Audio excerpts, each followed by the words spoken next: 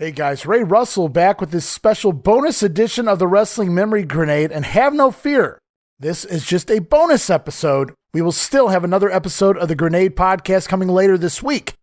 But for right now, I went back for the last 2 weeks of our show, episodes 73 and 74, and I spliced them together. It's WrestleMania III, the definitive edition, in full-length form. That way you guys don't have to go back and find one episode, then the other. You're out on the road driving, or you're laying back chilling at home. Maybe you're whipping something up in the kitchen. Whatever the case may be, I wanted to go back and just slap these two episodes together for convenience sake. And I hope you guys enjoy. We go back in time to the last couple weeks. Again, lots of research and lots of work to get this show together.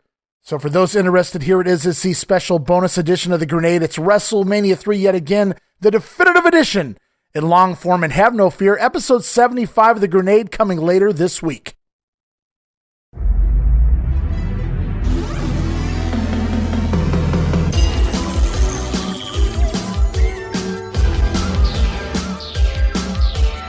The recognized symbol of excellence in sports entertainment. Turn it on and rip the knob off.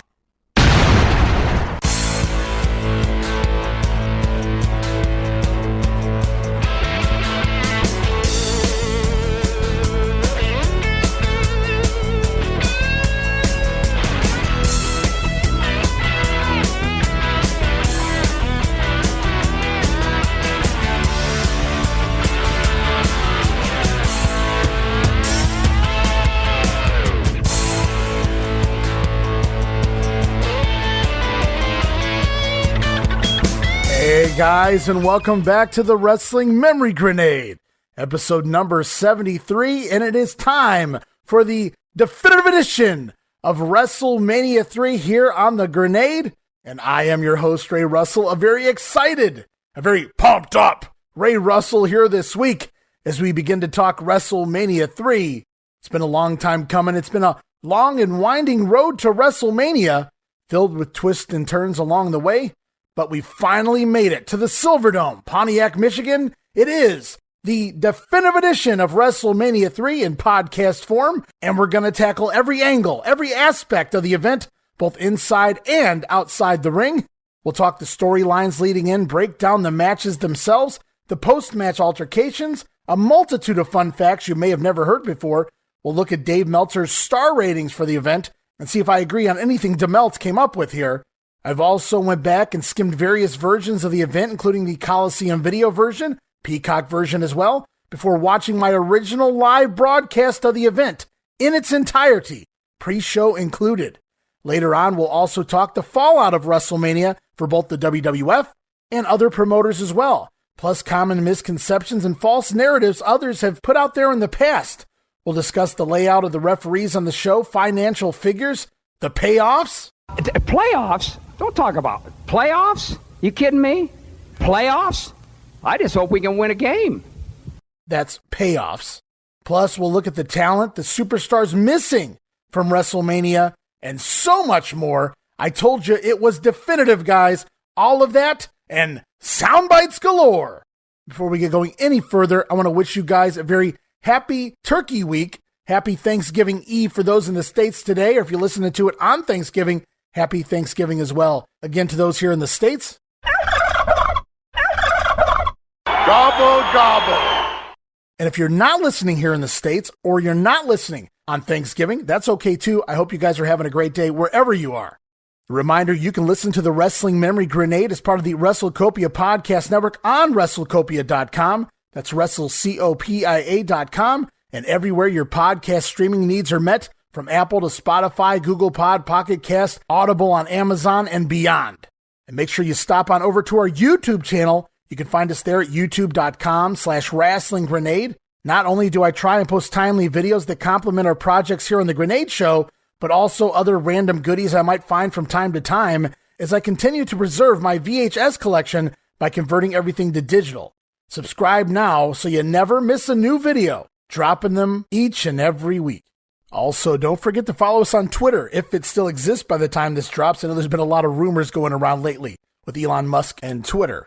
But as for now, you can follow us on Twitter at Wrestling Grenade. That's at RASSLIN Grenade, home of the free prize giveaway. Also follow and like us on Facebook.com wrestling grenade. Be sure to follow us on Twitter and or Facebook for your chance to enter and win all future free prize giveaways. And speaking of free prize giveaways, it's that time, guys.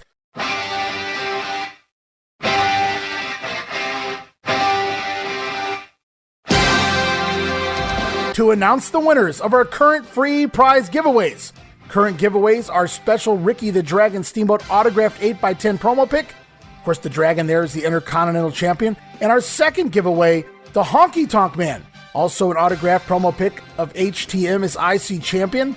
2 gifts and 2 winners, both winners to be announced right here, right now, here on the Grenade as promised.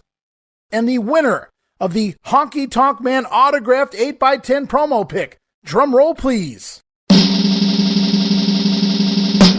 All right, and from Facebook, I want to congratulate Gabriel Adams. Gabriel from the Bangor, Maine area. Congratulations, you are the winner of the Honky Tonk Man autographed 8x10. It'll be in the mail to you immediately after the Thanksgiving holiday. But we're not done yet. One more free prize to give away this week. And now, the winner of the Ricky the Dragon Steamboat autographed 8x10. One more drum roll, guys. All right, and the winner of the second free prize giveaway, the Ricky Steamboat autograph, goes to... It is Matthew Hopper from Twitter. Matthew from Olive Branch, Mississippi. Congratulations to both Matthew and Gabriel on their wins here of the free prize giveaways as part of the WrestleMania 3 edition of the Grenade. And remember, all you have to do is follow us on Twitter at Wrestling Grenade or follow and like us on Facebook.com/Wrestling Grenade for your chance to win each and every future free prize giveaway here on the Grenade. It's that simple.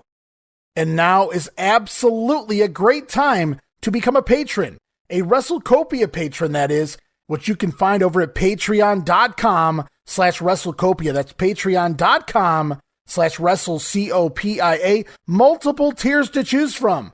But the one I always recommend to start with, it's that $5 all access tier. Includes 6 gifts for $5, including all of my insanely detailed show notes, including these WrestleMania 3 show notes, guys. But yes, all of my insanely detailed show notes for both the Wrestling Memory Grenade as well as Monday Warfare. It's Raw versus Nitro. We're talking there. And coming soon, show notes from our regional wrestling podcast as well. You'll also get early access to many of our podcasts here on the WrestleCopia Podcast Network. You can listen days, sometimes even a week before the rest of the listeners. Also available on the all-access tier, unedited versions of many of the podcasts, including Tom Robinson's TR Shocks the World.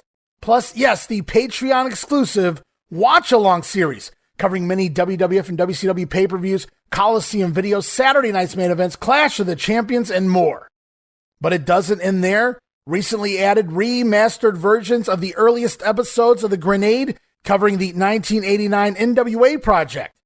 You might be asking, Ray, what do you mean by remastered versions? Well, first, I mean enhanced sound quality, but also new content. Originally edited out of the initial broadcast of the shows, edited right back in. Plus, now, I promised you a 6th gift for $5. We've also added digital downloads for your viewing and reading pleasure. So yes, you get all of that. My insanely detailed show notes, the Patreon-exclusive watch-along series, remastered versions of the show, early access to many of the podcasts, plus now digital downloads and so much more. All of that for the low, low price of just $5. No subscription, cancel anytime. Give it a go for a month, and I think you'll like the content we offer, and every penny of it goes right back in to the WrestleCopia Podcast Network. So please, guys, help us pay some of the bills to help keep the Wrestling Memory Grenade, Monday Warfare, and our new show, the Regional Wrestling Podcast, Talking the Territories. Keep all of that and more up and running for the years to come. And with all of that out of the way, let the show begin. It's WrestleMania 3, the definitive edition, has arrived here on the Wrestling Memory Grenade.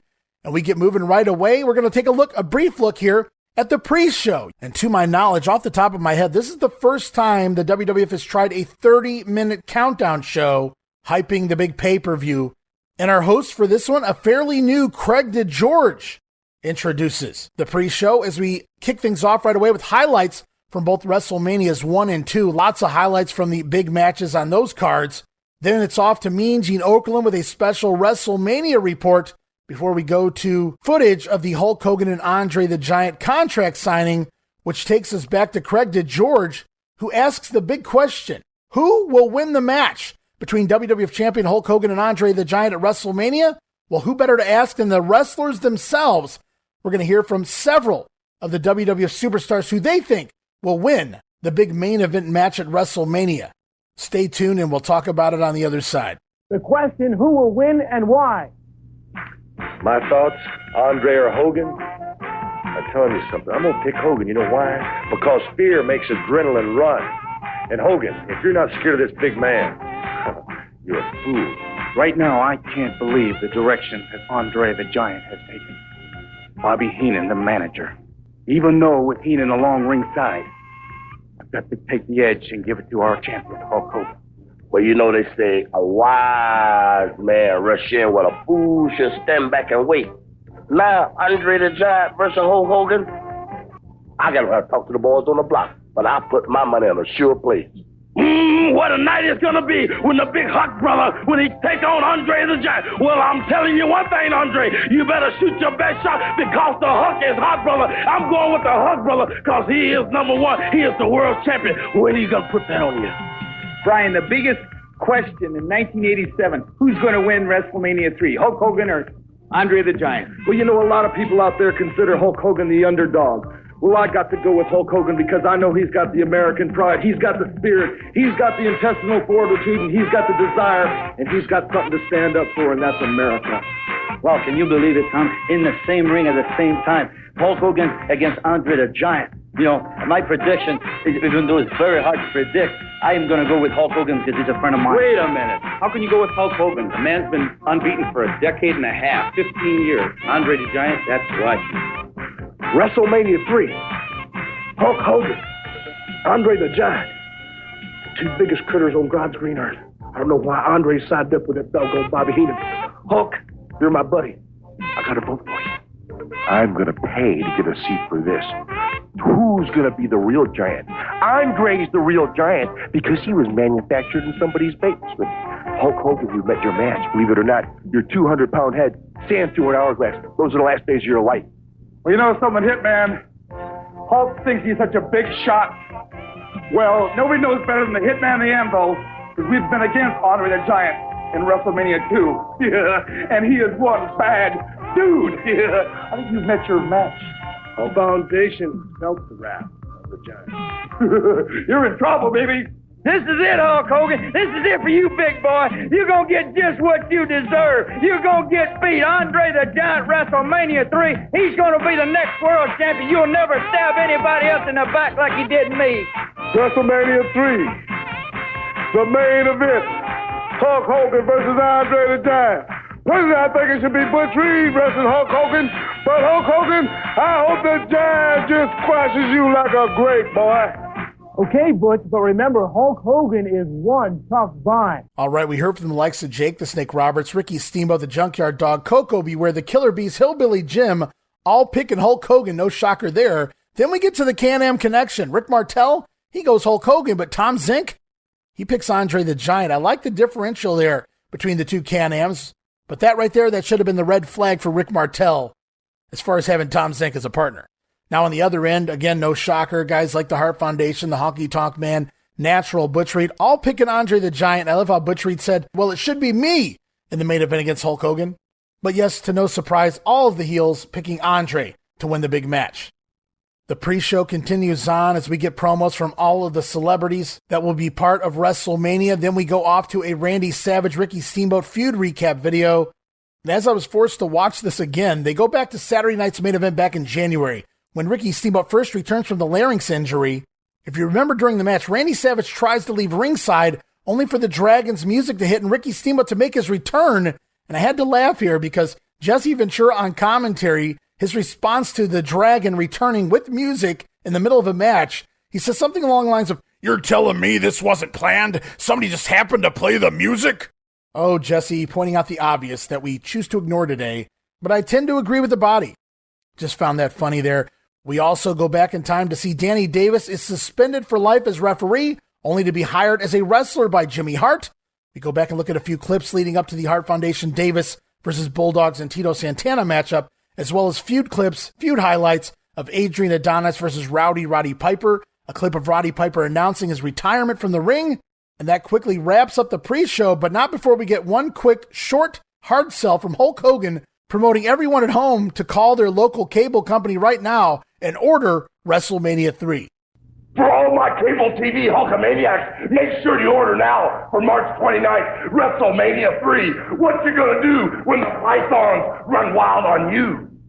Well, if the Hulk says so, you better do it, brother. And as we wind down the clock, just a minute left before the big pay-per-view begins, the big event begins, we hear from the celebrities one last time. It's Bob Uecker, Mary Hart, Aretha Franklin, and Alice Cooper. None of them would miss WrestleMania for anything.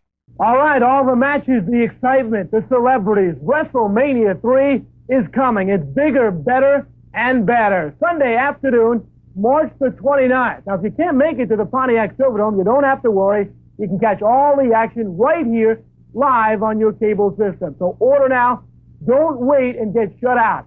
And you can call your cable system for details on how to see WrestleMania 3 on your own television set. WrestleMania 3, you certainly don't want to miss it. Hi, I'm Bob Uecker, Mr. Baseball, inviting you to the biggest happening of the year. It's March the 29th at the Pontiac Silverdome, WrestleMania 3. I wouldn't miss it even if I didn't have a seat in the front row. I wouldn't miss it for all the gossip in Hollywood. I wouldn't miss it for all of the gold records at Erica. I wouldn't miss it for all the snakes in Brazil.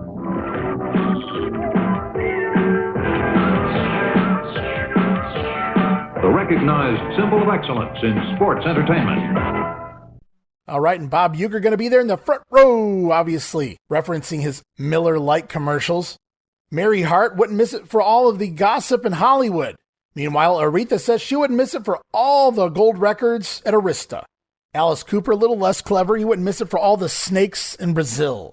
And of course, so we know the 4 celebrities that will be at WrestleMania 3, but there's also a few that didn't quite make it to the show. 3, in fact. And we'll talk more about those missing celebrities as this episode of The Grenade goes on, so stay tuned for that. But it is time, guys. It's time for WrestleMania 3, and as promised, I said I went back and analyzed every version of the event, including the Coliseum video version, which featured a few Coliseum video exclusives. And before we get going to the actual event, I got a few of those sound bites lined up for you here, as Mean Gene Okerlund, standing inside the empty arena, hypes up the big upcoming event. All right, this is the calm before the storm. In less than 24 hours, here at the Silverdome in Pontiac, Michigan, the figure that I now have, 92,926 fans, will be setting a brand new indoor world attendance record as part of WrestleMania 3. This afternoon at this hour, with us are the hundreds and hundreds on the staff of the Silverdome, plus technicians who will be televising this event literally all over the world. 11 television cameras, our broadcast crew, and of course myself and others working around the clock preparing for this big event. I've been told there's something like 360 miles of just cable that has been laid through the Silverdome. I'm not going to walk it off.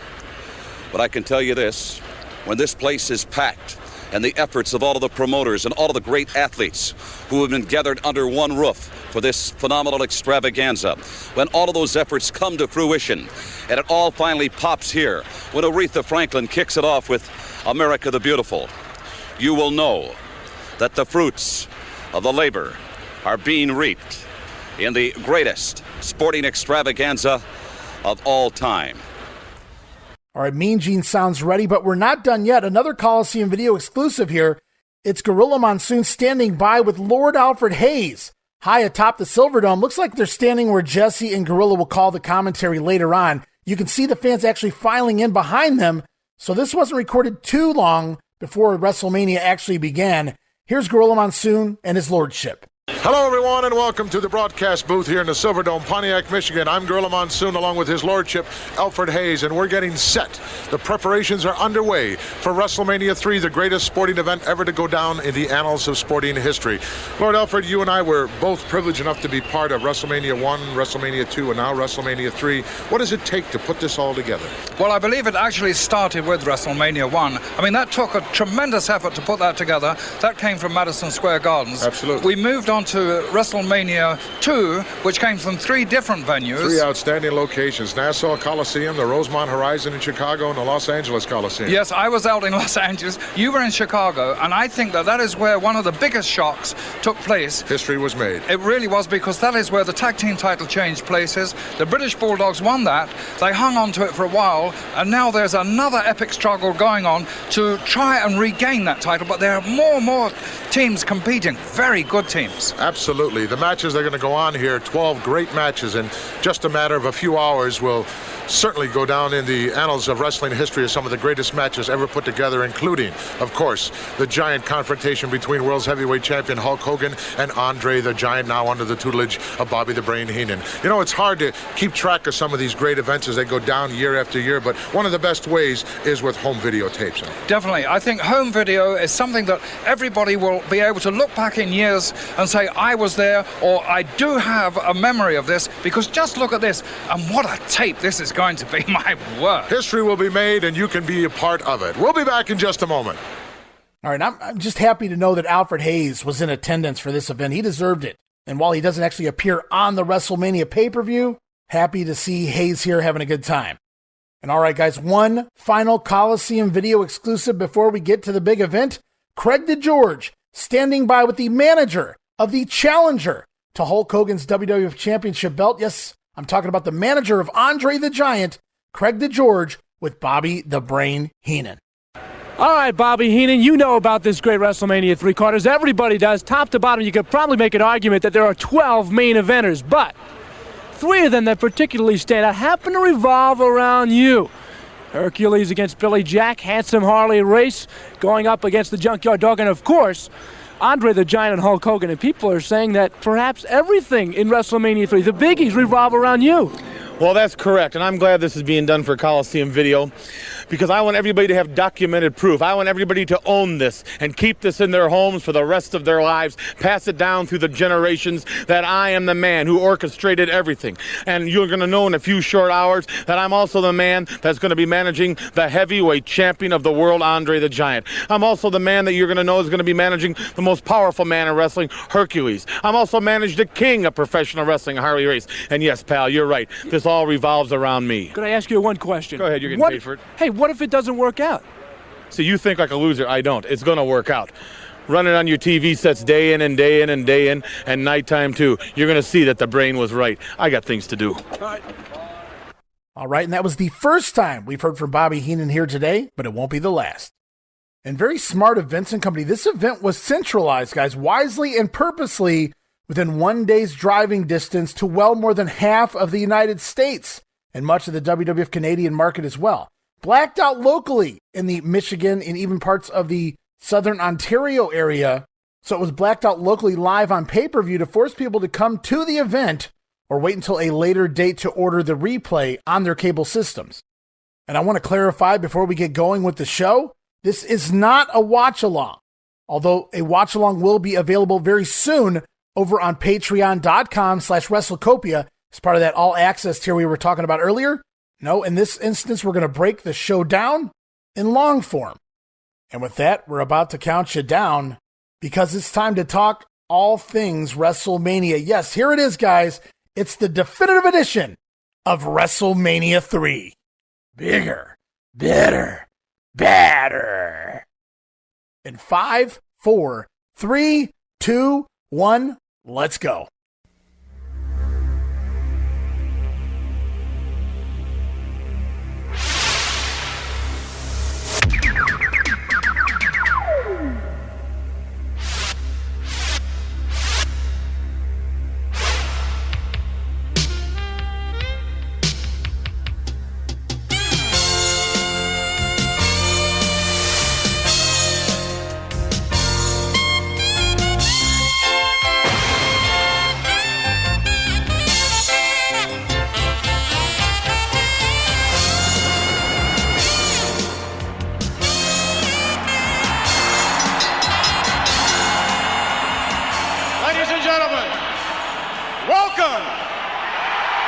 for the magnificent Silverdome.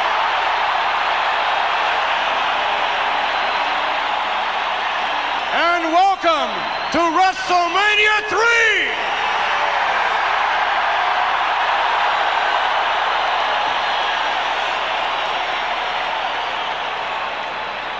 And all right, immediately we see the famous long shot, the wide shot over top the Silverdome, looking down at the insane mass of humanity below. You can argue the numbers, which we'll get into much later in the show, but what a fucking sight.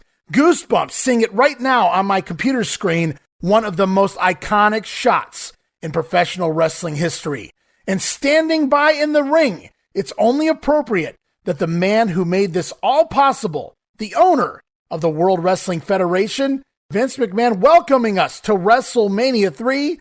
And you can say whatever you want about Vince McMahon or Vince being the first person we see or hear in the middle of the sea of people, but he deserved it. He built this show, and he deserved to soak it in. And God bless him, Howard Finkel right along his side. The first contracted employee of Vincent J. McMahon was Howard Finkel, and later Titan as well. Recently celebrating 10 years with the company was the Fink. There is no better voice to be the ring announcer for a show this epic. And you may notice there's a little pause here as Vince first welcomes us to WrestleMania, and then he throws it over to Aretha Franklin. And Vince has stated that that little pause in his intro was him completely blanking. He couldn't get the words out. He was overwhelmed by everything going on until he felt the presence of his father. Look at what we did, Dad. And from there, the rest came out naturally as Vince then throws it to Aretha Franklin.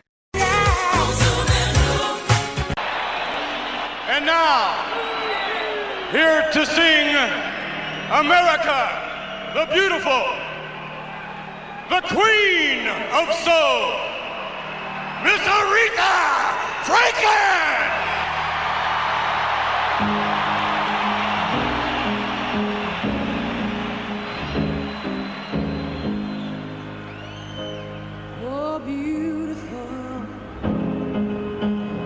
All right, I was hoping for a little who's zooming who there. No, but she is here to perform America the Beautiful. Aretha, staged on a platform at ringside of the aisleway, playing the piano, does an absolutely fantastic job. As she sings the song, we cut to images of Americana, pal, with the American flag, national monuments, other famous buildings, then the proverbial shots of the everyman workers, from cops to construction workers to welders. So we've come a long way from Mean Gene Okerlund singing at WrestleMania 1 back in 1985. Hey, we had Ray Charles last year at WrestleMania 2, and then Aretha this year? These aren't just quote-unquote name singers, guys. This is a super diva. This is the Queen of Soul, Aretha Franklin. Give her a little R-E-S-P-E-C-T here. And interestingly and reportedly, Aretha Franklin, a known diva herself, liked to arrive late to all of her shows, and no different here, though the Detroit traffic was admittedly crazy, as you might imagine, with 90,000 plus trying to get into the parking lot of the Silverdome. Franklin reportedly got here to the show at the last minute possible to perform and almost immediately left afterwards. In fact, it was reported Aretha got there so late it prevented her from doing the dress rehearsal, but luckily it all worked out. Aretha, the pro's pro when it comes to singing, she got the job done. Fantastic job there by her.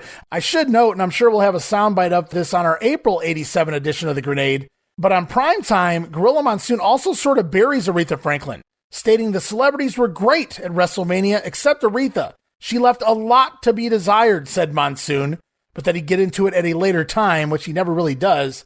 I've seen rumors that Aretha was playing diva backstage, refusing to sign autographs for people, and supposedly that included Gorilla's grandkids. He was none too pleased.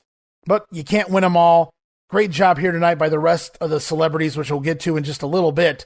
I think I've also heard in the past she's left immediately after her performance, refuting any opportunity for stars to mingle along with her. And you might ask, why not the Star Spangled Banner? Why was Vince gung-ho on America the Beautiful? Well, that's specifically why. Vince simply liked America the Beautiful better than the Star Spangled Banner. So wonder no longer the next time you hear America the Beautiful chosen over the actual national anthem. And as Franklin is escorted away from ringside, we see the opening match begin to enter the ring. That looks like Don Muraco, Cowboy Bob Orton, Mr. Fuji entering the ring, and that means the Can-Am Connection can't be too far behind. And if you were ever going to throw around the word pageantry with the WWF, this would be the show to use it on. The event just so elegant, so graceful thus far. The way it opened, the big shot over top of the dome, Aretha Franklin singing, using the piano to tinkle the ivories, so to speak. Very sophisticated show here, beyond any other wrestling event ever at this point. I feel like if I was going to go watch this on closed circuit, I'd have to wear a tux. Not saying that's what people did. In fact, I'm sure they did not. That's just the way it comes off here to me. Very elegant show is WrestleMania 3 as we head high atop the Silverdome to the announcers. And what a sight as we can see in the background looking down at the arena. But here they are high atop the Silverdome. It's Gorilla Monsoon joined by Jesse the Body Ventura as well as Mr. Baseball Bob Uecker. Just a bit outside. Uecker known from his Miller Lite commercials in the front row, as we talked about just a little bit ago. And also smack dab in the middle of his run is George Owens, like the father character on Mr. Belvedere. Great sitcom. Loved me some Mr. Belvedere as a kid. And I always found that odd. They never promoted his TV show since it was actually relevant at the time. But nevertheless, here he is, Mr. Baseball Bob Uecker, as well as Entertainment Tonight's Mary Hart. Hello, everyone. I'm John Tesh. And I'm Mary Hart. All right, and Mary wearing, not really sure what the fuck that is. Very 80s, though, and hiding those $2 million insured legs. To quote the Hurricane, what's up with that? And thankfully, WrestleMania has trimmed down on the celebrities this year. Yes, sorry to say, no Cab Calloway, no Clara Peller. Where's the beef? Where's the beef? But it's great to see the Gorilla and the Body back together again. They were in different cities, if you recall, at WrestleMania 2. Jesse out in L.A., Gorilla in Chicago. So the last time we got to see these two together was when Jesse was co-hosting Primetime Wrestling, which was about a year ago when Ventura left the Hollywood for a while and Bobby Heenan took over his duties on Primetime. So I think the last pay-per-view, the last big show, big event that Jesse and Gorilla called together would have been the Wrestling Classic back in November of '85, if I'm not mistaken. So it's good to see these two back together again on pay-per-view, rarely departing after this, at least until after WrestleMania 6. And I thought this was a nice way to introduce the celebrities early on. They've been all over the TV, so it's only fitting to make them feel like a fixture on this show rather than just there for the main event gigs. Bob Uecker rocking a tux. Again, like I said, Mary Hart not entirely sure what she's wearing, but both look genuinely pleased to be there. And who wouldn't be staring at a crowd this size? Wrestling or not, you know this is something special. Gorilla Monsoon gives us the old line of the electricity is in the air. It's so thick, you can cut it with a knife. The electricity that's in the air, you could cut it with a knife. Well, I'll tell you, Gorilla, I'm pumped up. I'm ready for WrestleMania 3. And Jesse Ventura, why, of course, he's pumped up. And so is Mary Hart. The greatest wrestling extravaganza or anything in the history of sports, and I know Mary Hart's ready, aren't you, Mary? Well, I can tell you're pumped up, Jesse, standing this close. You can tell a lot of things. I have always wanted to stand in the broadcast booth with the Body, with the Gorilla, and the youth. She can tell Jesse's pumped up. In fact, she can tell a lot of things standing this close. Oh my, Mary. And I'm not sure if she was fed this line or not, but it's really fun. As she said, she's always wanted to be in the broadcast booth with the Gorilla, the Body, and the Uke. Who hasn't? I'd love to be in there. Slap on Bobby Heenan, and it's the greatest quartet in announcer history. Are you kidding me? Gorilla, Ventura, Uecker, and Bobby Heenan? That would be tremendous. By the way, I should mention no dark match notes here because we're still in the pre-dark match era of WWF pay-per-views, but it's off to ringside. And the Fink, Howard Finkel, the first match standing in the ring. Good way to get things going. 4:00 p.m. Eastern starting time. Away we go. In the ring, it's the Can-Am Connection. Tom Zink and Rick Martel taking on the team of the Ace Cowboy, Bob Orton, and the magnificent Don Muraco, managed by Mr. Fuji. And we've talked about this on some recent editions of Primetime Wrestling, but Gorilla Monsoon, every time he says Can-Am, sounds more like Can-Am Connection, Jess. Now, I didn't grab a soundbite of that here, but he has said it several times on Primetime Wrestling as mentioned. We've had a lot of audio clips of that up on past episodes of The Grenade. But if I can take you back in time for a moment, if you recall, back in our February TV edition of The Grenade, the very first WrestleMania 3 report with Mean Gene Okerlund, Gene mentions a special guest in the corner of the Can-Am Connection. And then it's never mentioned again. Well, I promised it earlier. Get ready for missing celebrity number 1. Remember I said 3 celebrities were planned to be part of this event and then never actually made it to the show? Well, we're about to go back to a localized promo from Canada featuring Billy Red Lions interviewing the Can-Am Connection as they confirm their special guest cornerman. Who was it to be? Let's listen. The team who'll be facing the magnificent Muraco and Cowboy Ace Orton, the Can-Am Connection, Rick Martel and Tom Zink. Gentlemen, certainly got your work cut out for you. Yes, WrestleMania 3. What an incredible event. What an opportunity for the Can-Am Connection to show the world. Yes, 100,000 people live in Detroit and 60 countries will be seeing this event. And like I said, an opportunity to show the world what we can do. It's not going to be easy because we're wrestling Orton and Dom Muraco. Dom Muraco, what a powerhouse. And Bob Orton, the master of wrestling. This guy knows it all. And also, you have to think about that Fuji, that devious Fuji in that corner. But we have a big surprise for Fuji. Maybe we won't have to worry about him so much because we have the man, the legend himself, Gordie Howe. Yes, Gordie Howe, Tom. Isn't that fantastic? I mean, we admire this man ever since we were that high. And, we grew up with him, watching him. I mean, this guy is going to give us an incentive, and we're going to do it for him and for all the people that are watching us. What support?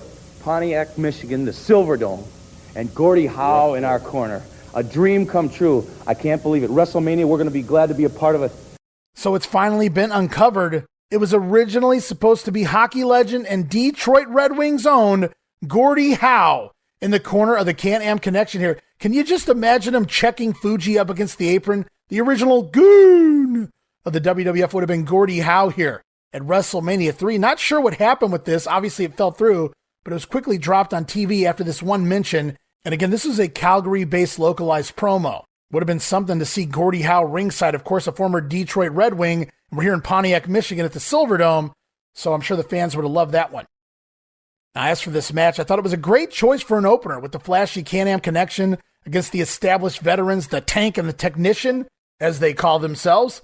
And after 2 years of playing cornerman to Roddy Piper, Cowboy Bob Orton finally getting a match here on the show. Of course, he accompanied Piper and Orndorff to ringside at WrestleMania 1. The cornerman for Roddy Piper again for the boxing match at WrestleMania 2. Cowboy Bob finally getting in the ring at WrestleMania 3. Fuji officially announcing taking over the managerial duties of one Cowboy Bob back in January. So unfortunately, no more pink hat for Cowboy Bob here.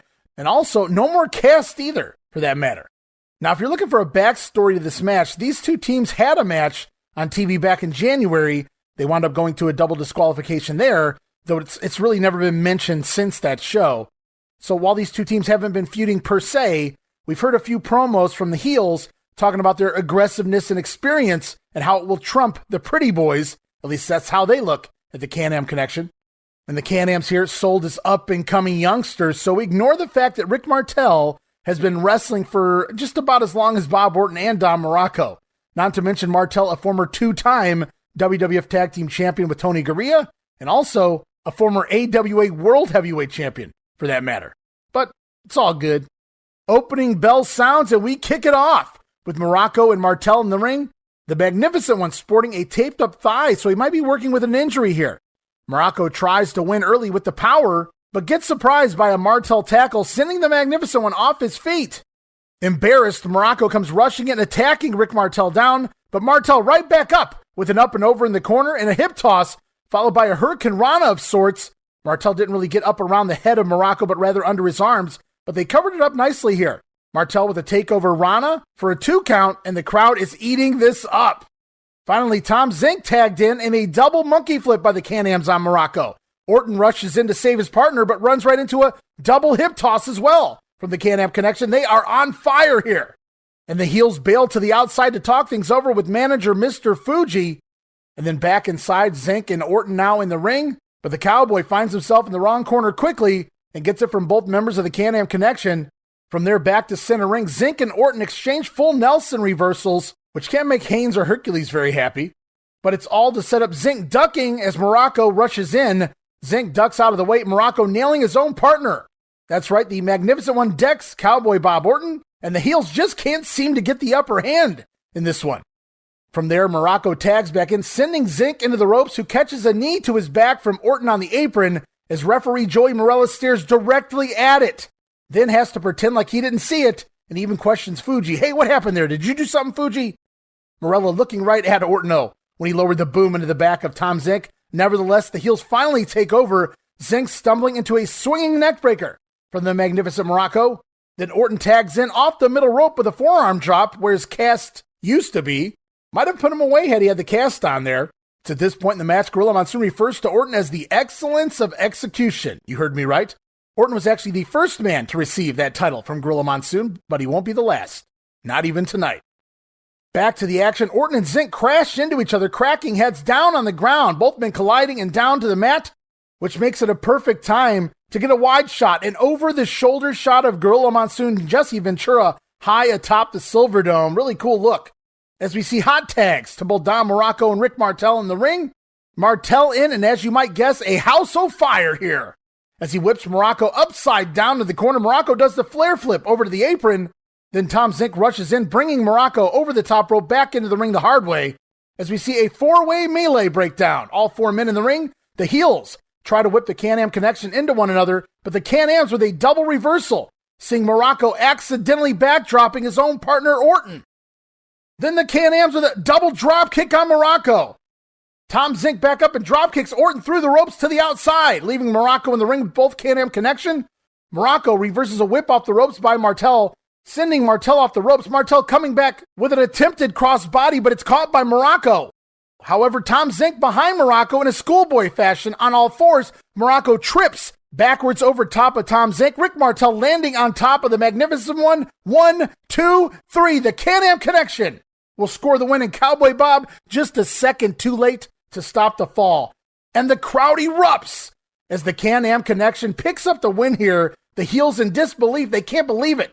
They lost to the quote-unquote Pretty Boys in the opener here for WrestleMania 3. Match went 5 minutes and 35 seconds. And as I said at the start of the show, we're going to take brief looks at the star ratings Dave Meltzer gave these matches. The Meltzer's star ratings, and I want to note before we start these Observer ratings, these will just be excerpts of things Dave Meltzer wrote in his Observer back in 1987. Not going to include every smarmy comment he had to make for many of these matches. Now, as for this match, Meltzer says the heels always seemed a step or two too slow and seemed to be holding the baby faces back. But this match was all action and a good opener. 2.5 stars, says DeMeltz. Now, my thoughts a little more detailed here. We're going to get into those right now. So the first time I ever watched WrestleMania 3, I was a little worried about the choice of opponents for the Can-Am Connection here with Orton, the mat wrestler, and Muraco, a little more plotting at this stage in his career.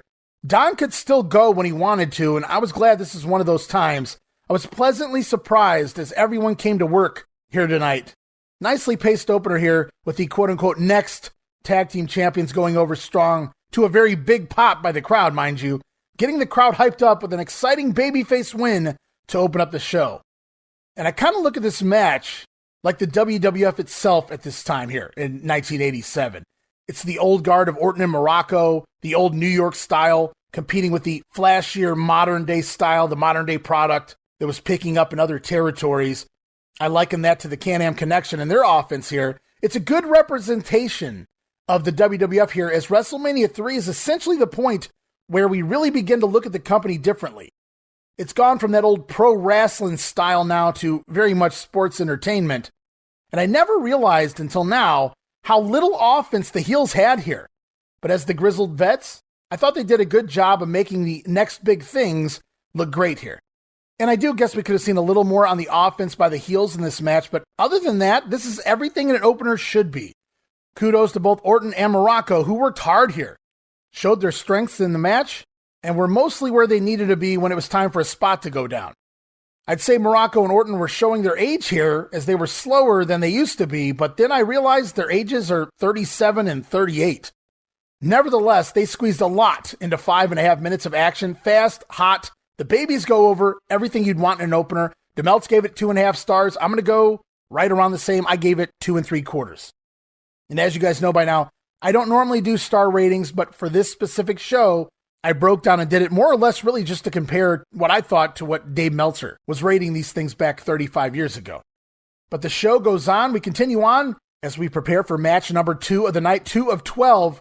We head off to a Hercules and Billy Jack Haynes feud package It's really just the full Nelson challenge where Hercules attacks Billy Jack from behind, but we didn't get this back then, so I'm not complaining. A little bit of a feud package never hurts anybody's match. Cool little piece to give the casual fans an idea of the backstory for this matchup.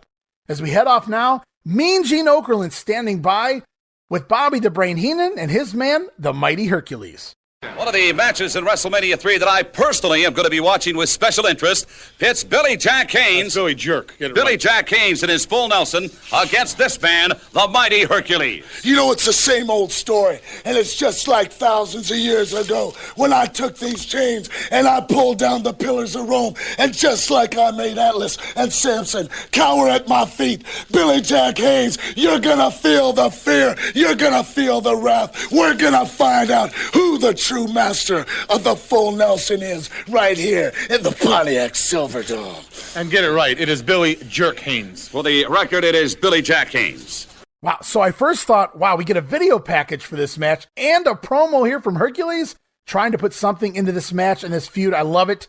Bobby Heenan correcting Mean Gene there. It's Billy Jerk, not Billy Jack. That's stuck with me all those years. So we've talked about it before, but once again here, no more Hernandez to the Hercules name. Drops the last name because apparently now he truly is a Greek god. Hercules talks using the chains to pull down the pillars of Rome, forcing Atlas and Samson to cower at their feet. And I got a fun story about that. When I first heard this promo back in the 80s, Hercules talking about taking down Atlas and Samson, I knew in my head, well, Atlas was Tony Atlas. Wow, they had a feud. I didn't remember that. I hadn't seen that. I would like to see that match. But who was Samson, I thought to myself. Silly Mark kid, I wasn't into the Greek gods just yet at the age of 7, 8 years old. But yes, Hercules talking about forcing Atlas and Samson to cower at his feet. So now apparently Hercules actually is the Hercules. I'm talking the mythological figure, which sure beats Kevin Sorbo. But I got bad news for Herc. Hercules is not a god. However, he was the son of Zeus.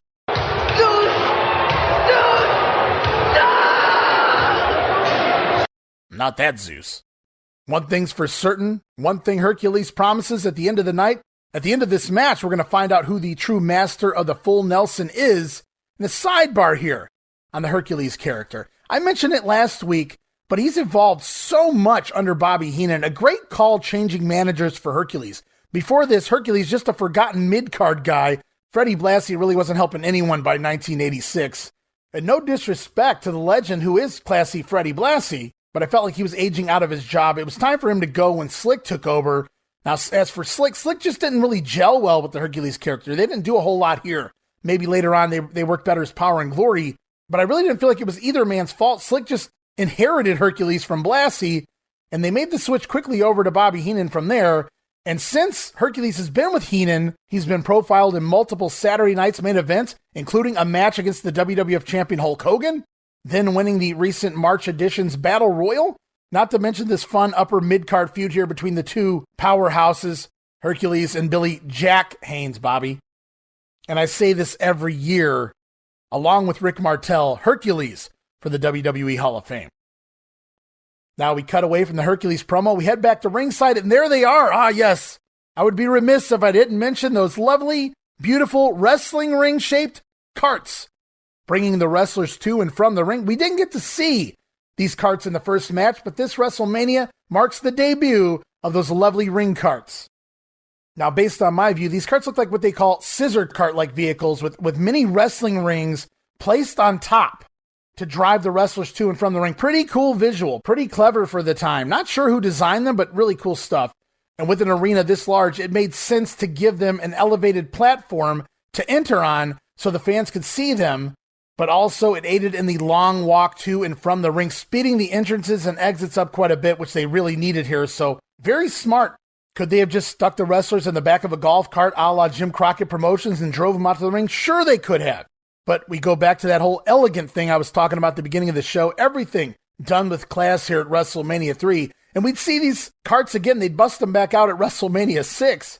I just felt like they added something a little extra. And yes, it couldn't be done in the smaller venues or places like Trump Plaza, which had all the steps on the way to ringside. But as I got to thinking, honestly, without the ring cart, not sure how Andre the Giant would have gotten to ringside. Again, probably an off-screen golf cart ride, I'd have to imagine. But yes, I couldn't go this show without mentioning those lovely ring carts. And while we're at it, before we get to the match, should also mention the lovely Federettes are now shown at ringside. Yes, they're out in full force here at WrestleMania 3, helping the wrestlers off the carts and taking their ring jackets to the backstage area. Some of our lovely Federettes with their new uniforms. You know, they were chasing me around all last night. I got here early and I couldn't shake them Federettes for nothing. Give me a break. So we get to this match, Billy Jack Haynes and the mighty Hercules, and we saw that brief video package which showed the full Nelson challenge to set up the feud with the Heenan family, but this actually all started back in January on an edition of Primetime Wrestling, a match between Billy Jack Haynes and the King Harley Race. Haynes had Race locked in the full Nelson when Bobby Heenan attacked from behind, Haynes clearing the ring of both men, which led to Bobby Heenan promising to find someone who could match power, even overpower Billy Jerk Haynes. And after using the torture rack backbreaker as his finisher for some time, Hercules randomly started using the full Nelson as his finisher as well, the same finish as Billy Jack Haynes. From there, Hercules issued that open challenge as we saw in the brief video clip for anyone who could break it, namely Billy Jack Haynes, and out comes Haynes, but it's a setup and a beatdown as Bobby Heenan distracts Haynes, allowing Hercules to attack from behind, lay Haynes out, and then, and only then, apply the full Nelson to the weakened Haynes. But even still, Haynes appears as if he's going to break the hold. Billy Jack Haynes going to break the full Nelson of Hercules? It seemed like the Mighty One sensed it was coming, so he released his own full Nelson and laid Billy Jack Haynes back out on the mat. Now the story would go on. Some weeks later, we would also see Billy Jack Haynes squaring off against King Kong Bundy on an edition of Superstars of Wrestling. And much like the Harley Race match, Billy Jack Haynes winds up getting Bundy in the full Nelson, leading to Bobby Heenan attacking from behind, causing the disqualification. And once Haynes turns his attention to Heenan, out comes Hercules for the attack from behind. Once again, the Heenan family laying out Billy Jack Haynes. From there, it's been promos almost on the weekly. Billy Jack Haynes promising to break the neck of the Mighty One. And in rebuttal, Hercules saying, "Oh, no, you got that backwards, my friend. I'm going to break your neck." Both men promising that the other will leave here on a stretcher tonight. Very violent promos from both. Billy Jack Haynes, downright scary. And here we go. It's Herc and Billy Jerk. Herc and Jerk. Power and Glory reference there, huh? No, but seriously, battle of the full Nelsons. The full Nelson, a very believable hold when you have a guy the size of a Hercules or Haynes applying it to you, that's for sure. Dave Hebner, the referee here, as the bell sounds, the two men butt heads like bulls in the middle of the ring exchanging words, and the feeling out process begins. Hercules sneaks in a nice knee lift, then tosses Haynes into the corner, but misses a rushing elbow charge, and from there, Billy Jack taking over with a nice-looking gorilla press. Great camera shot as well of that. Haynes picking Hercules up over his head in the big gorilla press slam, and Billy Jack already looking for the full Nelson. Haynes trying to lock it on, but Hercules rushes to the ropes to prevent it from happening. Wise move there by the heel. Haynes with chops galore on the chest of Hercules, and boy, do they make some sound. Billy Jack whips Hercules into the far corner, but Herc bounces back out with a stiff-ass clothesline, a sweet-ass clothesline, smashes into Billy Jack Haynes and takes him down. From there, Hercules wisely works over the back of Billy Jack Haynes. A lot of people forget how good Hercules actually was in the 1980s for a guy with his build. Hercules then with a vertical suplex goes for the cover, but pulls Billy Jack up on two. Never a wise move there.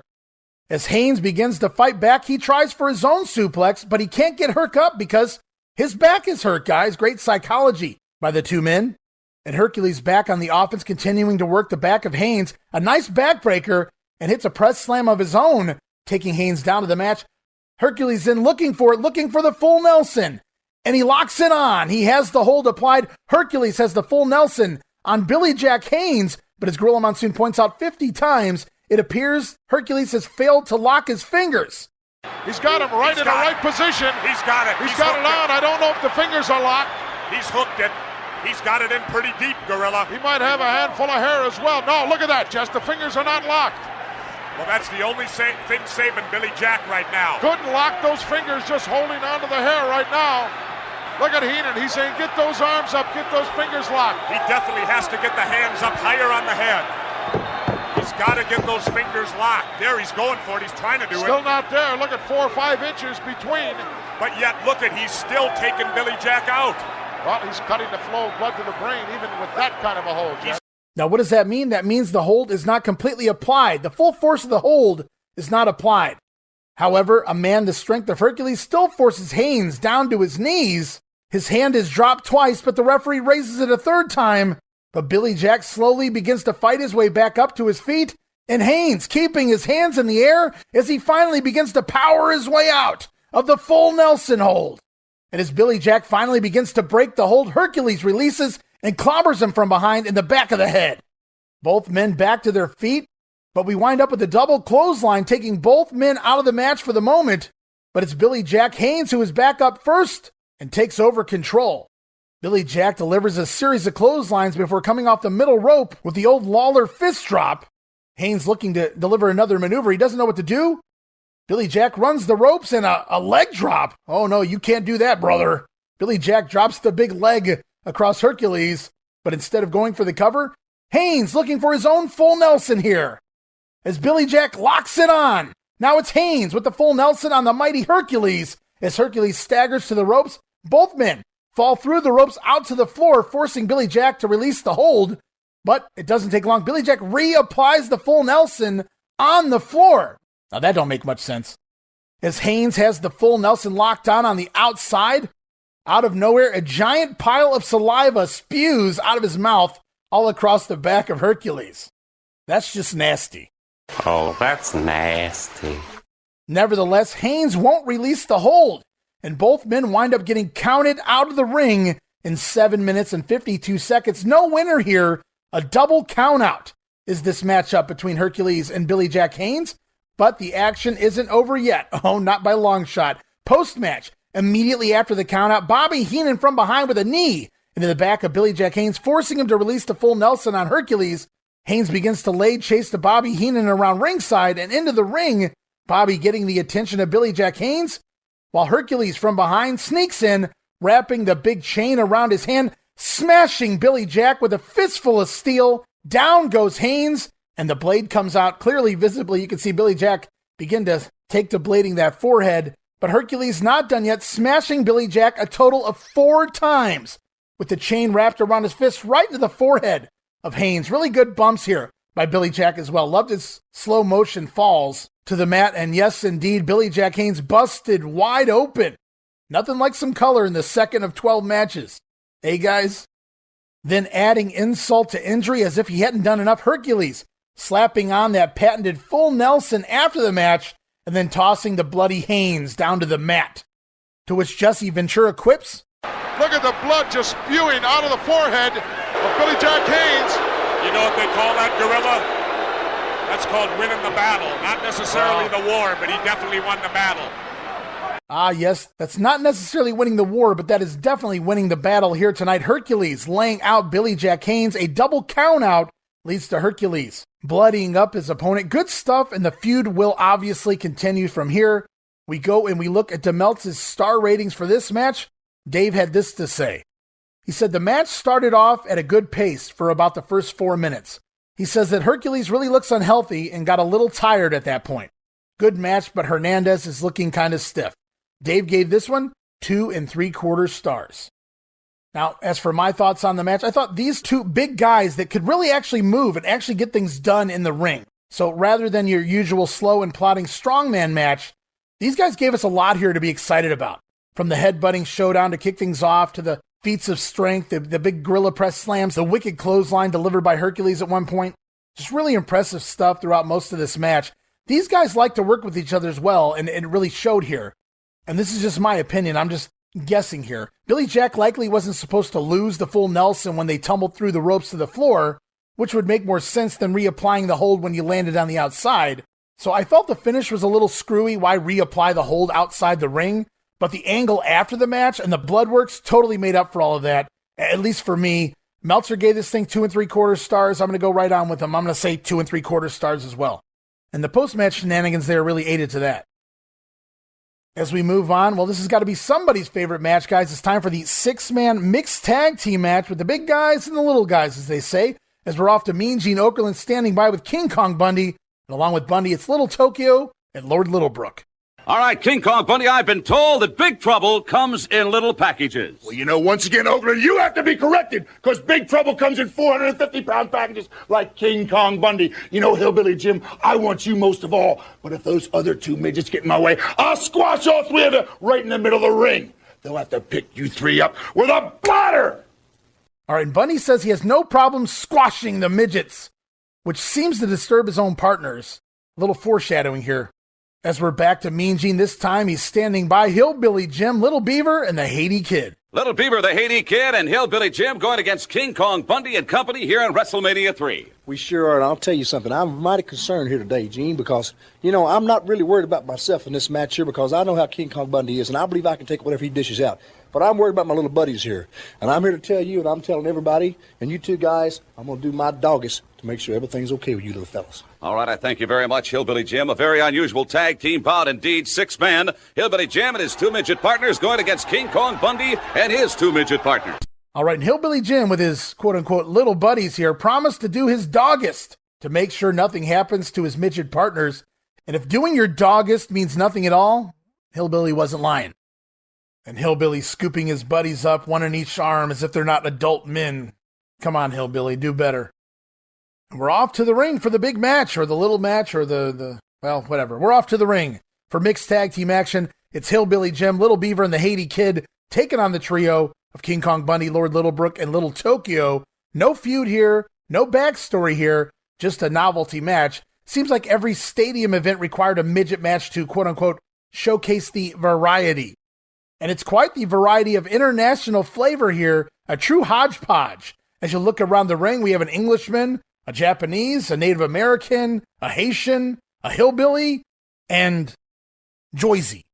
Yes, the man from Atlantic City, New Jersey, King Kong Bundy. The team is out first on the cart, followed by Hillbilly Jim and his little buddies to Don't Go Messin' with a Country Boy, which we don't get on the Peacock version. Jim and Haiti Kid do a little do-si-do in the ring, while Little Beaver with a nice Indian dance, if you will, all set to Hillbilly Jim's theme, and it works here. Fun little stuff there by the baby faces. Jim even busting out the old cartwheel before the match, which is probably the best he's going to look here. Referee for this one, Jack Lotz. Yes, sir. Lotz was there when Backlund defeated Superstar Graham for the WWF title. He was there when Hulk Hogan defeated the Iron Sheik for the world title to begin the Hulkamania era. Most recently, you might remember Lotz as the referee for the boxing match at WrestleMania 2 between Roddy Piper and Mr. T. So he goes from legendary world title changes to the boxing match main event in New York last year to this. And ironically, this also marks Jack Lotz's final WrestleMania appearance, having appeared in all of the first 3 WrestleManias. The little guy's ages here, I found this interesting. Haiti Kid, 33, okay. Little Tokyo, 45, wow.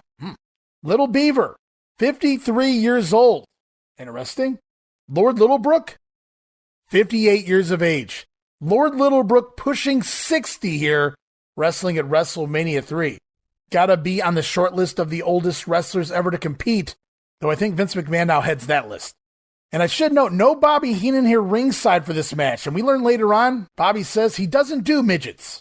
And I'm not really sure if it was a semantics thing, where there was simply no time for Heenan to be involved here, or if they wanted the manager of the main event challenger away from this comedy nonsense early on the show. I think I'll go with the latter. And we did get some foreshadowing leading in on TV to this matchup. Bundy repeatedly warning the midgets to stay out of his way, or he said he would splatter them into the third row. Yikes. That can't bode well. Hopefully they heed Bundy's warning here. Hillbilly Jim on the other side has been promising pretty much every week on TV, assuring his little buddies he won't let anything happen to him here tonight. And we'll leave that there for now. And as we head to the ring for action in this 6-man mixed tag, Bob Uecker joins commentary, and he says he loves him some Beaver. I bet you do, Bob. The Haiti Kid and Little Tokyo get it going for the match, and almost immediately we get a 4-man midget crisscross spot with the heels running into each other, followed by the baby faces doing a little rowboat action on the heel midgets. And as the 2 elders take over for action in the ring, Little Brook and Little Beaver, we get these comments from Jesse Ventura and Bob Uecker. Got 2 of the greatest of all time in there right now, Jess. I'm hoping to see Bundy put the big kibosh on one of these little guys. Come on. You kidding me? What a sadist. They have to bring Aunt Jemima's spatula out for him. Please. Marinated mushrooms, that's what it'll be. So the body, wanting to see Bundy squash one of these little guys, says they would need Aunt Jemima's spatula to scoop them up off the mat. Bob Uecker doesn't miss a beat, says marinated mushrooms is what it would be. Little Beaver in and out of the ring, all over the ring, sneaks in a shot on the gut, or the boiler as Uecker calls it, of an unsuspected King Kong Bundy, as Little Brook tags in King Kong Bundy. And Bundy wants it Beaver. Can these two go one-on-one? I believe the rule has to be Bundy and the big man, Hillbilly Jim. But Little Beaver, he's not backing down from anybody. He calls Bundy on. You got it right. Little Beaver throws a drop kick on King Kong Bundy.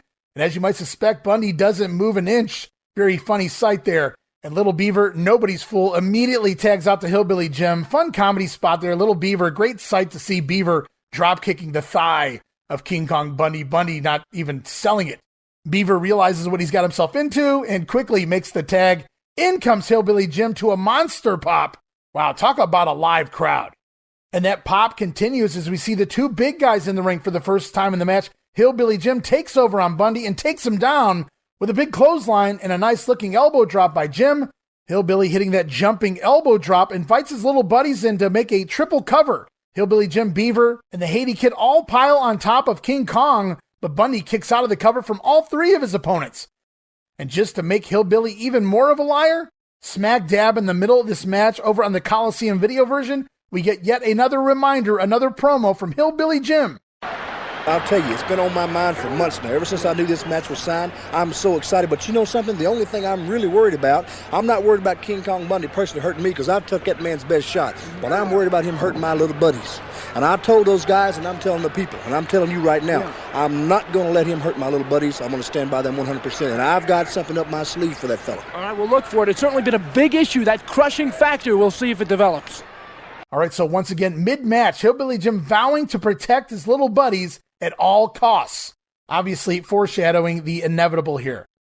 As Bundy takes over control in the ring on Hillbilly Jim, Little Beaver sneaks in and clocks Bundy in the head with his moccasin shoe right across the head. I wrote LOL, just clocks him. Makes a hell of a noise. And in future shoot interviews, Bundy admitted that stung like a son of a bitch. However, King Kong takes his frustrations with Beaver out on Hillbilly Jim, clotheslining poor Hillbilly upside his head and into the corner. From there, Bundy delivering a pair of short avalanche splashes in the corner as Little Beaver comes in again to save Hillbilly Jim. Remember, it was Jim promising to take care of his little buddies. It seems to be Little Beaver trying to take care of Hillbilly Jim here. And Bundy, he's finally had enough. King Kong grabs Little Beaver for his interference, picks him up in the air, and slams him hard, driving him down to the mat. To monster oohs and ahs from the crowd in attendance, but it doesn't end there. Bundy stares down at Beaver momentarily and then drops the big elbow on the little guy, and the referee immediately calls for the disqualification. In 4 minutes and 20 seconds, Hillbilly Jim and company gonna win this match, but the damage is already done. Poor Little Beaver laying there flat out in the middle of the ring. Now, post-match, Bundy goes to finish Beaver off once and for all. King Kong Bundy looking for the big splash on Little Beaver, but it's the Haiti Kid and even Bundy's own midget partners, Tokyo and Little Brook, grabbing Beaver by his lifeless limbs and dragging him out of harm's way. Meanwhile, Hillbilly Jim recovers in the corner and Bundy takes off out of the ring as all of the midgets, well, sans Beaver, calling for Bundy to get back in the ring. They're looking to do a little damage themselves. So Hillbilly Jim was the one that made the promise to protect Little Beaver, which clearly he didn't, but it was Beaver's own buddies, the other little guys, who saved him from being put away permanently by the big splash of King Kong Bundy. And we're going to talk a lot more about Beaver and this slam and elbow drop in just a minute. We get back to the action, though, here just for a second. Hillbilly Jim picking Little Beaver up as if he was a wounded animal, carrying him around the ring, the lifeless Little Beaver, and it looks as if Beaver's getting pretty heavy in the arms of Hillbilly Jim. He begins to try to prop Beaver up in the corner on the top turnbuckle before you can see Beaver kind of talk with Hillbilly Jim. He's probably saying, just lay me down, Jim. Jim finally and happily laying Little Beaver down on the mat momentarily there, as King Kong Bundy will ride away from the ring alone. And while all of this is going on, you can visibly see The road agent Blackjack Lanza is standing at the ring, wildly motioning with his hands for everyone involved to get the fuck out of the ring. We got more important shit to do here, guys. Lanza frantically motioning, captured right on camera, telling everybody in the ring to get the fuck back to the locker room. We got a schedule to meet here. As we're off to the star ratings of Dave Meltzer, he says for what it wasn't that bad. Neither of the big guys can wrestle, and 2 of the midgets are already eligible for Social Security. Dave says that's no exaggeration, folks. They're in the Moolah age group. Dave gives this match a star. He says only for the comedy. And now I'm going to give you my thoughts on the match, and then we're going to look at some quotes made about this match by Hillbilly Jim, King Kong Bundy, and even Alice Cooper. Plus, we have a question lined up with one of our listeners that I'll be answering. And my first thought is probably naturally everyone's first thought. First of all, why is King Kong Bundy working this particular match on the card? Now, as a kid, I loved the little Beaver spots here, and even now I give it a little chuckle when I see it. But what a shit match. Nothing happening here. And how does Bundy go from steel cage main event to this? And then he can't even put away Hillbilly Jim, of all people. I mean, come on. Sticking Bundy against pretty much anyone else left off this card would have been perfectly fine. Why not even Bundy and Kamala? Remember, they had been building up a battle of the splashes between Bundy and Kamala. Why not throw this in here? And I'm also not a fan of a count-out and a DQ in 2 out of the first 3 matches on WrestleMania. Seriously, what's up with it? You can't have a finish here? Bundy can't drop the splash and the elbow without somebody securing a pinfall before that happened? Like, seriously, if you wanted to protect Bundy and Hillbilly Jim, I get it. But why not have one of the little guys pin one of the other little guys? And according to King Kong Bundy on some of his future shoot interviews, he said he only dropped the elbow on Beaver, but the little guys from both sides were supposed to get in between Bundy and Beaver after the body slam to spare Beaver any further harm. But he says they were late in their cue, and if he had held back too long, it would have looked way too obvious. Hence the big elbow drop. Now, watching Beaver get squashed is always fun, but I've read things that claim Bundy put Beaver in poor health after this matchup with a bad back, forcing him to retire. Now, remember, Beaver was already 53 coming into this match. This also eventually led to Beaver's death, supposedly, many years later in the 1990s. Now, who knows if that's true? Beaver was already up there in age at this point, and it would have been nice if Bundy protected him a little better, especially on that slam. The elbow didn't look as nasty as that body slam did. He drove Beaver down, and what a spectacle it was. What a sight it was. And then Hillbilly Jim carrying around the lifeless body of little Beaver afterwards. That was a little disturbing to look at. Now, Meltzer gave this a star overall, strictly for the comedy. I really don't know how to rate this match, so I'll just kind of stay in line with Meltzer here. I want to give it less than a star, but the comedy, I could see you can give it up to a star rating, Dave. So I'm not really going to argue or refute that one either. Now, here's what Hillbilly Jim had to say about this match. He says, post-match, I'm carrying little Beaver to the back. He felt as heavy as carrying 50 stones, and I had to carry him all the way to the back dressing room because they didn't have a little cart to take us back. It only took us out there. Remember, Bundy rode it back, and I guess there wasn't one for Hillbilly Jim and his guys. Hillbilly said, this ain't no pun. He was dead weight just laying in my arms. 140 pounds laying in your arms. And you're trying to carry this with your arms bent like 300 yards all the way back. He says it was like a strongman contest. Now, Alice Cooper, the rock star, who will be accompanying Jake the Snake to the ring later in the night, had this to say after the matchup. He was standing backstage where he was witnessing all 4 of the little guys yelling at King Kong Bundy after the match. He says he overheard one of them yelling at Bundy, "You said you weren't going to slam us." Cooper said in response, Bundy was going, "I'm sorry, guys. I'm sorry." In a very sheepish voice, Cooper said it was so funny to witness these little guys giving Bundy the what for, and Bundy really apologizing, feeling so, "I'm sorry, guys. I didn't mean to really do that." So you get a different story from everyone, but for what it was, still a very memorable piece of history. And now we get our first question of the night. We get a question from listener Steve Bennett from Twitter. Asks, does anyone know if Bundy was upset about being in a comedy gimmick match on this card after being in the main event the year before? Seems like he left not long after this, so wondering if that played a part. So I did a little digging, and I kind of already knew this, but I wanted to fact check here. According to King Kong Bundy in 1987, he wasn't being paid that well, or at least what he felt he deserved for his work in the ring. And as we've covered here on the Grenade and the house shows for January, February, March, Bundy doing a lot of C-Town main events against Koko Beware, also working Jake Roberts on some of the undercards as well. But in the interim, Bundy got a job offer on the side to do an ad for a computer company. That company being Head Start by Vindex, which was sold to Bundy as being a little Dutch company. So naturally, Bundy took the money and did the ad, figuring that the ad would only air overseas and nobody in the States would ever see it. But before too long, that ad made its way to the United States in TV commercials and in magazines like USA Today, Newsweek, Sports Illustrated, and Time. And when Vince McMahon saw it, well, you could imagine he was extremely angry. That's putting it lightly, pal. Bundy argued with McMahon he was an independent contractor and thus should be able to work deals outside of the WWF. Vince, though, argued back that Bundy was using his wrestling likeness from Vince's company and that McMahon should be in on the financial deals and receive a cut. Bundy knew that was it for him in the WWF, as McMahon didn't want any of his stars doing anything that went outside of his company walls. So after seeing the ad, Bundy said that McMahon treated him very differently, and his once monster push was dwindling down to almost nothing. Now, Bundy wound up quitting the company by the beginning of January 1988. He did come back and do a fill-in date at a Madison Square Garden show in February of 88, substituting for the one-man gang. However, Bundy finishes up with the WWF the first week of January 1988, so he's still here for another good 9 months. Obviously, he'll also be part of the upcoming Survivor Series as well. But yeah, that's the long and winding story that is the King Kong Bundy versus the quote-unquote midgets match.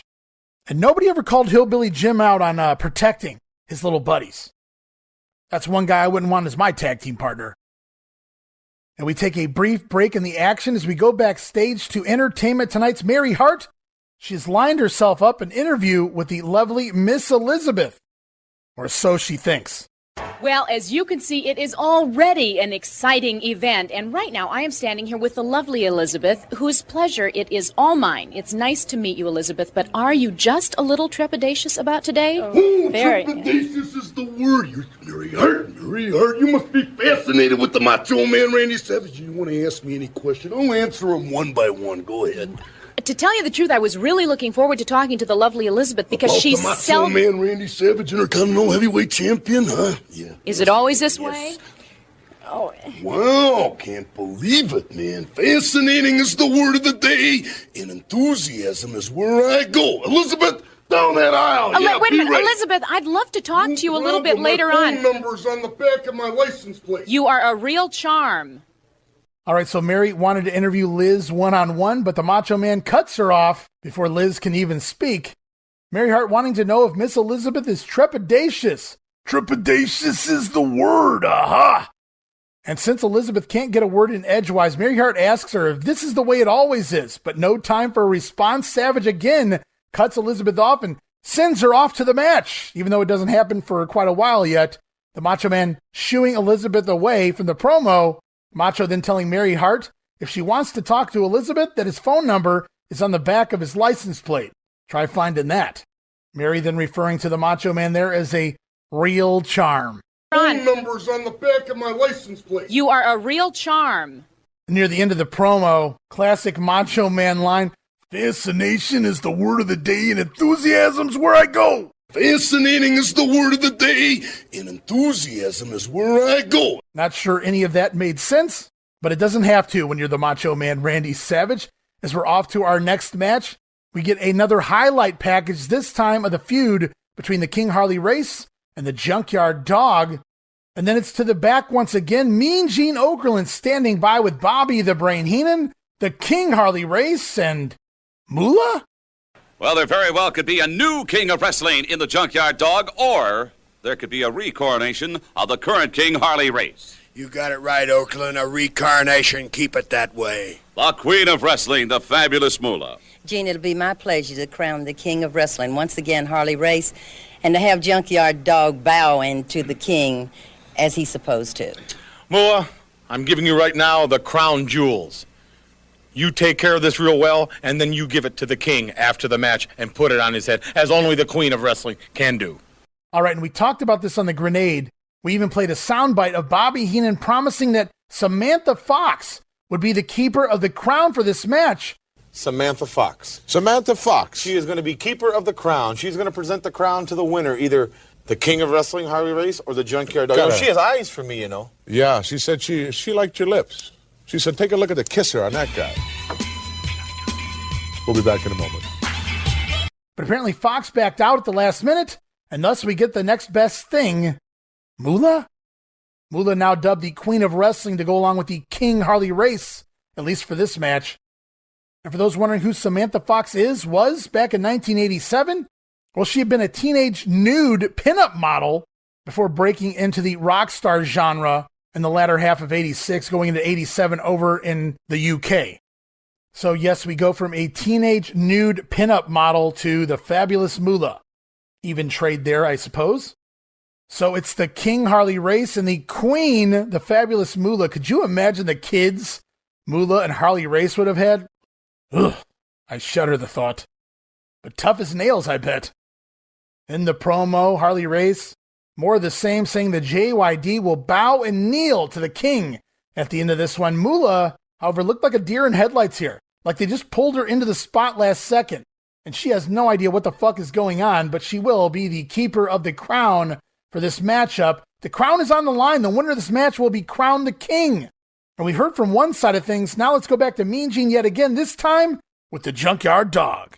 I'm very curious, Junkyard Dog, after the smoke clears in this one, you feel you're going to be wearing the crown? Just as sure as I'm black in the day's sun, Mean Gene, I'm going to be wearing that crown. And you know what?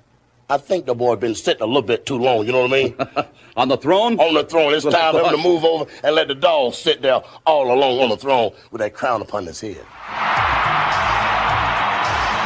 Grab them cakes, indeed. And listen to the reception. The opponent from weighing 280 pounds, the Junkyard Dog. Listen to the ovation here by this capacity crowd for JYD, the Junkyard Dog, and look at the look on his face, Johnson. Well, I'll tell you what, they love him here at the Silverdome, the JYD, but he's got to step in there with that man right there, the King Harley Race. Well, the stipulations in this match, the loser must kneel and bow to the king. And there's the crown right there. All right, and JYD says, as sure as he is black, JYD is going to be the new King of the WWF. Harley's been sitting on that throne a little too long.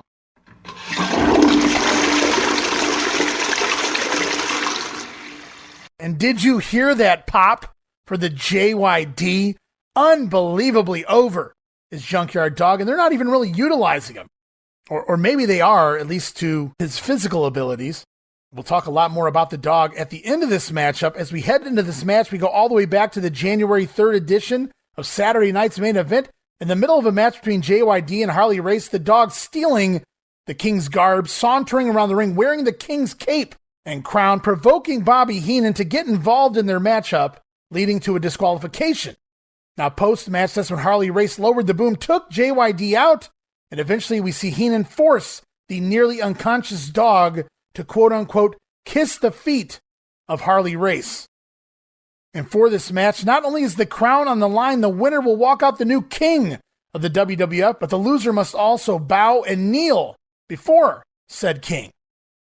And I never really noticed this until now, but had Bobby Heenan accompanied Bundy to the ring, 3 of his 4 matches at WrestleMania were in the first 4 matches on the card. So getting Bobby Heenan's stuff out of the way early to prep him for the main event, never noticed that before. Match placement, very important, and WWF clearly took that into consideration. Bobby Heenan, Harley Race, Moolah riding the ring card out to ringside with the crown placed on a royal pillow of sorts. The keeper of the crown, at least for tonight, the Queen of Wrestling, fabulous Moolah. Bob Uecker still on commentary from the previous match. He gets excited and shares his lust here for the fabulous one. Listen to this. Uecker, what are you excited about? It's Moolah. She's here. No wonder you guys are here all the time. The moon is full and so am I. I got to get with Moolah. I'm leaving. See you guys later. Oh, my. Where you go? Uecker's in love with Moolah. Bailing out of the broadcast position, Mr. Baseball himself. Wow, did he take off this? All right, Uecker, excited as all hell, sharing his lust for Moolah, and leaves commentary to go find her. Good luck with that one, Bob. But she's right there, Uke, right there at ringside if you really want to find her. Got to wonder if these lines were actually planned for Samantha Fox, and they didn't bother changing them for Uke. Would have made more sense for Uecker to lust after Samantha Fox, but having some lust for Moolah seems like classic Uecker comedy as well. As from there, grabbed him, cakes, blares, and the dog, like we talked about, just so over in the WWF up until a certain point.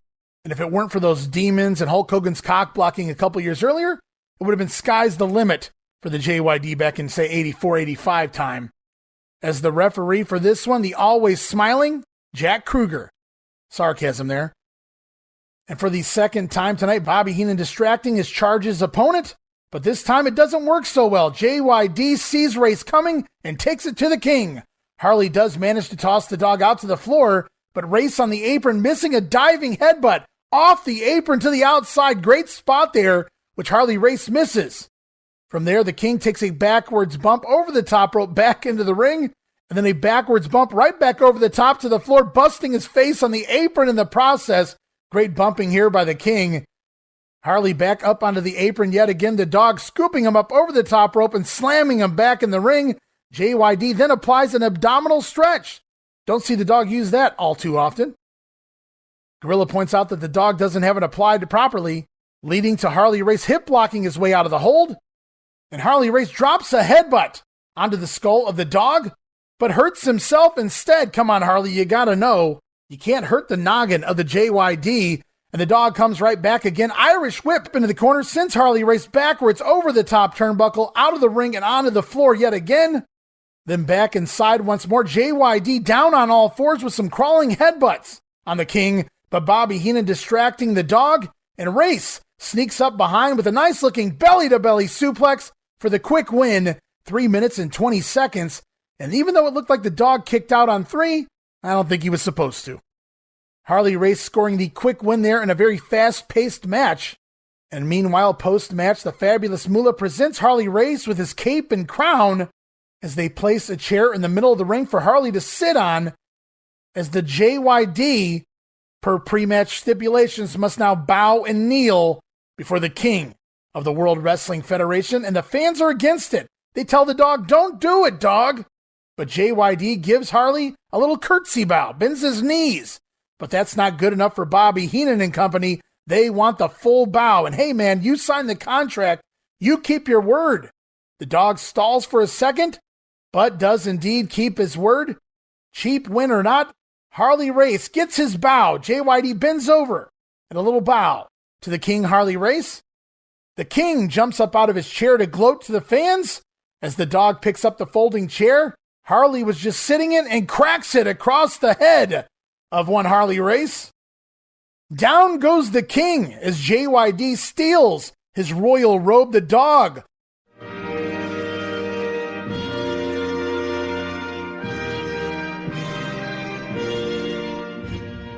leaving the Silverdome with the king's cloak around his shoulders and the Jerry Lawler-esque music playing, the Great Gate of Kiev in a feel-good moment as a fan holds up a sign that reads, "Beware of the dog."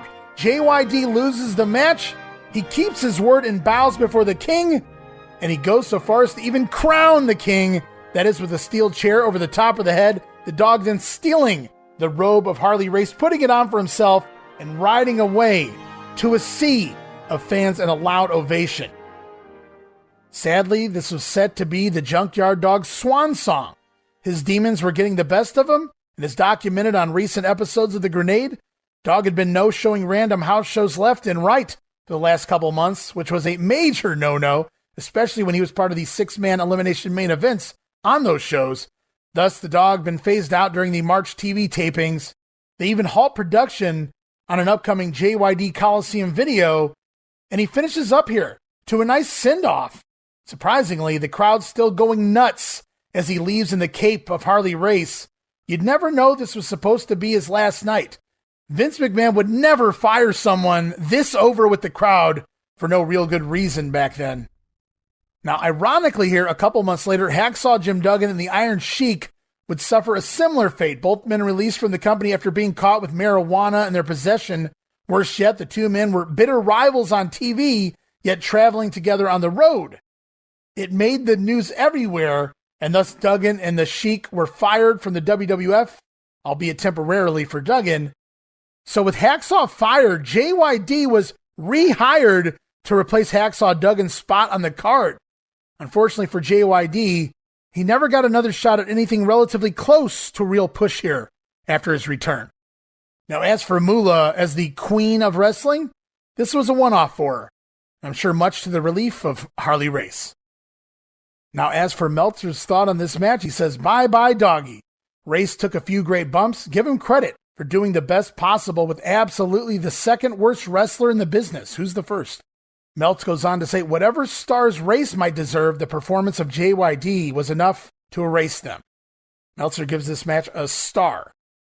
That's the same as the Little Beaver match, to be clear. Now, as for my thoughts, I was a huge JYD fan back then, and I always took Race as a serious threat in the ring. So when this first happened back in '87, this was easily one of the main matches I was anticipating as a kid. Now, of course, back then, words like work rate weren't thrown around unless you got the dirt sheets, which I had no idea even existed in the 1980s. I just knew that I liked Harley Race, and I knew I enjoyed the JYD's swag. And I was really looking forward to this one. And while Dog didn't do a whole lot here, Bump Machine Harley Race saved this one, that's for sure. Solid belly-to-belly grabs JYD by surprise. And let's be honest, Race wasn't getting Dog over in that cradle suplex. Never mind the dead weight that Harley would have been lifting. I'm just not sure the Dog's legs would have even bent that way at this point in his career. And I can't help but wonder how awesome this would have been in 1982. We've seen it earlier on in other territories, but how big a difference 5 years can make here. Look at 1987 JYD, even compared to, say, 1984 JYD. And this was just another case, another instance where the match time is shorter than the actual feel of the match. And what I mean is that these guys crammed a lot of shit into 3 minutes and 20 seconds. Now, while it was obviously no classic, they still made sure the Dog got off all his popular spots besides the thump. And Race took several of his fun bumps over the top rope out of the ring repeatedly in this match. This was basically a match without any of the middle stuff. It went from the hot opening sequence straight to the finishing spot. And you can't really fault them here for that, given the allotted time they were given. Race got a perfectly acceptable match out of JYD here. Nobody was exposed. Things were flowing at a nice pace. All was well. And again, we get an awesome post-match spot. JYD keeping his word, bowing to the king, before then blasting him with the chair. And I've always loved the image of Dog leaving in the ring cart with the king's cape on. To that monster pop from the fans, leaving on a high spot was JYD here. And had he not been rehired due to the Duggan issues in just a few months' time, Roddy Piper wasn't the only retirement from the WWF we were seeing here tonight, and the people didn't even realize it. A great send-off for JYD, though. So while some of the matches early on aren't being given a whole lot of time to work with, if there's one thing they're doing tonight, it's giving us something to remember from each and every match, even if they're short. DeMeltz gives this match a star. I'm going to go just a little higher, but give it a 1.25 stars. Honestly, if you're in it just for the fun of the match, you could even go higher.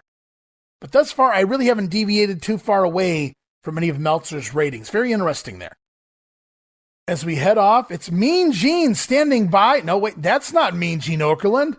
This promo is too big for even Mean Gene. Instead, it's the boss himself, Vince McMahon, standing by with WWF champion Hulk Hogan.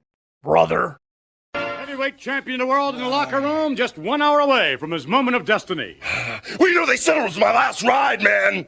Yesterday when I finished hanging and banging, when I jumped on the Harley, man, as I went through the intersection, as I headed for the mountains, some of the non-believers in the gym said, "See you later, Hulkster, man. This is your last ride." It ate me alive, brothers.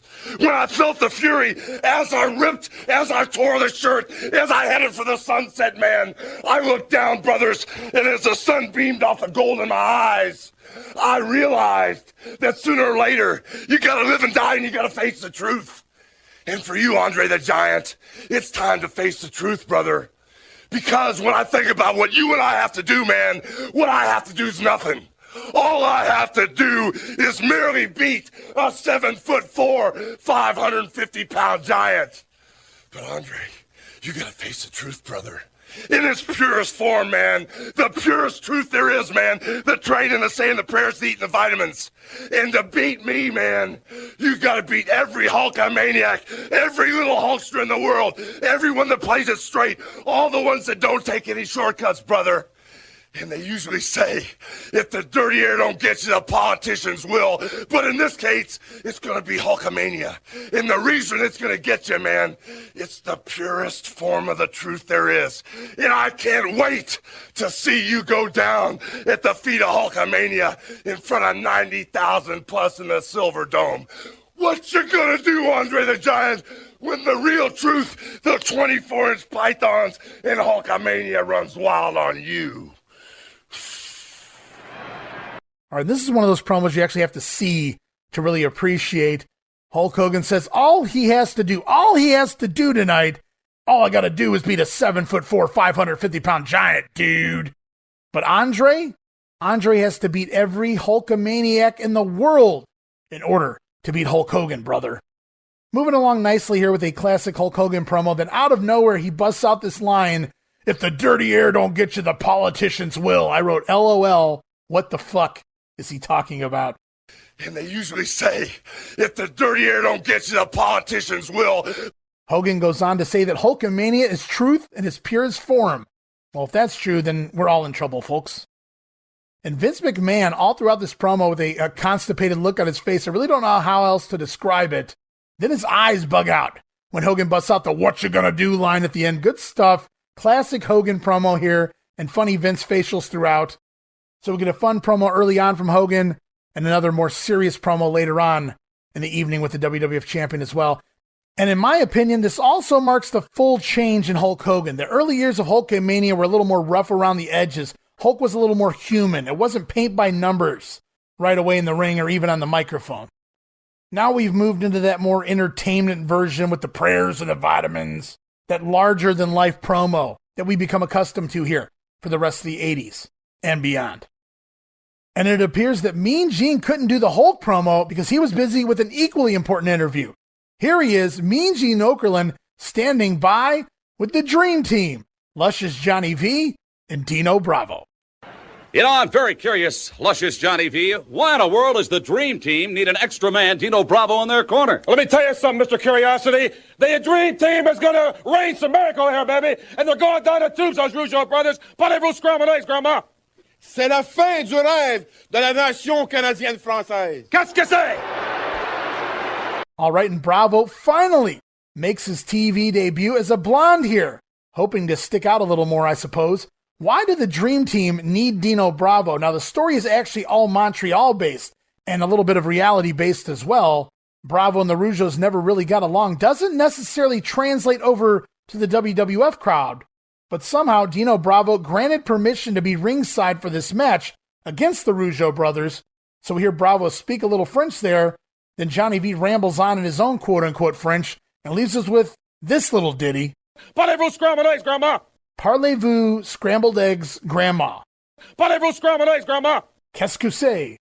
And while we saw Johnny Valiant as a member of the Valiant Brothers throughout most of the 70s, teaming with Handsome Jimmy and later Gentleman Jerry, this Hulkamania era version of Valiant, Johnny V, I've always felt was completely stolen from the Andy Kaufman character, Tony Clifton.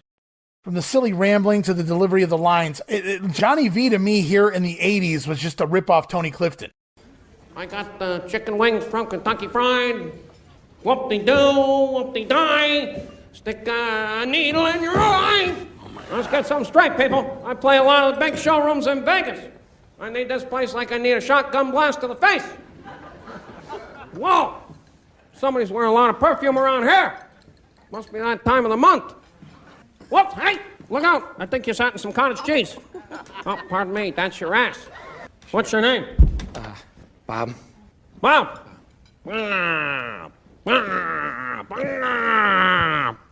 What's your last name? Up and down in the water? But I digress as we head back to the ring. It's Jacques and Raymond the Rougeau brothers, the sometimes fabulous Rougeau brothers, though they're not fabulous here tonight, perhaps because Moolah's in attendance, not really sure. Taking on the team of Brutus Beefcake and Greg the Hammer Valentine, former tag team champions, the Dream Team. They're accompanied to the ring here by Johnny V and Dino Bravo. This marks the official TV debut, I want to be clear, of Dino Bravo's bleached blonde look. Dino inexplicably permitted it ringside for storylines and angle purposes only. And I do dig his red and white Canadian flag trunks, though. The storyline here, strictly about Dino Bravo versus the Rougeau brothers feuding French Canadians, guys. They reference their past history in Montreal, but really no details here on commentary. We go back a few months, November of 1986. The top faces of the Quebec territory were Dino Bravo and the Rougeau brothers. Well, they were all teaming up in a 6-man tag team match, Bravo with the Rougeaus, taking on the tandem of the Dream Team and Johnny V. And that's really where this all started out. Dino Bravo turning on his partners, the Rougeaus, joining Johnny V in that matchup, joining his stable, turning heel, Dino Bravo, back in November of 86. So the Rougeaus and Bravo do have an ongoing feud that mostly takes place up in Montreal. And that feud will go on into the summer here of 87 on French-Canadian television up in Canada. Pat Patterson even gets involved as a heel, joining in with the Dream Team up there for some matches later here in 87, feuding with the Rougeaus. But at this point on American TV, Dino Bravo has been trash-talking and trolling the Rougeaus from ringside during some of their squash matches. And since Bravo's with Johnny V, it's all in the family. Bravo hoping that the Dream Team makes his dreams come true, and that the Dream Team take out the quote-unquote French frogs here tonight at WrestleMania. As we see Beefcake in the ring sporting a new haircut courtesy of one Adrian Adonis, the referee here, John Bonello. So 5 matches into the show and 5 different referees. And hey, what's this Bobby Heenan randomly joining commentary to gloat about all of his successes here tonight? Let's listen to the Brain explain. Right to the... Hey! The Brain, the Weasel has just snuck into the broadcast booth. What is it, Weasel? What do you... Well, welcome, first of all, thank you, Jesse. Welcome to WrestleMania 3. First of all, I don't sneak in any place. I am 2 for 2, Monsoon. What are you talking about? 2 for 2. Billy Jerk did not beat my man. As far as I'm concerned... Well, your man didn't win either. Wait a minute, I'm talking because I'm on a roll today. What happened was he knew he couldn't beat Hercules, so he kept him outside. As far as the Brain's concerned, that's a victory. We win that one. The King, you saw him in the chair. We left with the crown. The miserable Junkyard Dog, he bowed, he curtsied, he did everything we said he'd do. I am on a roll. I am 2 for 0. Let me clear something up here a minute, Brain. You're 1 for 3 in my book. All right, and so Bobby Heenan saying he's 2 for 2 tonight. Billy Jack Haynes knew he couldn't beat Hercules, so he kept him on the outside, but he paid for it. Then from there, the Junkyard Dog bowed and curtsied as Harley Race kept the crown. Meanwhile, Gorilla Monsoon says Hercules didn't win his match, and Bundy lost. You're 1 for 3. Bobby replying that Bundy doesn't count because Heenan doesn't do midgets. Fun stuff there for the Brain as he randomly drops in on commentary. Quick trivia note for you as well. I do believe this is the only time that Gorilla Monsoon does commentary on a pay-per-view with both Jesse Ventura and Bobby Heenan at the same time. Very cool stuff there. As we head off to the ring for action, the Rougeaus with quick moves and quick tags early on as they take care of Beefcake. Then it's a double drop kick, finally forcing the Beaver to tag in Greg the Hammer Valentine. But the Rougeaus continue with nice tag team sequences, both leapfrogging Valentine before Ray delivers a crossbody for 2, as Gorilla Monsoon reminds us, if you can get to the Hammer early, you're in good shape, Jess, because as it goes on, the Hammer gets tougher. Woo! I do have to agree with you on that, Gorilla. The longer the match goes, the tougher Greg the Hammer Valentine gets. You can't have a Hammer match without Monsoon reminding us the longer the match goes, the better the Hammer gets. He's just warming up, Jess. The Rougeaus continue on the offense until Jacques Rougeau misses a middle rope reverse body block, and Valentine takes over. All right, and the Hammer there with some nasty elbow drops, teeth rattlers is what the body calls them. I love the way the Hammer drops elbows. I mean, he measures guys. Those are teeth rattlers, Monsoon. They certainly are. Beefcake tagging back in, picking Jacques up over his head, sort of in a gorilla press maneuver as the Hammer comes off the top rope with a forearm to the back of Jacques' heads into a backbreaker from Beefcake. Nice combo move there by the Dream Team. Then the Hammer tags back in, applies the figure 4 leg lock. It could be over, but Jacques Rougeau manages to fight his way to the ropes. Jacques scoring a break there from the figure 4, and Jacques Rougeau then countering a Greg Valentine piledriver attempt into a backdrop, and it's hot tag time to Raymond Rougeau, and Ray comes in a house of fire. Savant kicks on Greg Valentine and then locks it in his finisher, the sleeper hold, a major Rougeau finisher up there in Montreal. So Raymond with the sleeper applied on Valentine, but Beefcake from behind climbing up to the top rope, Beefcake leaping off of the double axe handle, but Raymond moves out of the way, and Brutus nails the hammer, hitting his own partner. And as Brutus forced back out of the ring, it's Le Bon de Rougeau by the Rougeau brothers. Raymond Rougeau with the jackknife cover on Valentine, but the referee busy with Jacques Rougeau and Beefcake in the corner, which allows Dino Bravo to sneak in, and Dino Bravo off the middle rope with a forearm shot into the rib cage of Raymond Rougeau. Bravo then rolling Valentine on top. The referee turns around, and the Dream Team will steal the win here over the Rougeau brothers, 4 minutes and 1 second, thanks to the interference of Dino Bravo. Now, following the match, Valentine, Bravo, Johnny V climb into the ring cart to leave ringside, leaving Beefcake behind.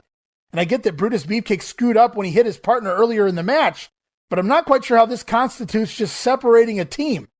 This turn itself just seemed so awkward. It was kind of like Brutus could have left with him if he wanted to, but he stayed behind simply because he wasn't invited onto the cart. It just seemed to me like something was missing here to really drive the point of the babyface turn home.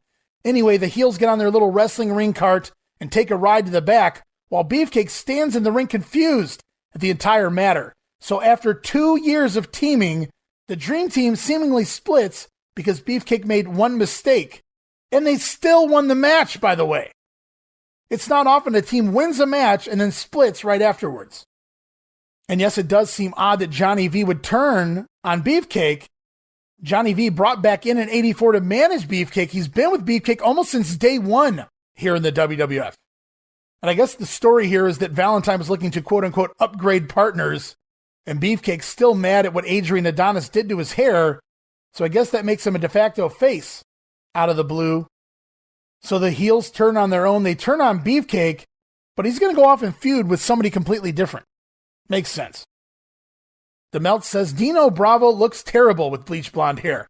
Pretty much everything that happened was expected in this match, but it looked weaker than I expected it to look. 1.5 stars, says Dave Meltzer. Now, as for my thoughts, in all actuality, the Beefcake turn and the Bravo angle was expected to go down, but I'd have to think it could have been delivered better than this. Now, as for the match, it was a match. Nothing fancy, just as I was expecting, but the Rougeaus worked hard and at a fast pace to keep the things entertaining for the fans. If for nothing else, it was there to work the angle, a confusing angle, but still an angle. And I question the finish again here. I don't see why Beefcake couldn't have cost his team the win since they were splitting anyway. But I guess Dino Bravo couldn't do a job even when he's not in the actual match. And I suppose it does get over the upcoming new Dream Team and sets up Beefcake's abrupt face turn here that's about to happen. If you didn't pick up on it here, you will in about 15 minutes. Sorry, spoiler alert. Now, as for the Rougeaus, they will still go on to become far more entertaining as heels, but that's for a completely different day here in the WWF. So it's fair to say the Can-Am Connection came in and took the Rougeaus' good-looking, upbeat babyface spot on the card, and for good reason here. The babyface Rougeau team, just too bland. The Can-Ams, they just did it better. Now, neither team very good on promos, and that's kind of funny, too, because the original plan that Pat Patterson wanted to do, Patterson wanted to bring in Jacques Rougeau and Rick Martel. What a team that would have been. But it was Jacques who asked to bring in his brother Raymond as a partner instead, because Jacques was entering the jungle, so to speak, and he wanted somebody he could trust by his side. Now, that's not a knock on Rick Martel, but you know what you got when you have your blood as your tag team partner. Now, as for this match, it was just there. But I go back to the pattern tonight. Another memorable finishing angle was booked here. Well, it was supposed to be memorable anyway. The new Dream Team, not all that great. Valentine was on the cusp of deteriorating as a performer to a degree, and he simply couldn't carry the crap that was Dino Bravo at this stage in Bravo's career. So as you can tell, I'm clearly looking forward to the Rougeau brothers versus the new Dream Team, aren't you? Meltzer gave this thing 1.5 stars. I gave it 1.25 stars, a little less than the Melts here. I could see either way, as we're another match in the books, and we head into our first of, I guess, what you could call our triple main event is up next. It's the hair versus hair match between Roddy Piper and the adorable Adrian Adonis, and it doesn't end there. No. Win, lose, or draw. Roddy Piper has also announced his official retirement from professional wrestling after this match. As we head into a fun clip of feud highlights going back to the latter half of 1986 between Piper and Adonis, and then it's off to a quick promo from the Hot Rod himself. Here's Roddy Piper. WrestleMania 3. Do you think for 1 second on my way out, Hot Rod gonna be humiliated by someone who wears a dress look like someone shot the curtains at Dave's head? You're wrong! No retreat and no surrender! No retreat and no surrender, indeed. The words out of the mouth of Roddy Piper. All right, and the Hot Rod saying no retreat and no surrender. As we wait for a rebuttal from his opponent, here's Mean Gene Okerlund standing by with the mouth of the South Jimmy Hart and the adorable Adrian Adonis. All right, Jimmy Hart, I understand somebody's going to be getting a haircut shortly, and it could be your man, Adrian Adonis. You spell wrestling, baby. Adonis. Adrian. This is the adorable one. Or maybe Clifford Claude. Piper, how are you going to like it? Are you going to like it like a baboon's behind? Are you going to want a DA or a Princeton or an Oxford? How are you going to like it? You're going to like it with wrestling and Irene. And I'm telling you right now, she has no high heels or sneakers. It's just python-like arms, and so is the trimmer. All right, you spell wrestling Adonis. I think he stole that one from John Tolis. Adonis, though, has hedge clippers with him, as he hints at using them to cut the hair of Roddy Piper. My gosh, you look around, the perfume atomizer, the full body mirrors, the hedge clippers. How many of these things were stolen from Adonis and recycled for others to use? The atomizer goes to the model Rick Martel. The hedge clippers obviously are taken by Brutus the Barber Beefcake. And then those full-length mirrors? Now, Adonis didn't invent that. We've seen that in the past with Sweet Daddy Siki and others. However, Vince would use this again with the narcissist Lex Luger and early-era HBK. And before we get to the match, another Coliseum video exclusive. It's another promo from Roddy Piper. This time, it's Hot Rod from the press conference. I am retiring. This will be absolutely my last professional match. I'll be glad to have this fight over. It's no surrender, no retreat kind of idea. I'm not going out a loser. Besides that, I'm too damn tough. I'm proud of what professional wrestling has done for me, and I'm leaving, and I'm glad that you folks have finally got an event like this, because the wrestling fans in Detroit and Pontiac, they deserve it. They've always been behind wrestlers, and they always give us a good warm welcome, and that's nice. All right, and the time for talking is done. The match right around the corner, hair versus hair, Piper's farewell match here in the WWF Roddy Piper scheduled to take on Adrian Adonis. And I don't know that any match on the card was built up longer than this one. And I'm not taking anything away from Savage versus Steamboat or saying that this match was bigger than Hogan and Andre, but the months of building to this particular match and the weeks of angles going back to the end of last summer, just wow. The fans have been waiting 7 months for this one, guys. As I take you back in a quick feud recap, Roddy Piper leaves the WWF post-WrestleMania 2, a brief hiatus from the ring, but returns to TV in the late summer of 1986 to learn that his Piper's Pit segment was replaced by Adonis's Flower Shop. And now I won't get into every single week, every single segment of this storyline, but you can actually go back to our Setting the Stage for 1987 edition of The Grenade. We really break it down week to week, the entire feud between Roddy Piper and the adorable Adrian Adonis. But it was just pure heat intensified. From Piper's return in 86 to the dueling talk show segment, Bob Orton defecting from Roddy Piper and joining Adrian Adonis with the pink cowboy hat, the attacks, the beatdowns, Jimmy Hart's interaction also playing into this, the destruction of Piper's Pit, Roddy with the baseball bat to the flower shop, the injuries to both men. Remember Roddy suffering the leg injury, Adrian Adonis taking the crutch to the arm. All of this led to the January 3rd edition of Saturday Night's Main Event, where Adrian Adonis beat Roddy Piper on a countout after blinding him with the atomizer.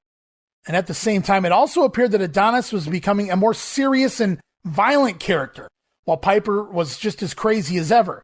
Then you add a hair stipulation to the match, and then Piper, out of nowhere, claiming this to be his final wrestling match. And you've got yourself a big draw here. Did Hogan and Andre sell the card? Sure. Did Savage and Steamboat have the best match? Absolutely. But this one here between Piper and Adonis comes in a close third based on importance. And to be honest with you, many might have even placed it second above Savage and Steamboat in importance, depending on how big of a Roddy Piper fan you were. And Adonis, he enters the ring with that full-length mirror and hedge clippers. Adrian at this point abandoning most of his quote-unquote gay gimmick gear here. No dresses, no veils, no leg warmers. More aggressive, angry, and dare I say crazy Adrian Adonis these last few months on TV. And then out next is the Hot Rod, and boy does Piper look ready. The first of only 2 men to walk to the ring tonight is the Hot Rod, and he stands out. I don't need no ring cart. Roddy Piper jogs his way to the ring, ready for combat against the adorable Adrian Adonis, and the crowd is just eating it up. In fact, let's listen to the fans. Oh, take a look. Making his way down it. Approaching ringside from Glasgow, Scotland, weighing 232 pounds, Roddy Piper.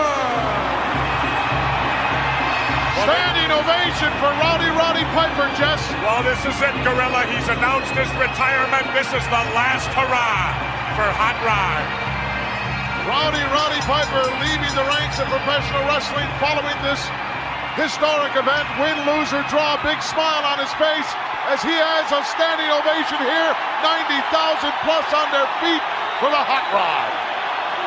Well, I'll tell you, he's definitely got the fans behind him. That's obvious, Gorilla. But the question is, will all that beautiful hair be shaved off Hot Rod's head? Well, some of these beautiful hair will definitely be shaved. They won't have to use those crude instruments that they brought into the ring that Adrian did. The professional barber's tools are down at ringside, Jess. Yeah, they're down there, and one of these guys is going to look awfully funny when it's over. We're going to either have a bald Scot or Humpty Dumpty. I always love that commentary from Jesse Ventura. It's the last hurrah for Hot Rod. Couldn't have said it better myself. We're either going to see a bald Scot or Humpty Dumpty, and it's kind of funny. Adrian Adonis, the former partner of Jesse the Body Ventura, and Roddy Piper will be the future tag team partner of the Body, at least for TV purposes.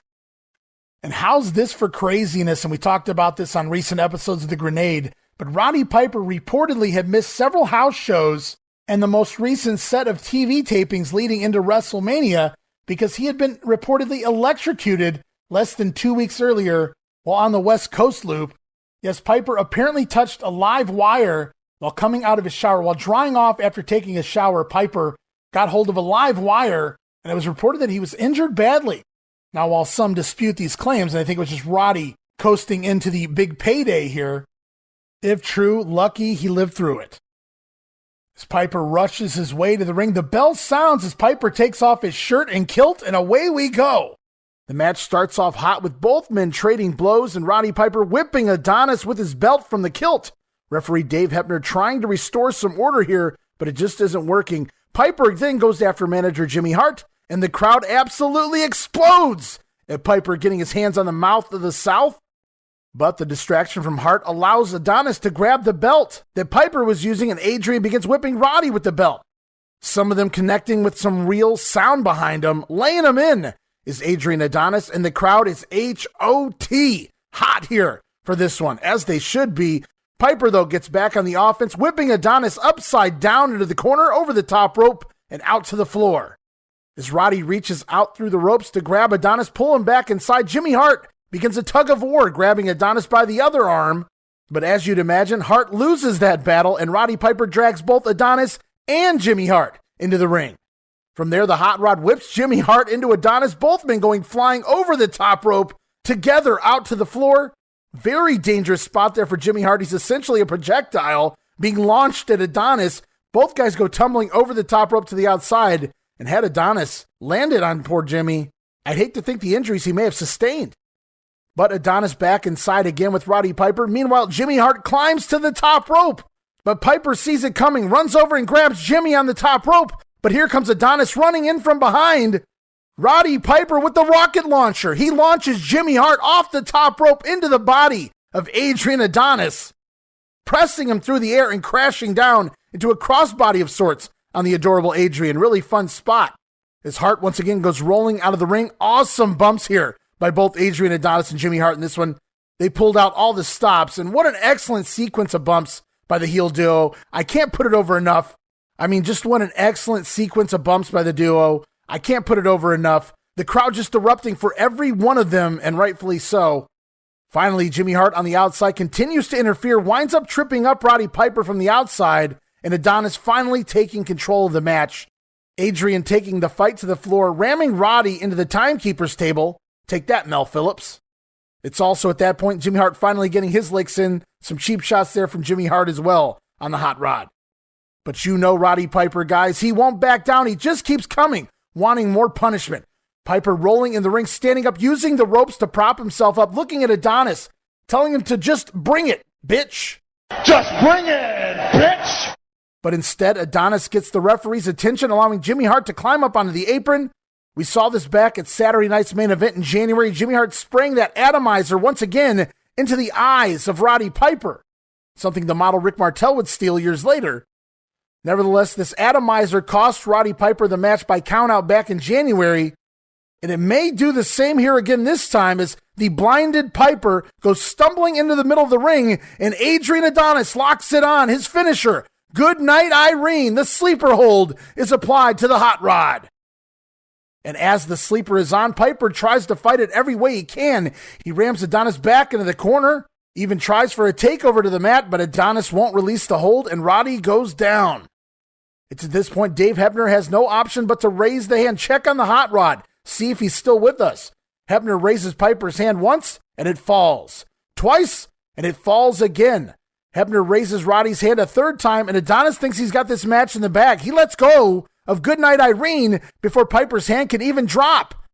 Adonis jumps up to celebrate with manager Jimmy Hart, failing to realize that Piper's hand is still in the air. Roddy is still with us. This match is not over, guys. So as Adonis and Jimmy Hart have that premature celebration, the referee trying to tell them the match continues, guys. But meanwhile, out of nowhere, Brutus Beefcake returns to ringside, slides into the ring, and revives the hot rod. Beefcake wants revenge, and he's going to use Roddy Piper to get it here. The Beaver shakes those traps. Roddy Piper begins to tremble as he sits up, reviving himself. A second wind, if you will, by Roddy Piper. And as Roddy gets back to his feet, he decks Jimmy Hart right off the apron. But Adrian Adonis, with hedge clippers in hand, comes up from behind, goes to swat Piper with an overhand shot with the hedge clippers, but Roddy out of the way and the hedge trimmers bounce off the top rope back into the face of Adrian Adonis. And now it's Adonis who stumbles into the sleeper hold of Roddy Piper. And Piper has the sleeper applied, and I gotta add, the most blatantly loose sleeper in the history of professional wrestling. Nevertheless, Adonis goes out, his hand drops the final time, and Roddy Piper will pick up the win here in 6 minutes and 53 seconds.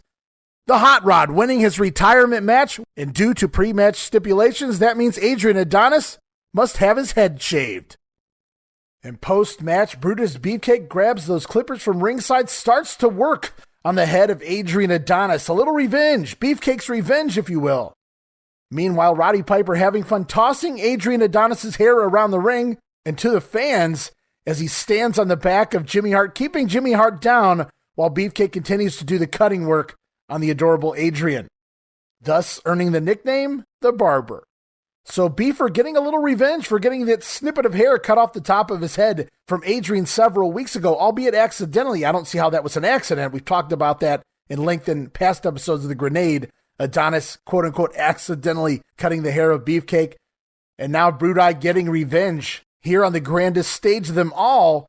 Once the hair cutting is all over with, Roddy Piper holding up the full-length mirror. As Adonis comes to, he's revived by Beefcake. Adonis slowly getting to his feet, getting his wits back about him. Adrian slowly turning towards Piper, holding the mirror, sees himself in the mirror, and goes berserk, punching the mirror in the process. Oh, that could be some bad luck there, Adrian. Adonis begins to chase Roddy Piper around the ring before he slips and falls, and finally rolling out of the ring. Adonis humiliated, leaving ringside with Jimmy Hart's jacket placed across the top of his head to hide his brand spanking new haircut. As Roddy Piper gives his farewell to the fans, we even see a brave or stupid, depending how you want to look at it, but a fan even jumps into the ring as Roddy Piper plays it off and extends his hand, shaking the hand of this fan before security swarms in on the poor kid. A truly emotional night as the 90,000 plus fans in attendance truly believe we'd never see Roddy Piper in a ring again. This was indeed goodbye to the Hot Rod. As Roddy Piper begins to leave ringside, even the agents come out to congratulate him. Roddy Piper shaking the hands with Blackjack Lanza, Arnold Skaaland, Pat Patterson, even kissing Howard Finkel on the bald spot on the top of his head. Roddy Piper saying goodbye as he climbs onto the ring cart and rides off into the sunset forever. Or 2 years, whichever comes first. But the send-off, it felt real, it felt legit, and I'm sure had Roddy succeeded in Hollywood, beyond They Live, this probably would have been it for the Hot Rod in the ring. Now, as for Piper's Pit, we thought we have seen the last edition of Piper's Pit. It was said that no man could replace Rowdy Roddy Piper, so the plan was for Missy Hyatt and her Missy's Manor talk show to become the next big thing in the WWF. And we've talked about that at length on the March edition of The Grenade, even listening to sound bites of some of the Missy's Manors. And we'll talk a little more about Missy's Manor coming up here in April as well, but unfortunately, things don't really work out as planned. Missy's Manor doesn't really get over, and thus Hyatt eventually being offered a job as a Federette before declining said offer and heading back to be with her man, Hot Stuff Eddie Gilbert. Let's see what the Observer rating is for this match. Dave Meltzer says, while short, this was very entertaining. Piper deserves a lot of credit for putting on a good show, as less than 2 weeks before match time, he electrocuted himself while touring on the West Coast. DeMeltz gives this match, 3.5 stars. Now, as for my thoughts, the actual wrestling content really isn't here, but damn, that entire bumping sequence by Adonis and Hart has to be seen to be believed, especially for the time period. This was just another case on this show of working a hot opening sequence and going right into the finish. Now, Adonis did get some heat for a minute or so, but that part really wasn't all that good, so it's probably best that they kept it short here. And what can you say? All that heat coming in, some wild bumping and belt shots from the guys, Jimmy Hart cheating at every corner, the heel thinking he wins only to find out that the babyface comes back and scores the victory. It was a great story, and the aftermatch stuff was really over with the fans as well. Roddy Piper scoring that win, Brutus Beefcake getting his revenge, cutting the hair of Adonis, and then Piper saying goodbye to that mass of humanity that was the crowd here at the Silverdome. And Adrian Adonis sold it like $1 million, and it's clear they've got him lined up for a feud here with the newly turned babyface Brutus Beefcake. So you got Beaver, Jake the Snake, Jim Duggan now in positions to try and fill the voids of the likes of Roddy Piper and the Junkyard Dog. And I had wondered if this shaved head here of Adrian Adonis was going to lead to a new, angrier Adrian Adonis character moving away from the gay gimmick completely after WrestleMania. I guess we'll never really know. Piper, though?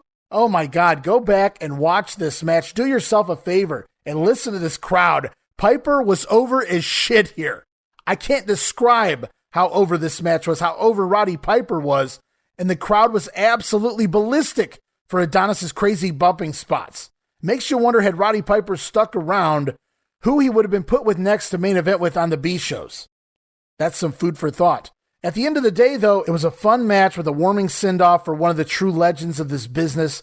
If I were to rate this one, I'd go no more than, say, 2.5 stars. I know Dave went over 3 stars, which I'm still baffled about, for the bumping sequence and the finish alone. Now, the stuff in the middle of the match, questionable at best. Not the prettiest wrestling match I've ever seen, but the stuff that mattered was pretty fucking awesome, and the crowd was absolutely hot. Till we meet again, Hot Rod. I personally gave this match 2.5 stars. I could see people with the crowd factored in giving this up to, say, 3 stars, though. And before we continue on with the show, one of our listeners, Brian from Twitter, he's the 80s wrestling fan. Brian said, I enjoy your Twitter feed, and when I've listened to your podcast, I'm amazed at the amount of work you put into it. Well, thank you, Brian. A question that I believe only folks who attended WrestleMania 3 have the answer to, but where did Brutus Beefcake go between his match and the match between Piper and Adonis? It was a long way from the locker room to the ring, but he helped revive Roddy when Adonis left him in the middle, not realizing his hand hadn't dropped the third time. After the match, he was the one cutting Adrian's hair. So, did Brutus sprint all the way from the locker room to help Piper? Was he under the ring? Was he in a seat along the rail with the fans waiting for his opportunity? Excellent question here, and I'm going to touch on a question I had like this myself later on tonight in WrestleMania as well. But really good question here, Brian. I've often wondered, including when I was watching this before you sent me this question, damn, did Beefcake get in there fast?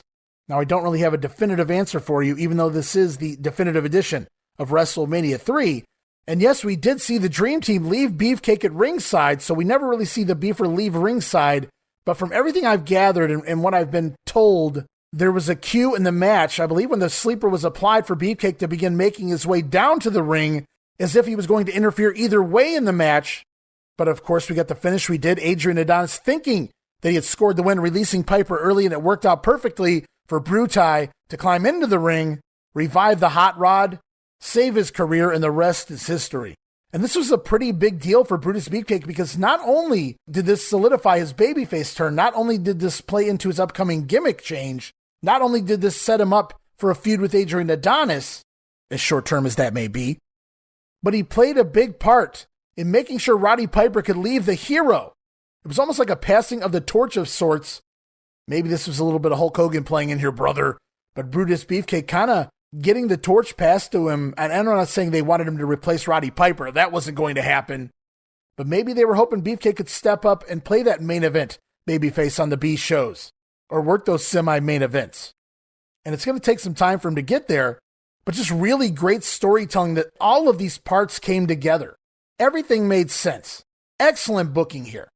The WWF firing on all cylinders leading into WrestleMania and delivering here at the pay-per-view as well. And as this memorable piece of wrestling history concludes, we are now at the halfway point of WrestleMania 3. We've made it this far, guys, and it seems like as good a time as any to shill some WrestleMania merchandise. Remember this great day forever. WrestleMania 3 commemorative items are available right now at souvenir stands as well as by mail order. The WrestleMania 3 program, filled with brand new color photos, is available for $5. This unique baseball style cap is $10. And this commemorative t-shirt can be yours in small, medium, or large, or even extra large for only $12. To order by mail, send a check in the correct amount to WWF Merchandise, Post Office Box 6789, Stamford, Connecticut 06904. That's World Wrestling Federation Merchandise, P.O. Box 6789, Stamford, Connecticut 06904.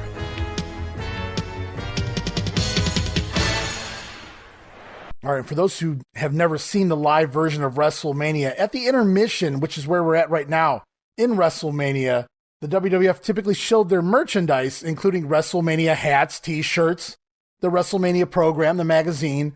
And here we see the Can-Am Connection, Tom Zink and Rick Martel reading the programs. I guess you could say Zink and Martel were modeling here.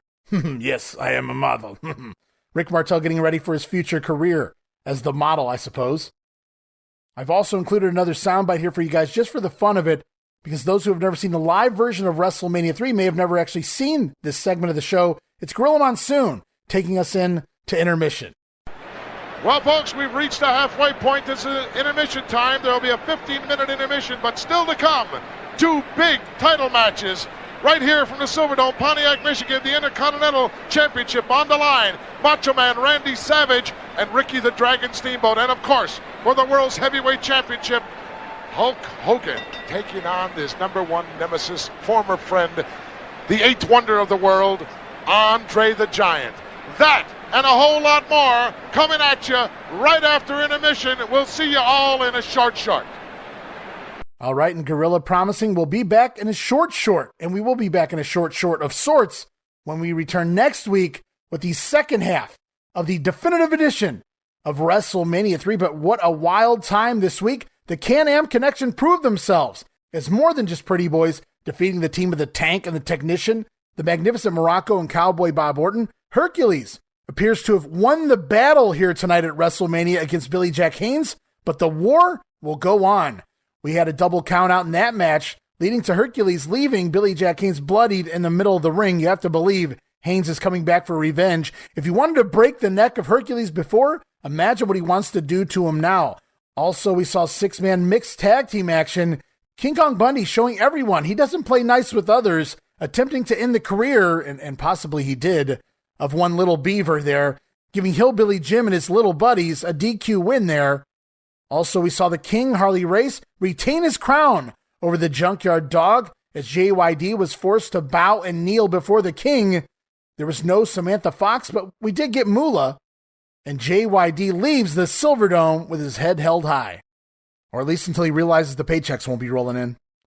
Also, the Rougeau brothers suffered defeat here tonight versus the Dream Team, thanks in part to the interference of their arch rival Dino Bravo. The Dream Team leaving Brutus Beefcake behind, seemingly forming a new Dream Team, it would appear, of Greg the Hammer Valentine and Dino Bravo, and just now, Roddy Piper getting the proper send-off he deserved after the past 3+ years on top here in the WWF. We bid adieu to the Hot Rod, at least until WrestleMania 5. What a night it has been so far, and so much more to come. We know Intercontinental Champion Randy Savage going to defend against Ricky the Dragon Steamboat. Jake the Snake Roberts coming for revenge on the Honky Tonk Man. Great 6-man tag team action coming up with the British Bulldogs and Tito Santana looking for revenge on Danny Davis, who for storyline purposes will be wrestling in his debut match here tonight at WrestleMania as he teams with the new WWF Tag Team Champions, the Hart Foundation. Plus, I hear rumors that Hacksaw Jim Duggan is in the building, which means look out, Nikolai and the Iron Sheik. And the big main event next week as well, WWF Champion Hulk Hogan defending his title against the 8th wonder of the world, Andre the Giant. All of that and so much more next week here on The Grenade. I want to thank you guys so very much for being a part of this. Mark your calendars now. The definitive edition of WrestleMania 3 rolls on. It will conclude on next week's edition of the Wrestling Memory Grenade. Promotional consideration paid for by the following. If wrestling got a hold on you, here's what you gotta do. Bring home all the action. You'll get more satisfaction when you bring home all the action. Get a grip, get a lock, get a hold on everyone. You'll have all the thrills, all the fun. Bring home all the action. And now the WWF Superstar. Bring home all the action. From LJN. Oh my God, guys, I am spent just calling the first half of WrestleMania 3. There's no way I could put this all into one episode. A show so big, it had to be split into 2 weeks. WrestleMania 3. Bigger, better, badder. We'll continue next week. Lots of big matches still to discuss here on this card. But as we wrap it up this week, I want to say happy Thanksgiving again to everyone here in the States and a happy holiday season to everyone else around the world. The WrestleCopia Podcast Network, located over at WrestleCopia.com, will continue to pump out top-notch quality podcasts, including the Wrestling Memory Grenade as we continue on with the 1987 project here in the World Wrestling Federation. Monday Warfare slated to return with more Raw vs. Nitro. As we're now in the summer of 96, Hall and Nash have arrived. We're heading into the Bash at the Beach, where we find out who their mystery partner will be. And then, as announced at the beginning of the show, our newest show, the Regional Wrestling Podcast, where we talk the territories. That will launch very soon. More details on that in the coming weeks. But I'm already happy to announce our very first project there on the Regional Wrestling Show will be 1977 in the Worldwide Wrestling Federation. So we're on 1987 here on the Grenade. We go back 10 years to 1977 in the WWF. And I'm happy to announce we have confirmed involvement with the wrestling tape extraordinaire himself, John McAdam, of his Stick to Wrestling podcast and the Arcadian Vanguard Podcast Network. John McAdam going to be joining the Regional Wrestling Podcast to talk the late 70s in the Worldwide Wrestling Federation. And who better than John McAdam to cover that period in time? Reminder, you guys can follow us on Twitter at Wrestling Grenade. That's at RASSLIN Grenade. Also follow and like us on Facebook.com/Wrestling Grenade. And don't forget to subscribe to our YouTube channel at YouTube.com/Wrestling Grenade. New videos going up weekly there. But you can follow us on social media in order to keep up with all of the latest news going on in the WrestleCopia Podcast Network. And if you have a few free bucks laying around, I do encourage you, please head on over to our Patreon account, patreon.com/WrestleCopia. That's patreon.com/WrestleCopia. Multiple tiers to choose from. but I'm only asking you to try out that $5 all-access tier. Get you 6 gifts for just $5, including all of my insanely detailed show notes for here on The Grenade, as well as Monday Warfare. It's Raw versus Nitro, and pretty soon, our show notes for the Regional Wrestling Podcast as well, plus early access to many of our podcasts, the Patreon exclusive watch-along series, digital downloads for your viewing and reading pleasure, and so much more for the low, low price of $5. No subscription, cancel anytime, give it a go for a month, and I think you'll like the content that we offer, and every penny of it goes right back in to the WrestleCopia Podcast Network. So please help us keep our shows up and running for the months, the years to come. And with all of that out of the way, yes, we will return. The Grenade returns next week, episode 74, the conclusion of the definitive edition of WrestleMania 3. We tackled the first half of the show here this week. The first 6 matches, we look at the next 6 matches, the final 6 matches on the card following intermission here next week on The Grenade. It's the Hart Foundation and Danny Davis taking on the British Bulldogs and Tito Santana. The Birdman, Coco Beware, squaring off against the Natural Butch Reed. The one everybody's waiting for, Intercontinental Champion Macho Man Randy Savage, squaring off against Ricky the Dragon Steamboat. Jake the Snake coming for revenge on the Honky Tonk Man, plus the Iron Sheik and Nikolai Volkov battle the Killer Bees, and Hacksaw Jim Duggan in attendance for that one. And in the big main event, it's the World Wrestling Federation Heavyweight Champion Hulk Hogan defending against Andre the Giant. We're going to talk about all of that. Plus, I'll share my final thoughts on this epic event that was WrestleMania. We're going to take a look at the referee count here at the big event and how they were spread around the card. We'll also talk a few common misconceptions that have been shared about this event in the past. Plus, we talk WrestleMania 3 payoffs. Playoffs? Don't talk about it. Playoffs? And everyone's favorite topic, you've seen it for years online, everybody always discussing who was left off WrestleMania 3 and what they would have did with them had they been part of the show. We'll wait no longer. Next week, we're going to take a look at all of the names left off of this WrestleMania 3 card, and we're going to talk realistically about who could have and who could not have made the card for this epic event. From there, we'll look into the fallout of WrestleMania 3, not just for the World Wrestling Federation, but what it meant to the professional wrestling business as a whole. We'll also look at some of the financial figures from the show, and we'll survey the landscape of the WWF moving forward. All of that and so much more next week on The Grenade. You're going to want to be part of it. But for now, it's time to wrap things up. I hope you guys are enjoying that turkey, that ham, whatever it is you eat. Hey guys, I have 8 kids and they're picky. I have to make both. But yes, we will be back next week with the second half of WrestleMania 3, including sound bites galore. So until then, this is Ray Russell saying from pillar to post and coast to coast, you pull the pin and we'll pick up the pieces right here on the Wrestling Memory Grenade. I'll see you next week. You better not miss it. Be there!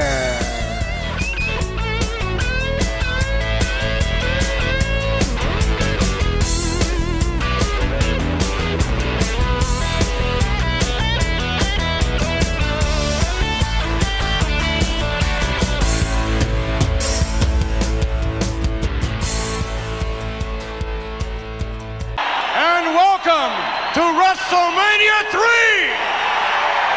Fascinating is the word of the day, and enthusiasm is where I go. You spell wrestling, baby. Adonis. And it's just like thousands of years ago when I took these chains and I pulled down the pillars of Rome, and just like I made Atlas and Samson cower at my feet. And they usually say, if the dirty air don't get you, the politicians will. But everyone scrambled eggs, Grandma. Phone number's on the back of my license plate. You are a real charm.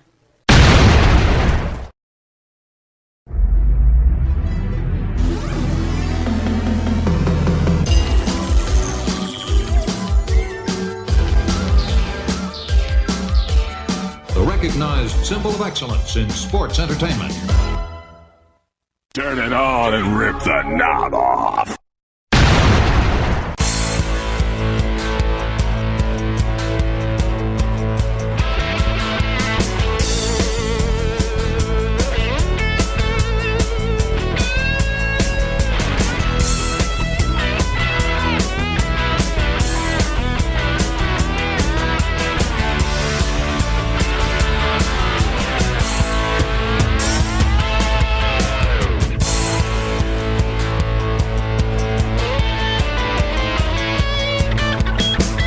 Hey guys, and welcome back to the Wrestling Memory Grenade. We're all the way up to episode 74 as we continue on with our definitive edition of WrestleMania 3 this week. Yes, it's WrestleMania 3 Part 2.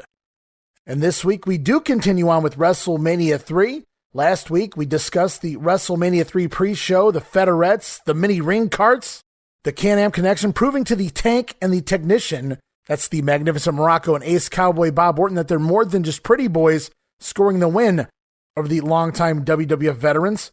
Also, we saw the battle of the big men, the battle of the full Nelsons, Hercules now just Hercules, battling Billy Jack Haynes to a double countout. And while the war will continue, it seemed like Hercules won the battle here at WrestleMania, drilling Haynes between the eyes, not once, not twice, not even 3 times, 4 times with a steel chain wrapped around his fist. Hercules bloodying Billy Jack Haynes and then adding insult to injury, putting him in his own finisher, the full Nelson, before leaving him lying in a pool of his own blood. Also last week, we talked mixed tag team action. King Kong Bundy, his team of Lord Littlebrook and Little Tokyo, taking on the team of Hillbilly Jim, Little Beaver, and the Haiti Kid. It was Hillbilly Jim's team that scored the win after Bundy decided he was going to body slam and elbow drop Little Beaver, which was a no-no. Because remember the rules last week. The big guys in with the big guys, the little guys in with the little guys. Bundy didn't obey. Well, neither did Little Beaver for that matter.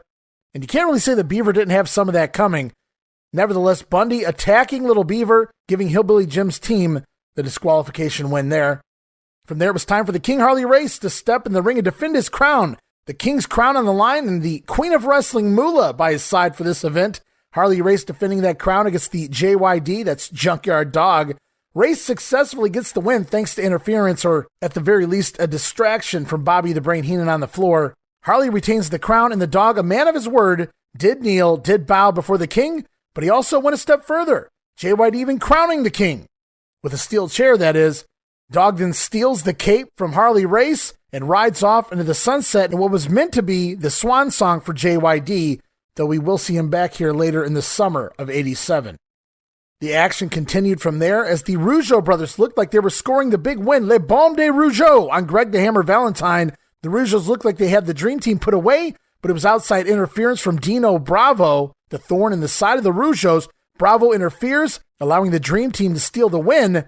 Post-match, we saw Bravo, Valentine, and Luscious Johnny V leave partner Brutus Beefcake all alone in the ring. They wanted nothing to do with him, left him ringside. They were done with him. It appears as if the Dream Team is no more. At least the way we remember it. Now, Beefcake did accidentally hit Valentine earlier in the match, but they still got the win. Nevertheless, Beefcake no longer with the Dream Team, thus foreshadowing what was to come in the next matchup, which was the main event, if you will, of the first half of WrestleMania 3.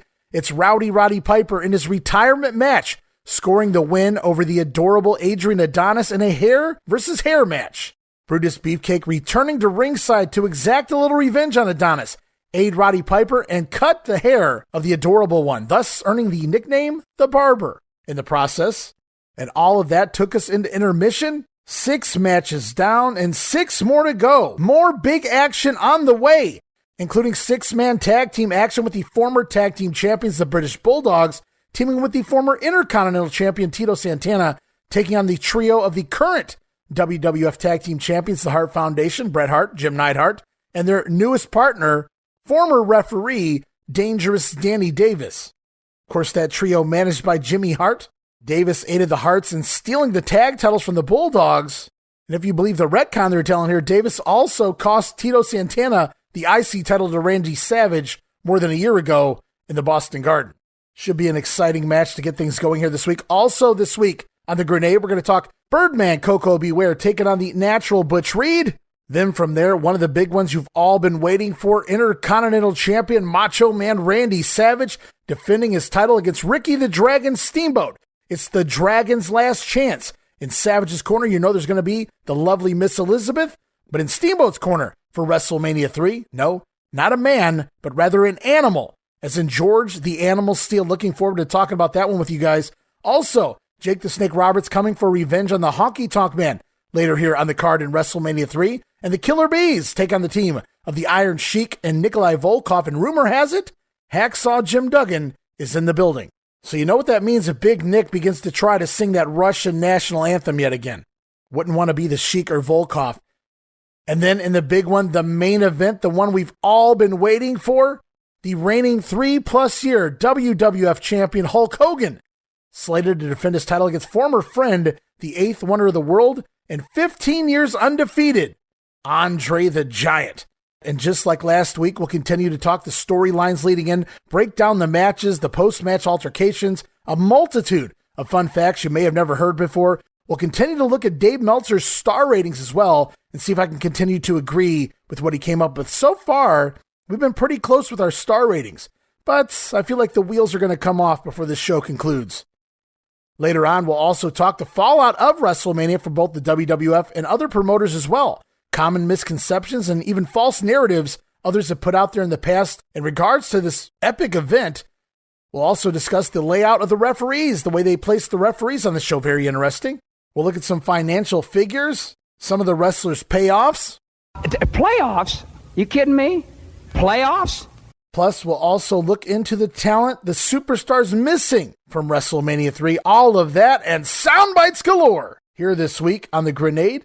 Once again, it is part 2 of WrestleMania 3. And a reminder, you can listen to the Wrestling Memory Grenade and all of our sister shows as part of the WrestleCopia Podcast Network on WrestleCopia.com. That's WrestleCopia.com, and everywhere your podcast streaming needs are met, from Apple to Spotify, Google Pod, Pocket Cast, Audible on Amazon, and beyond. Also, make sure you stop on over to our YouTube channel. You can find us at youtube.com/WrestlingGrenade. Not only do I try and post timely videos that complement our projects here on The Grenade, but also any other random goodies I might find from time to time as I continue to preserve my VHS collection by converting it all to digital. Subscribe now, guys, so you never miss a new video, dropping them weekly on YouTube. And as always, I ask you guys to check us out on social media, specifically Twitter, where you can find us at Wrestling Grenade. That's at RASSLIN Grenade, home of the free prize giveaway. Also follow and like us, Facebook.com/Wrestling Grenade. Be sure to follow us on Twitter and or Facebook for your chance to enter and win all future free prize giveaways. And once again, congratulations to both of our winners from last week's episode, Matthew Hopper and Gabriel Adams of the Honky Tonk Man and Ricky the Dragon Steamboat autographed 8x10 promo picks. More new free prizes to be announced in the weeks to come. And all you have to do is follow us on Twitter, follow and like us on Facebook for your chance to win each and every future free prize giveaway. It's that simple. And I've said it before, I'll say it again. It's a great idea, if you do have social media, to follow us at Wrestling Grenade for all of the latest news and happenings going on in all of the WrestleCopia Podcast Network. And if you haven't tried it by now, I promise you guys, now is a great time to be a patron, a WrestleCopia patron, that is. Yes, it's patreon.com/WrestleCopia. That's patreon.com/WrestleCopia. Multiple tiers to choose from, but I'm simply asking you to give us a try at the $5 all-access tier. $5 will get you all of my insanely detailed show notes from the Wrestling Memory Grenade and Monday Warfare, Raw vs. Nitro, and very soon all of my show notes from the Regional Wrestling Podcast, where we talk the territories. That show will be making its debut very soon as we take a deep dive back in time to 1977 in the WWF.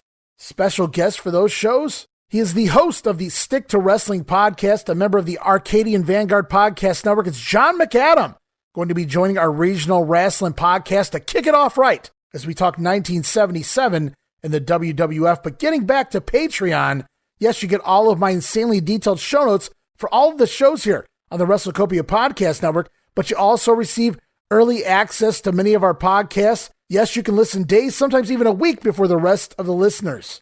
From there, it's our Patreon-exclusive watch-along series, where we go back in time and cover many WWF and WCW pay-per-views, Saturday night's main events, Clash of the Champions, Coliseum videos, and so much more. Then from there, we're now offering remastered versions of the earliest episodes of The Grenade, covering the NWA 1989 project.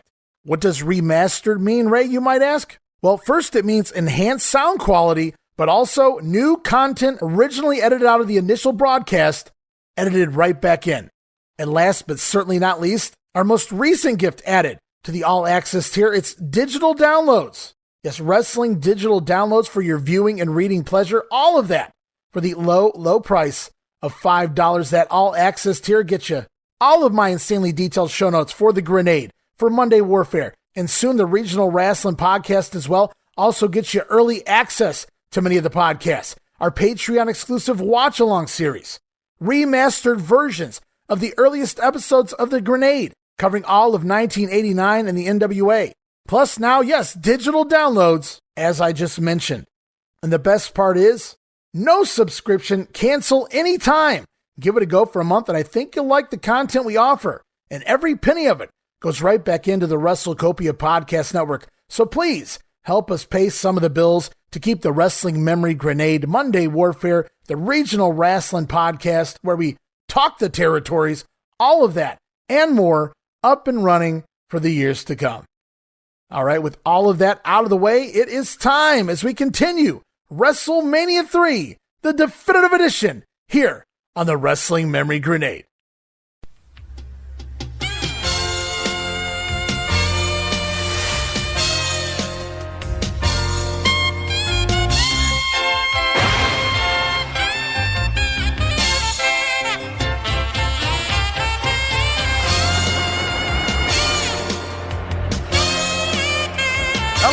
And welcome back to the second half of this WrestleMania III extravaganza.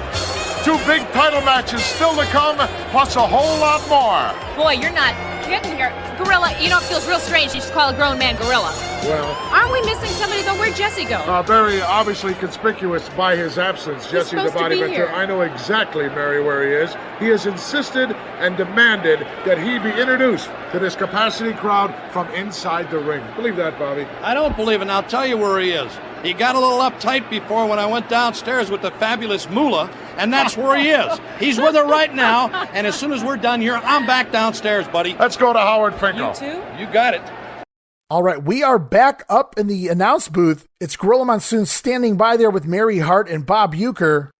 And we return with Howard Finkel introducing Jesse the Body Ventura to the fans. Ventura, now in the ring, gets his big 10 seconds of fame before the next match begins. Ventura in the ring with the heels for the next matchup, greeting the Hart Foundation, Danny Davis, Jimmy Hart. Is Jesse the Body here? And this won't be the last time we see Ventura acknowledged at WrestleMania.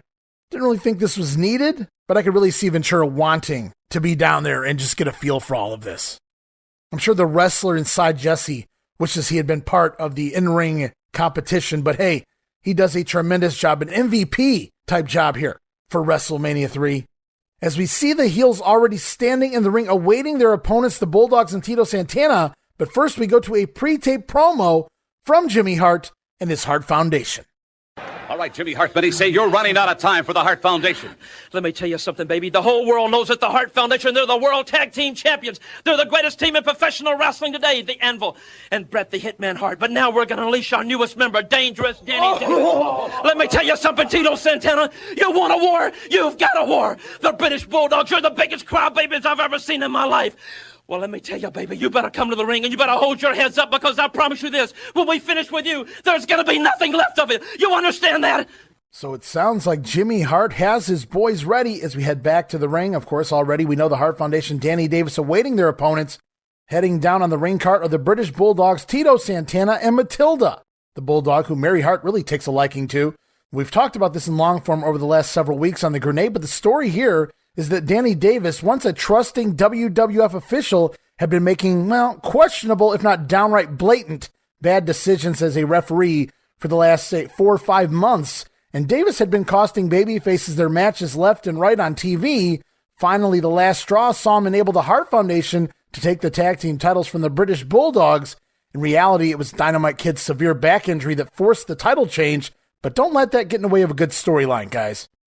Of course, as we know by now, they also had a little bit of retcon fun here, claiming that Danny Davis also purposely cost Tito Santana the Intercontinental title back in February of '86 in the Boston Garden, giving the belt to the Macho Man Randy Savage. Now, that was in all actuality a good 7-8 months before they started planting the seeds of the Danny Davis turn, but a good way to work Tito Santana into the story nevertheless. Finally, after costing the Bulldogs the belts the following week, Danny Davis rushes out to ringside, trying to take over as referee for a match involving Tito Santana versus Terry Gibbs, but he's stopped in his tracks by President Jack Tunney. Finally, Tunney had seen enough and announced over the loudspeakers that he was suspending Danny Davis for life. from refereeing here in the WWF, and much like the Hot Rod's retirement, for life means about 2 years, as we'll find out in 1989. But immediately after being fired as referee, Jimmy Hart signs Danny Davis to a wrestling contract as the newest member of the Hart Foundation. And this entire angle was hot as hell when it first went down. People sometimes forget just how over this angle was and how much heat Danny Davis had at this point in time. And looking back, people remember Davis as mainly doing jobs while he was wrestling in the ring, but you better believe this shit was over at the time of WrestleMania III. An ultimate heel was Danny Davis by this point. So this marks Davis's quote-unquote debut in the ring if you ignore his run as Mr. X and the few matches he's had on the house shows heading into this big event. But we ignore all of that. For storyline's sake, this is the official debut of referee Danny Davis as now wrestler, Dangerous Danny Davis. And I look around the ring here, Tito Santana, the British Bulldogs, the Hart Foundation, all in one match? Well, hell, this can easily rank in the top 2 matches on the show in regards to a wrestling capacity, you would have to believe. And Jimmy Hart, after just taking an ass-kicking before intermission in the Adrian Adonis Roddy Piper match, he comes right back out here for more action. What a trooper is Jimmy Hart here tonight. And I highly doubt this was planned, but as we return from intermission, the sky above has changed. Yes, it appears to be getting darker here in the Silverdome. That nice dark blue tint coming through the dome means that the sun is beginning to go down for the second half of WrestleMania 3, and Davis has added long tights to his gear now, for the better, I might say. But his gear still looks like something off the dollar rack at the Goodwill. And if you've ever seen Danny Davis wrestle as the masked Mr. X, you'll note that he has a decent physique. So he's not wearing this full body costume to hide his physique. But what Danny did have was noticeably a bad case of body acne, and you can see the scars on his face as well from earlier in his life. And he also uses full body gear to cover his forearm tattoo that he had as Mr. X as well. WWF very big on covering those tattoos, trying not to give things away. We've seen that with Smash recently, Barry Darsow, painting up his tattoo on his arm to hide the fact that somebody might notice him as Crusher Khrushchev. And Danny Davis now, he goes from wrestling in trunks, striped trunks now, to a full body outfit, which, given how awkward those trunks looked, I'm all in on this decision. So the baby faces hit the ring, and Matilda is right after Jimmy Hart. Hart Foundation sent to the floor and whipped into each other on the outside. Then the Bulldogs pick up Dangerous Danny Davis over their head and press Danny Davis over the top rope, right out of the ring on top of the Hart Foundation at ringside. What a way to get the crowd right back into things after intermission. What a great opening spot. And unfortunately, the press slam, you can see it coming, but you don't really get the full effect of it. The camera misses a little of it. There is a great picture, old wrestling trading card picture of said press slam, but just a very cool way to get the fans right back into things, get the action flowing with something high impact, like using Danny Davis as a projectile, tossing him out of the ring down onto the Hart Foundation. And that's 2 years in a row that the Anvils had to catch somebody in such a spectacular way. Last year it was Bret Hart in the Battle Royal with Andre the Giant. This year it's both Hart Foundation having to catch the launched Danny Davis. Nevertheless, a fun bump, and I should note that Mary Hart Bob Uecker sticking around for commentary here with Gorilla Monsoon, because remember, Jesse Ventura was down at ringside, and it's going to take a few minutes to get back all the way back up to Gorilla Monsoon. So the camera actually cuts to Jesse Ventura riding back on the ring cart, holding Matilda. Very interesting there. Jesse Ventura seemingly taking orders from a female dog. It's bad enough that you got to take orders from a dog, but you got to take orders from a bitch. And I should note, as we get going, the referee for this matchup, Jack Kruger, as things slow down and we get things going one-on-one, Tito Santana and Bret Hart going to kick things off here. They get things going with a little wrestling on the mat, but quick tags sees everyone get into the match pretty quickly, except, you guessed it, Danny Davis, wise to stay on the apron, let the wrestlers do the wrestling thus far in the matchup. The baby faces take over control until Tito Santana backed into the heel corner and is triple teamed by all members of the Hart Foundation. Meanwhile, on commentary, Mary Hart wants everyone to know she is absolutely in no way related to any of the Harts in this match, but she enjoys their hot pink numbers, guys. Santana finally manages to escape the anvil and tags out to Davey Boy Smith. Smith comes in a house of fire with a nice backdrop on the anvil, but then Bret Hart distracts Davey Boy, and the Hart Foundation take over for just a brief second before Bret Hart misses his second rope elbow drop on Davey, and it's time. Dynamite Kid tags in. Let's see what Dynamite can do. Remember, it was just a couple weeks ago on TV. Dynamite Kid noticeably selling that back. He came out to ringside, he and Davey Boy, to watch a Tito Santana versus Greg Valentine matchup, which actually aired the weekend of WrestleMania 3. And it was noticeable that Dynamite, he had to kneel to watch the match and then use the apron to even pull himself up and prop himself up. So it's going to be very interesting to see what Dynamite Kid does here as he tags into the matchup.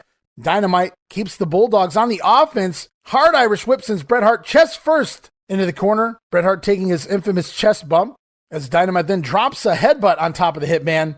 But the Anvil runs the distraction and the Hart Foundation are right back in control. This time getting heat on the Dynamite Kid. Not sure that that's wise. But the Kid fights back for a snap suplex on the Hitman, but the Anvil prevents it and Hart gingerly works over the back of the Dynamite Kid. So the Kid teasing for his patented snap suplex. They have it like Jim Neidhart puts a stop to it, but in reality, I don't know if Dynamite could even deliver the move at this point. Great tease there, though. And the Hart Foundation back in control on Dynamite Kid. They appear to be taking it easy on Dynamite given his injuries. But the Harts even bust out the demolition decapitation maneuver. The Anvil with the backbreaker and the Hitman off the middle rope with the big elbow sends the Kid down to the mat. As we heard it back in the first matchup, Gorilla Monsoon once again using the moniker, the excellence of execution here to describe Bret Hart in this matchup. At that point, I came to the conclusion, Bret Hart and Bob Orton should have had a match for the rights to this nickname. One thing's for certain, Gorilla Monsoon was going to make sure that this moniker stuck on someone. So with Dynamite Kid down on the mat, now is the time. Finally, yes, Dangerous Danny Davis tags into the match for the very first time. And the cocky, evil heel former referee Davis comes in, takes a couple of cheap kicks, a couple of stomps on the Kid, then runs over and tags right back out of the match as the crowd is hot at Davis. Loud boos here for the cowardice act of Danny Davis coming in, taking a couple of cheap stomps on Dynamite Kid, and then right back out of the ring. The crowd sees it as cowardice. I see it as wise. So the Hart Foundation right back on top of Dynamite before Davis tags back in a second time, takes another couple cheap shots, struts around a little before tagging back out, and the fans are eating it up, booing the hell out of Dangerous Danny Davis. This dude knows how to get heat, that's for sure. So the heels continue on the offense before Danny Davis makes his third tag now back into the ring. And this time the Harts try an assisted slingshot splash into the ring by Danny Davis. And I know Davis can pull this off. I've seen him as Mr. X actually bust out a springboard spot before. But in this instance, the Hart Foundation attempt to assist Danny Davis on a slingshot splash into the ring. But up go the knees of the Dynamite Kid. Danny Davis landing right onto the knees of the Kid. And it's hot tag time. Arriba, Tito Santana tags in, and you know who's legal? It's Dangerous Danny Davis. Uh-oh. And Santana goes right after the former referee, knocking the Hart Foundation both off the apron so they can't come to assistance. Tito Santana with a big backdrop and the flying forearm on Davis. But Tito, he doesn't want to go for a cover. Tito Santana looking for the figure four as he spins the leg of Danny Davis, but out of nowhere comes the Anvil blasting Santana with a clothesline to the back of the head, sending him down to the mat, saving Danny Davis at least just for a moment. Tito, though, able to make the tag out to Davey Boy Smith. And now it's Davey's turn to get a little revenge and work over the former referee. We even see a callback to WrestleMania 2, Davey Boy ramming the head of Davis into the Dynamite Kid standing on the apron. Now, needless to say, Dynamite doesn't take that crazy bump off the ropes to the floor this year, but I do love the callback there. Davis getting rammed in the head of the Dynamite Kid since Dynamite can't do a whole lot in the ring. Still getting involved here in the revenge on Danny Davis. From there, Davey Boy Smith with the tombstone pile driver on Dangerous Danny, and then a big vertical suplex as Davis looks like he's in another world. No idea where he is. This could be it for Team Hart Foundation as Smith sets Davis up for the big patented running power slam down on the former referee. But Jim Neidhart in again stops the count as Smith looked to have the win. And Tito Santana out of nowhere, coming off screen, blasting Neidhart with a giant flying forearm. Awesome spot there. Great looking spot by Tito Santana. Flying in from off screen, smashing Neidhart with the flying forearm for his interference. And eventually we've got all 6 men in the ring. And during the confusion, Jimmy Hart tosses Danny Davis the megaphone. Davis winds up smashing the megaphone upside the head of Davey Boy Smith and somehow manages to get the pin. Danny Davis steals the win. He does it yet again, screwing the Bulldogs and Tito Santana one more time. Danny Davis pins Davey Boy Smith with that megaphone shot, 8 minutes and 49 seconds, to the crowd's dismay.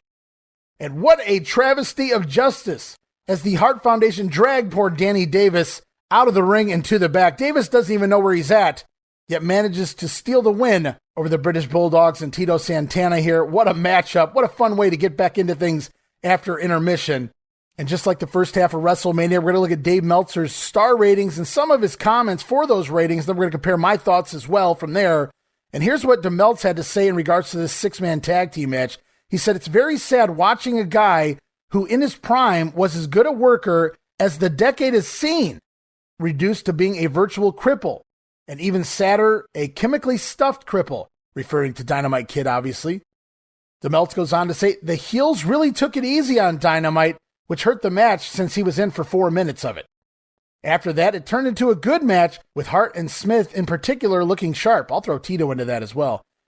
From there, Meltzer says, "Davis wasn't in much, but he seemed out of his league. Working with a super talent like Davey Boy Smith, Meltzer gave this match 2 3/4 stars. All right, now we'll move on to my thoughts in regards to this match. And before we get to the actual wrestling, let's talk about the announcers for this match. Remember, Jesse Ventura was out of the commentary booth for this matchup. Instead, it was Gorilla Monsoon along with 2 celebrity guests, Bob Uecker and Mary Hart. Now, right away, you might think, uh-oh. And I don't mean Susan St. James, WrestleMania 2, uh-oh. In most other years, having 2 celebrities calling a match with you could mean doom. However, in this instance, announcer-wise, I thought Mary Hart and even more so Bob Uecker did a phenomenal job for what they were here. For celebrities, they were far from embarrassing, very engaging in the matchup. Mary Hart knew a little bit about the storyline, even calling a few of the moves. Meanwhile, Bob Uecker got it as usual, even pointing out that when Tito Santana finally got his hands on Danny Davis in the matchup, he had been waiting over a year for this moment. And it's obvious, unlike some of the other celebrities of the past and future, these two, Mary Hart, Bob Uecker, all in for WWF, all in for WrestleMania. They were down to do whatever was asked of them, not just there for the main event roles, the guest ring announcer, the guest timekeeper. They were easily 100 times better than last year's Kathy Lee Crosby or Susan St. James. You can thank her husband, Dick Ebersol, for that spot. Not going to completely shit on Elvira because, well, she's Elvira. Now, as for the matchup, it was indeed unfortunate to see Dynamite Kid in there at less than 100%. It really doesn't look like he belongs in the ring at this point. I really can't imagine how bad off he was here and still managed to work the show, though we obviously didn't get to see the Dynamite we were used to seeing. As we've discussed in some of the previous episodes, he had already returned earlier in March, but he had been protected up to this point, working 5-minute matches, not even tagging in some of those matches. And he was noticeably much smaller here as well than before he left with the injury back in December of '86. So got to point that out as well. Dynamite Kid losing a few pounds, not able to work out or do some of the things he was doing prior to the injury. And I won't hold that against him, but I still feel like he had no business in the ring here. And so while the heels went easy on the Dynamite Kid, it was Tito Santana and Davey Boy Smith really shining in the offense here. Good stuff with Danny Davis getting in the cheap shots throughout the match, walking around with a little cocky strut, tagging back out, and then eventually stealing the win for his team. Tito Santana looked especially good during a period where it appeared he may have been slipping down the totem pole as far as the spot on the roster goes. Tito Santana really shined in this match as well, I thought. So the storytelling in the match was Tito Santana, Davey Boy Smith both got their revenge on Danny Davis, beating the living crap out of him for several minutes before Davis, though, comes back and steals the win for his team. And I looked at the babyface side of things, but I have to say the Hart Foundation were on as well here. All around solid match. Hate that the cameras missed the Bulldogs pressing Davis outside onto them at the start. Again, though, remember, guys, there's a great WrestleMania trading card of that spot out there somewhere. In fact, I remember the first time I got that card back around 1991. I was like, when did that spot take place? I hadn't even realized that this spot happened until I saw the trading card. Then I went back to find where it happened in the match, and lo and behold, it was happening right at the beginning of the match. Just real cool stuff. And I digress. We get back to this. Dynamite Kid absolutely gets a break here, given the fact that he had no business even near the ring. Overall, this was pretty much what a match should be. I give it about 3 stars, just above what Dave Meltzer rated it. So we're still on the same page thus far, Dave. Now I'm going to give you a little flashback to the child in me. Let's go back 35 years to when I was a kid. And now, as a kid, this finish bothered me for years. I didn't understand why a former referee was pinning a top babyface, even with the megaphone being used. I was expecting the faces to get their revenge here. Naturally, we all were. Why didn't they? I couldn't figure it out as a kid. It bothered me for years. In my mind, and I know this wasn't intentional on their end, they were telling long-term storylines here, but it neutered the Bulldogs, pun intended. But as I got older, now I get it. Psychology. Danny Davis just started wrestling. He needed the win to keep the story going, to keep the heat going. You guys are keeping the story going, right? Well, I guess we'll find out very soon the future of dangerous Danny Davis as a wrestler. But WrestleMania rolls on. We head backstage. Mean Gene Okerlund standing by with the challenger to the WWF Championship. It's Andre the Giant along with manager Bobby the Brain Heenan. With me at this time, manager Bobby the Brain Heenan. And I'm privileged to be standing next to the most extraordinary athlete of all time. He is not elected until this date to challenge Hulk Hogan for the heavyweight championship. And this afternoon at WrestleMania III, Bobby Heenan, your man, Andre the Giant, will be doing just that. You bet he's going to be doing just that. He's going to become the heavyweight champion of the world. And I'll tell you why. First of all, the man is undefeated in over 15 years as a professional athlete. Hulk Hogan has never been in the ring or met a man bigger than him, stronger than him, taller than him, that weighs more than him, and with a burning will inside more than Andre the Giant. You see, Hogan, few short hours from now, that clock is ticking, and it's ticking in our direction, not yours. Hulkamania is over. Hulkamania is dead. The door's going to be shut on the history books of Hulk Hogan once and for all. There is a new heavyweight champion of the world, the odds-on favorite in Las Vegas and all over the whole wrestling world. They're picking Andre the Giant. Nobody can defeat this man. Nobody even can come close to defeating this man. And Hogan, I know what's happening to you now because it's happening to me. The butterflies are in my stomachs. The adrenaline's flowing through my veins, and I'm getting ready because I'm going to manage the heavyweight champion of the world. And Hogan, hey, you had 3 good years. You got nothing to look back on. But it's all over. Andre the Giant, the new heavyweight champion of the world. The biggest heavyweight title bout of all time, Andre the Giant to meet Hulk Hogan. All right, so the Brain reiterating that there will be a new champion tonight. And Andre the Giant, Bobby Heenan rocking an awesome-looking white tuxedo for this special occasion. Now, Andre, on the other hand, doesn't speak a word in this promo. Very stoic-like, very zombie-like state is Andre the Giant here. Very creepy, as he doesn't move throughout the entire promo, just standing, staring straight ahead. Almost Frankenstein-like, very creepy. Andre the Giant. This monster looks ready for his crack at the WWF title, but the show goes on, and it's back to the ring for the Birdman. Koko Beware, he's headed down to take on the natural Butch Reed. Slick in his corner. Not a whole lot behind this one. We've seen on TV Koko Beware aid George the Animal Steele and Tito Santana in their matches with the natural Butch Reed, usually thanks to the outside interference of Slick. Koko usually coming out to counteract Slick and his shenanigans. Koko also the man who eliminated Butch Reed from the Saturday night's main event Battle Royal for those keeping score. But the Natural's real feud at this point in time is honestly with Tito Santana.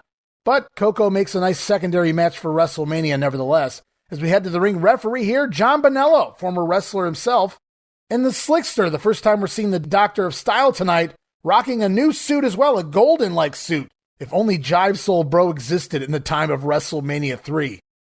But out next was the Birdman, Koko Beware, on his way out to Morris Day in the Times, The Bird. Yes, back in the day when a few real songs were still being used for entrance themes. This is just briefly before the pile driver theme will take over. Koko Beware hits the ring with Frankie. So everyone involved making their WrestleMania debut. Reed, Slick, Koko, yes, even the macaw, Frankie. Wonder how much he got paid. And back just in time for the next matchup, Jesse the Body Ventura returns. We see a shot of the announcers high atop the Silverdome, and we catch something very interesting here as we get an over-the-back shot of Gorilla and Jesse here, as we see Jesse Ventura doing his infamous nervous twitch as he rocks back and forth before realizing he's on camera. You know, Tony Schiavone and several others have told that story that when Jesse Ventura would sit and do commentary, he would actually rock back and forth. It was almost like a nervous twitch of sorts. Jesse Ventura calming himself down by rocking back and forth while doing commentary. You actually see that here before Ventura realizes, oops, I'm on commentary, and straightens up. And wouldn't you know it, realizing he's on commentary, the Body being the Body, he turns around to show off and pimp his new WrestleMania 3 t-shirt he's now wearing since returning from intermission. Very cool there, no shame in Jesse's game, rocking the WrestleMania 3 t-shirt. I'd love to get me one of those. As the body also says, his good friend Barry Blaustein looking forward to this match between Reed and Koko B. Ware. Does that name sound familiar to you? Barry Blaustein, the man behind the Beyond the Mat documentary, name dropped here at WrestleMania 3. And the body also channeling his inner Bobby Heenan here as he has a revelation about Koko B. Ware's middle initial. You know, of course, Gorilla, the B stands for buckwheat. No, it doesn't. Oh, yes, it does. Buckwheat. Give me a break. He told me he's got a brother, too, named Stymie. Get out of here. Where's a derby? I remember this line like yesterday. The B stands for buckwheat. Has a brother named Stymie. Where's a derby? Oh, Jesse. And I have no idea why they waited for Koko to get in the ring before we hear the intros for this matchup, but Ware rocking a Michael Jackson white glove, a throwback to his PYT days, no doubt. And as the bell sounds, Butch Reed claims a hair pull right out of the gate, which is funny, all things considered. Not a lot there to grab from the natural. But the Birdman glides over a body slam attempt and tries a roll-up, but Reed grabs the ropes, blocking the spot. Koko B. Ware, though, with a dropkick, sending Reed over the top rope and out to the floor. Then once back inside, Koko telegraphs a backdrop, and Reed lowers the boom. As we see an over-the-beak shot of Frankie. It looks like Frankie's trying to eat the ringside camera. I wonder if Vince deducted that from Koko's pay. And Butch Reed barely musters some generic kick and punch offense before Ware reverses a whip into the corner and takes over with a hip toss and some nice drop kicks. Ware comes running off the ropes with a cross body block, but Butch Reed uses the momentum to roll over on top, hook the tights of the Birdman, and Butch Reed steals the quick win in just 3 minutes and 38 seconds. Wow, that was fast. Post-match, Koko B. Ware goes after the natural, but Slick cracks his cane across the back of Koko B. Ware, repeatedly hammering the Birdman down to the mat with the cane. It's the Slickster, but before Slick and Reed can put the Birdman out, Tito Santana returns to ringside, makes his way down. Wow, that was fast. Tito out of nowhere. And I have to wonder, was he already down there by this time? Because Tito shot in the ring like a bolt of lightning. Now you have to remember, we talked about it going into the match, Santana has had his issues with Reed and Slick going all the way back to January when Santana slammed the manager Slick in the middle of the ring. And since that time, Slick has generated a few attacks on Santana as well. And here Tito Santana returns to save the Birdman, maybe get a little revenge for himself as well. Tito manhandles the Doctor of Style here, ripping the suit off the Slickster. And then from there, it's Koko B. Ware and Tito Santana teaming up for a double dropkick, sending Butch Reed out of the ring. But the poor Doctor of Style, humiliated, having his suit ripped into pieces in the middle of the ring at WrestleMania of all places. Butch Reed and Slick hightailing it out of there as Koko B. Ware doing the bird. Tito Santana joining him on the mini cart as they head backstage, and we conclude yet another match at WrestleMania. And so much like Brutus Beefcake earlier, I wonder where was Tito Santana at here, because as fast as Brutus got to ringside, at least he had a cue. At least Adonis put Piper in the sleeper, and he had a bit of time to get down to ringside for his spot. Here with Tito Santana, yeah, he knew the spot was coming, but he shot in the ring the minute it was time for him to be there.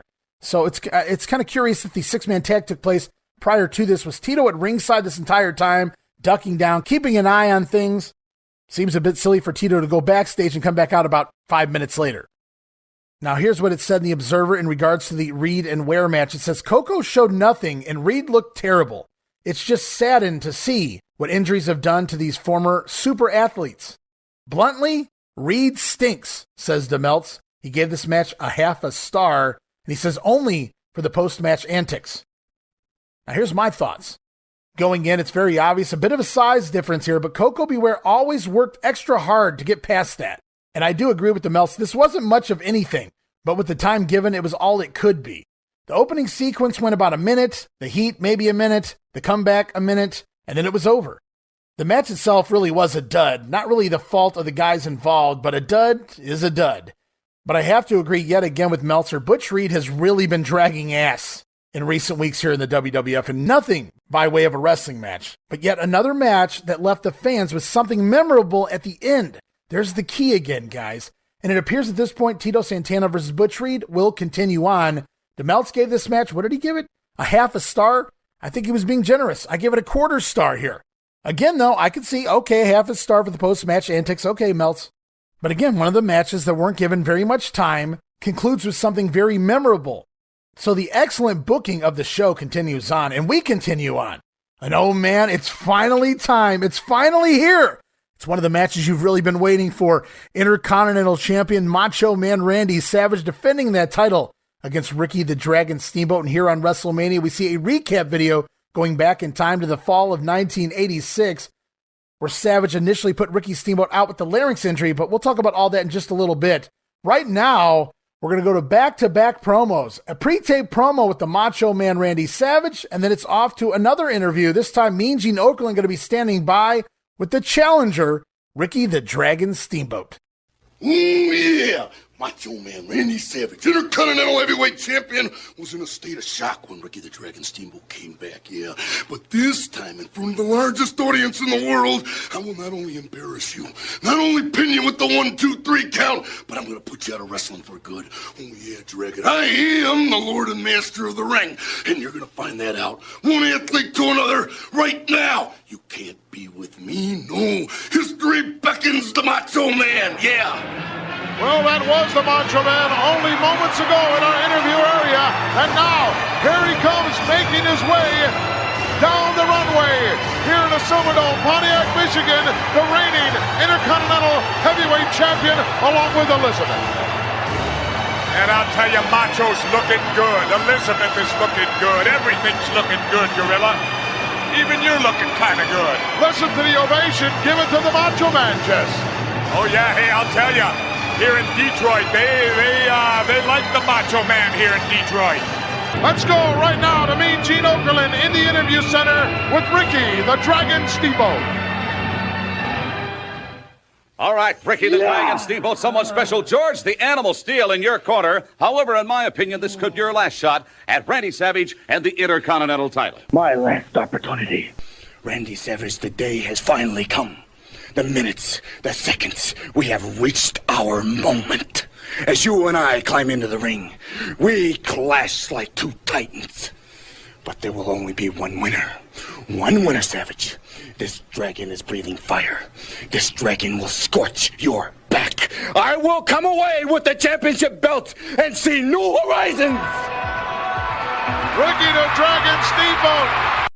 My God, that Macho Man promo, for as fun as the one was earlier with Miss Elizabeth and Mary Hart, we talked about it on the first half, episode 73 of The Grenade, the first half of WrestleMania 3. This one, far more intense. Intensity, intensity, intensity, aha! History beckons the Macho Man. Ooh, yeah. Yeah. History beckons the Macho Man.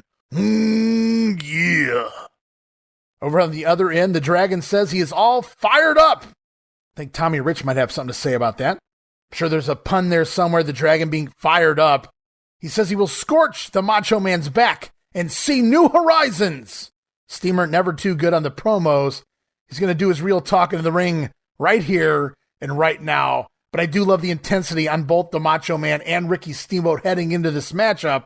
Now, we started to touch on it when we were talking about the feud video, the feud recap video that they played prior to the promos, but back last year, these two would compete in a match on WWF TV for the IC title, which would end with Randy Savage crushing the larynx of Ricky the Dragon Steamboat with a double axe handle, first driving a double axe handle from the top rope into the back of Steamboat, driving his throat into the top of the guardrail, and then inside the ring, Savage coming off the top rope, driving the ring bell once again into the throat, into the larynx area of the Dragon. Now, Ricky Steamboat will be stretchered out of the arena, where we would learn that he suffered a crushed larynx, and he may never be able to speak again, may never be able to compete again. And he's lucky to have even survived this entire ordeal. While Bruno Sammartino went after that slime, You piece of slime! the Macho Man, vignettes would air week to week of Ricky Steamboat's doctor advising the Dragon from returning to the ring. Even his wife Bonnie Steamboat making a comment on the situation. Of course, she had to get herself in there. And we even saw clips of Ricky Steamboat going through therapy in order to learn to speak again. Now, as we all know by now, Steamboat would make a surprise return during the January 3rd edition of Saturday Night's Main Event during a match between Randy Savage and George the Animal Steele. And speaking of the Animal, the Dragon wasn't the only one with issues in regards to the Macho Man, because George Steele has had his own issues with Randy Savage going back over a year. Remember, Steele and Savage even competed at last year's WrestleMania. And we all know by now the infatuation the Animal has with the lovely Miss Elizabeth. Most recently, on the March 14th edition of Saturday Night's Main Event, Match saw Randy Savage once again pitted against George the Animal Steele, with Elizabeth on the line this time. As a prize of all things, yes, Miss Elizabeth on the line is a prize in a match between the Animal and the Macho Man. Savage barely escaping that one on a countout after using a lifeguard chair as a weapon to win the matchup, but the issues with Steamboat continued at the end of that contest and later in the night as well during a Steamboat and Iron Sheik bout. The two men wanted at each other badly. Well, wait no longer. Here it is. The match many have deemed the greatest WrestleMania match of all time, the greatest match of the 80s, the match that changed the business. You can call it whatever you like. One thing's for sure, it has a very special place in professional wrestling history. As we get going here, we see the referee, Dave Hebner, for this one. And it's the champion, the Macho Man, entering first with Miss Elizabeth by his side. Out next, the challenger, Ricky the Dragon Steamboat, and of course escorted to the ring by his corner man for this one, George the Animal Steele. And the bell sounds. The match begins as we see some feeling out by both men. The Dragon with counters early on, but the Macho Man's eyes catch George Steele on the outside, maneuvering toward the corner of the lovely Elizabeth, and Macho Man hops out of the ring to reposition Elizabeth to the other side of the ring, hoping it might take George another at least 15 minutes to figure out how to walk around to get to Elizabeth yet again. Macho Man going to have to keep his focus, however, on Ricky Steamboat here if he wants to retain the title. And the match starts off with the intensity you might expect. Quick maneuvering around the ring by both men. Steamboat with some deep arm drags, and then even picks Savage up by his throat. Double-handed chokehold. Steamboat holding the Macho Man up in the air for a little revenge.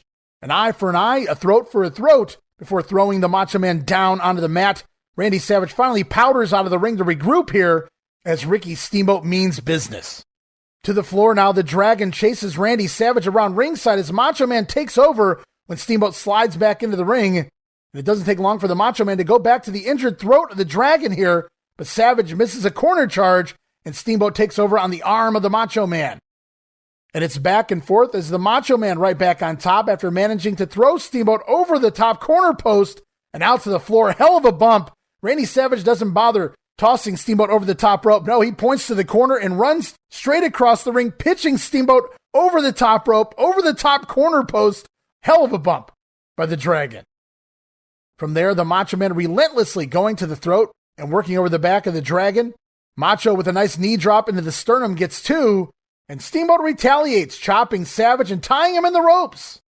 Savage manages to get free before any harm can be done. Nice reversal spots by both men, and Steamboat with a body block and more deep arm drags and tackles, but goes to the well once too many times, and Savage nails him with a high knee in the back, taking down the Dragon.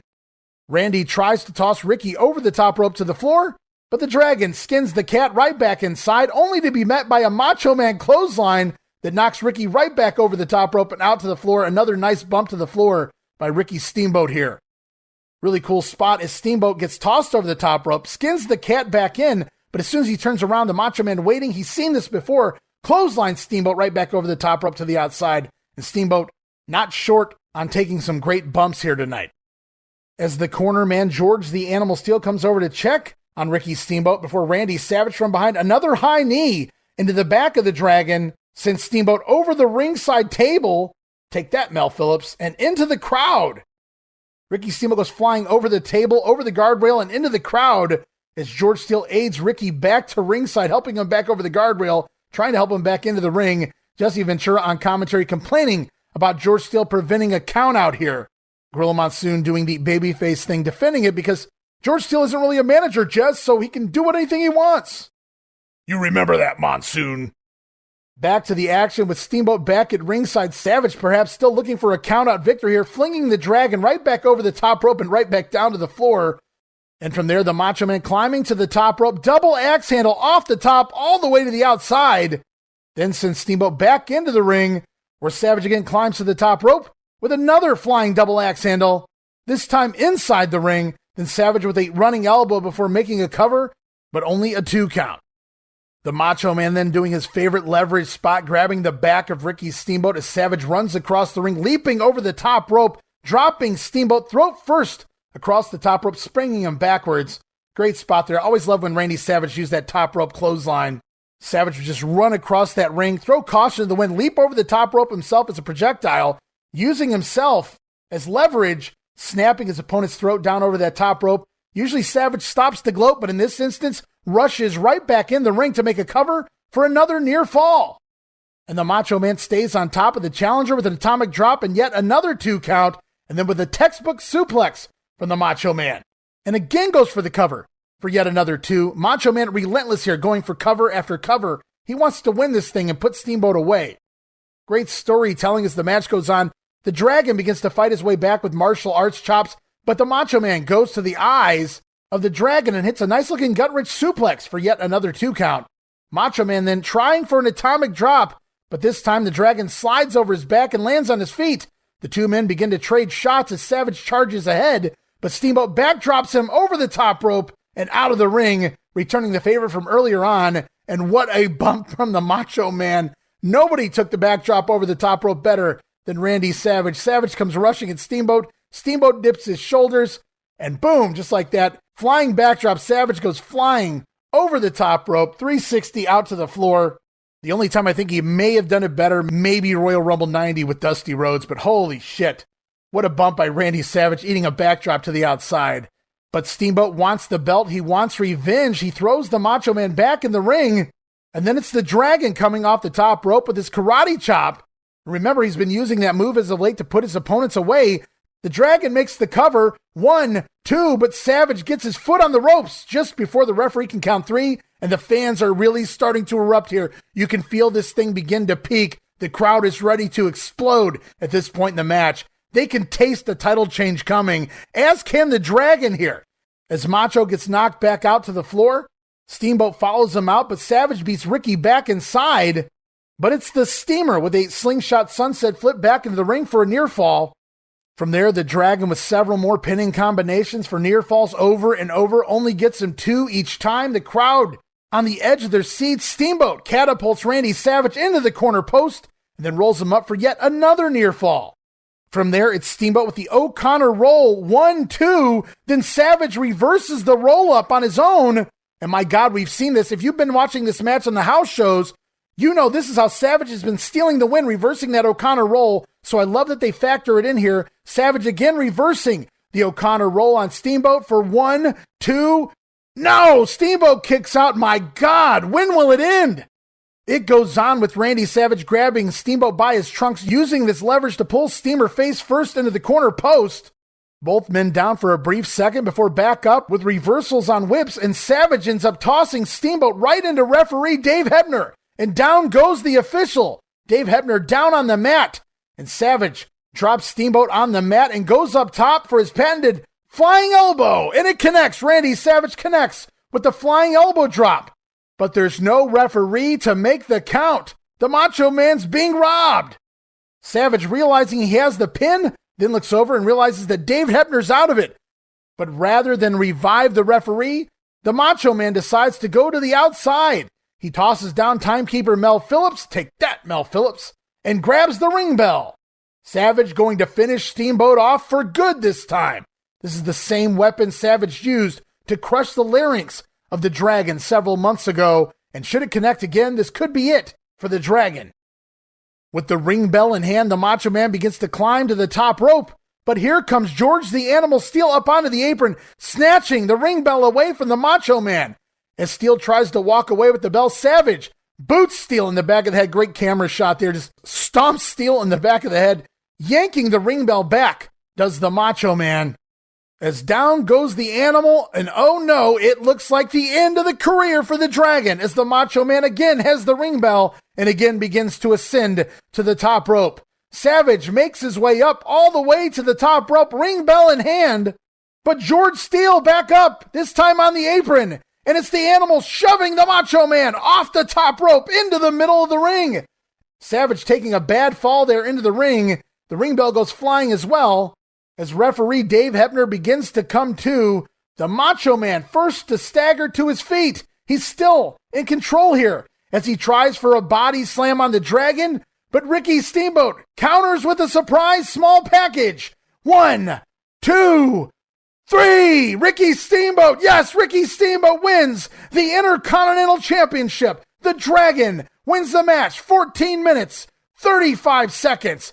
And Ricky Steamboat will leave the ring in celebration with George the Animal Steel by his side. as we see Ricky the Dragon Steamboat clutching that Intercontinental title, holding it up to the fans as he leaves ringside of the ring cart, George the Animal Steel by his side, swinging on the monkey bars as the Animal using the ropes here in the mini ring cart. In celebration, the Animal and the Dragon leave the ring while the Macho Man is shown sulking as he and Elizabeth climb onto the ring cart, riding away, a dejected Macho Man with his head down on the ropes, sulking, you might even say crying, as we see the saddened Miss Elizabeth by his side. What a match. What a memory. Ricky the Dragon Steamboat and Randy Savage, never to be forgotten. And here's what DeMeltz had to say about that when he said, "It's been almost 1 year since I've seen a WWF match of this caliber, the last time being a Savage versus Tito Santana match at Madison Square Garden in April of '86. In fact, this match was better than any match on Crockett's Starrcade show last Thanksgiving. Tons of near falls on both sides, some exceptional spots, and the match built up in excitement from the beginning. When he's on, Randy Savage is one incredible talent, the equal of anyone in the business besides Ric Flair." Really, Dave? Both guys did an excellent job in making it so that even though Savage lost, he lost none of his steam because he appeared stronger throughout the match. Dave gives this match 4.5 stars. 4.5. All right, Dave. All right, so I'm going to share my thoughts on this match, and then I'm going to give you a few interesting pieces of historical tidbits here, as according to the Macho Man's brother, Lanny Poffo, the referee of this match, Dave Hebner. So let's get going with my thoughts. I wrote, our very first Intercontinental title change in WrestleMania history. There's not much I need to sell you on here. Almost everyone has seen this match by now, and if you haven't, you really need to, guys. The intensity, the great natural ability from both, and yes, even the pre-planning paid off in this one, because as a fan, I don't give a shit how you get there, just as long as you get there. And this got there. This delivered, bar none. I was really glad they didn't overdo the Steel Elizabeth saga. They touched on it right at the very start of the match, and then it went in the background, never to be mentioned again for the rest of the match. I love that they touched on it early, and then it was all focal point, Steamboat and Savage in this one. Just a really great back and forth match. The tide was always turning. We didn't see that a lot back in those days. Lots of near falls, something like 20 to 22 false finishes in this match. These guys were going for the win. Very believable. It just kept you on your toes, knowing that either man could win at any given minute in this one. Big win for the Dragon, who would blow this all away in record time by asking for some time off almost immediately after this event. But we'll get into that on a later episode of The Grenade. As for this match, this was one of those matches that had everything you need to call it a perfect match. And they somehow managed to configure George Steele into the story, get involved, and everything still made perfect sense. You really couldn't complain. DeMeltz gave this thing 4.5 stars. You know, for years, I've rated this thing a few times online when I've wrote my little pay-per-view reviews and things like that on websites in years past. And I've never given this match 5 stars. I've typically really honestly gave it around 4.5 like DeMeltz. There's always something I was wanting, something a little more. But in 1987, I don't know how this doesn't get 5 stars. Blows my fucking mind. Now, 35 years later, 4.5 stars, I'll do that right now. If I'm doing 2022 rating, 4.5 stars. How Meltzer gave this thing anything less than 5 stars in 1987. Show me your fucking 5-star ratings in 87 and earlier Melts. And I know they're out there, guys, so feel free to send them my way. But the fact that this thing didn't get 5 stars in 87, kiss my ass. Dummy, yeah. Dummy, yeah. Dummy, yeah. Unbelievable, these two. Just unbelievable.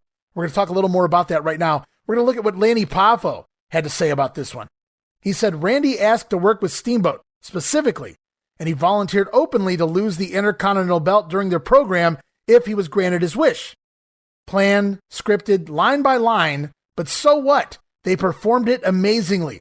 Hebner was chosen early on to be the referee, supposedly handpicked by the Macho Man Randy Savage due to Hebner's intensity when counting the falls, which was very pivotal, very important here. 20 to 22 false finishes here.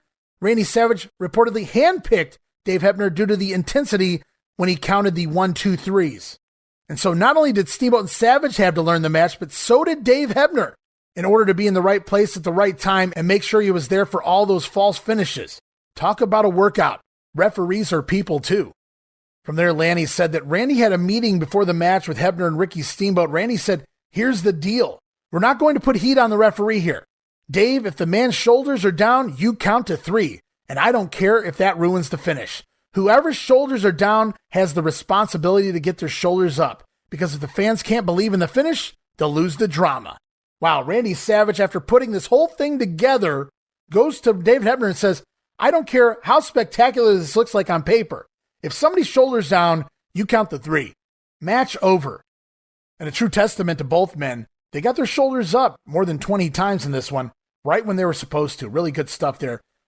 Now, as far as that story goes, it was told to Dave Hebner, and here's what Hebner had to say. He said, that's true. That's a true story. If I would have hit the 1, 2, 3, and it wasn't supposed to be the 1, 2, 3, it would have been over. You would have had 93,000 people that were really pissed off, and it could have gone really bad, but Randy and Steamboat just worked their butts off, and it was one of the most exciting matches of all time. Couldn't agree more, Dave Hebner.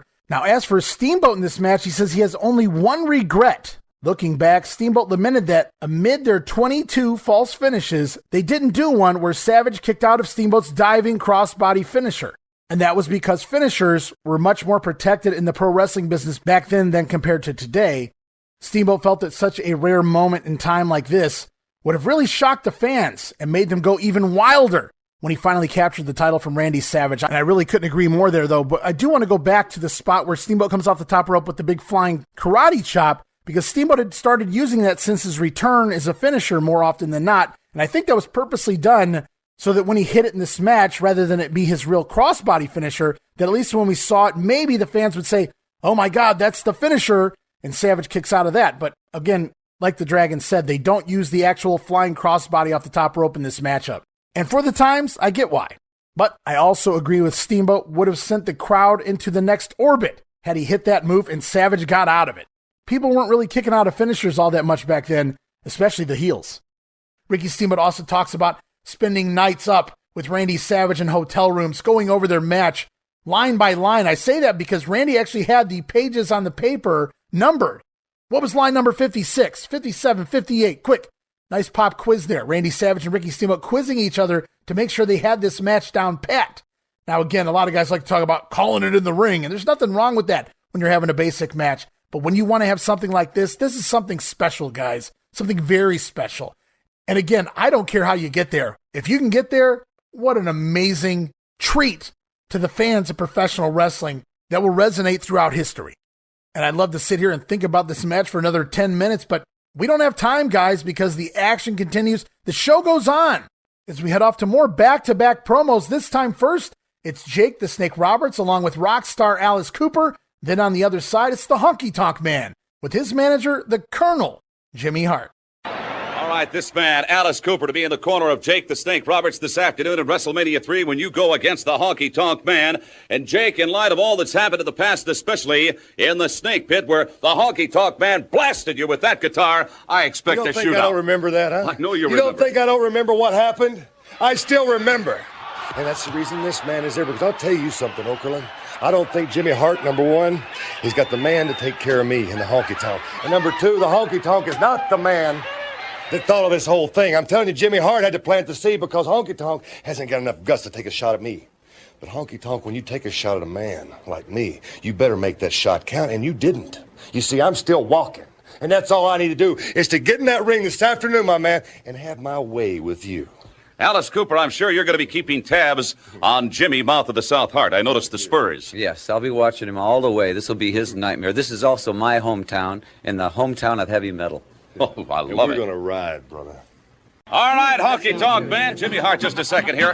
Honky Tonk, your opponent, Jake the Snake, is in the ring, and I understand it, Betty Lou's at ringside. That's Peggy Sue, and she's getting sick and tired of it. Now, I know that 90,000 people out there are waiting. They're waiting for one thing. They want to hear the Honky Tonk Man sing. They want to see the Honky Tonk Man dance. They want to hear the #1 hit single in America today. They want to hear That's All Right, Honky Tonk Mama, and they're going to get to hear it. They're not going to listen to any nightmare song made by Alice Cooper. Let me tell you, Alice Cooper, if you think you're going to put your hands on a colonel, you'll never get a chance, because a Honky Tonk Man is going to take care of Jake the Snake. I'm going to sing and dance for everybody out there that supported me 100%. I love everyone. All right, so we did get a clip there of the Honky Tonk Man smashing the guitar over Jake's head on the set of the Snake Pit.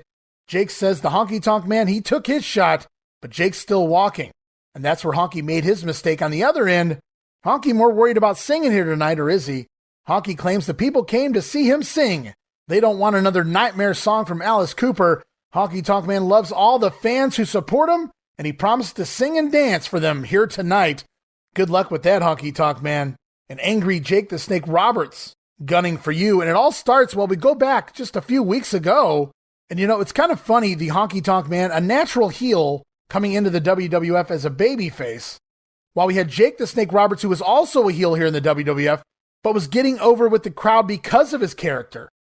So, both men were to be flip-flopped, with the Honky Tonk Man going heel in near record time after just a couple months in the company. Meanwhile, Jake the Snake Roberts' fate was likely sealed after the infamous Snake Pit with Hulk Hogan, where he DDT'd the champion on the set, and the fans popped for it. But you could also argue they've also been testing the waters with Jake the Snake and King Kong Bundy matches on the house shows for the past several months, while both men were both technically still heels. Now, Jake's face turn was solidified after the Honky Tonk Man entered the Snake Pit. Honky, not a fan of snakes, irritated by Jake, as Roberts kept sticking Damien in the face of Honky Tonk Man throughout the interview, and the Snake made no bones about it what he thought about Honky Tonk Man and his singing. He didn't care for Honky nor his music. The Snake then teased Honky one too many times, and kabong! Honky Tonk Man blasts his guitar over the skull of Jake the Snake Roberts and then beats him across the back with it until destroying the guitar. And as I said, solidifying the babyface turn of Jake the Snake Roberts. And we discussed the guitar shot story at length on one of our February 87 editions of The Grenade. Long story short, Honky Tonk Man says it was gimmicked. At one point, Jake said it wasn't gimmicked. Jake then changing his tune, no pun intended, to that it was gimmicked, but not gimmicked enough. So said Jake Roberts. Of course, Jake blaming the guitar shot for all of his injuries leading to his drug abuse.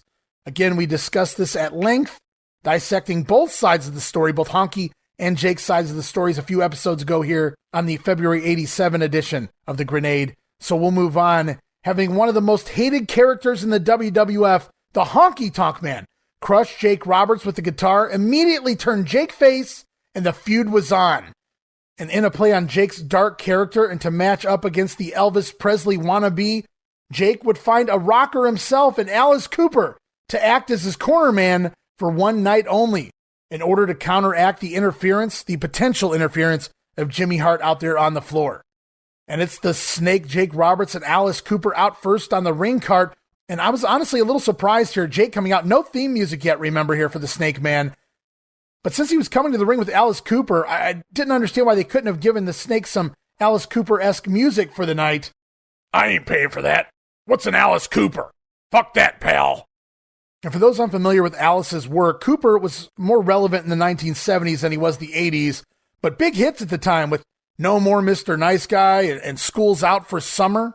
Would have been cool to hear one of those here as Jake made his way to the ring, but it wasn't meant to be. And Cooper mostly irrelevant here to the public eye in the late 1980s, but perfect for this particular match. Jimmy Hart was a musician. There was a lot of Keep On Dancing references to Jimmy's one-hit wonder on the promos leading in to this match, but they never really elaborate on what they're talking about. Honky Tonk Man, a supposed musician, Cooper is a musician, plus his persona has been tied to snakes for his albums and publicity pictures, so it was probably the perfect choice here, as you get snakes and music in the same match, and Alice Cooper, let's face it, far more coherent than Ozzy Osbourne last year. So it's the Snake and Cooper in the ring, followed by the newly dubbed Colonel Jimmy Hart. He's a colonel now, Jess. Jimmy Hart, the colonel and the manager of the Honky Tonk Man.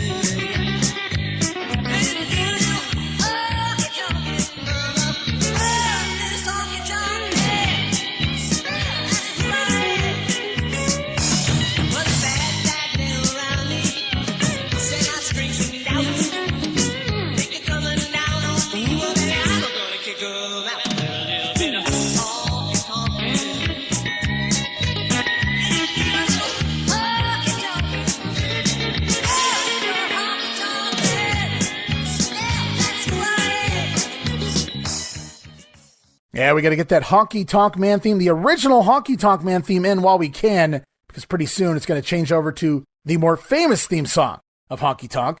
And the referee here for this one, happy Jack Kruger. And Jake doesn't even let the Honky Tonk Man get his gear off. Honky up on the apron, and Jake just yanks him in over the top rope, jumpsuit and all, and works away with jabs and a big knee lift as Honky Tonk Man can't even get out of his entrance gear. And the Honky Tonk Man out to the floor trying to remove that expensive Elvis jumpsuit before any damage can be done to it. But Jake follows him to the outside and rips the suit off of HTM. From there, the Snake with more jabs and a big slam on the Honky Tonk Man on the outside.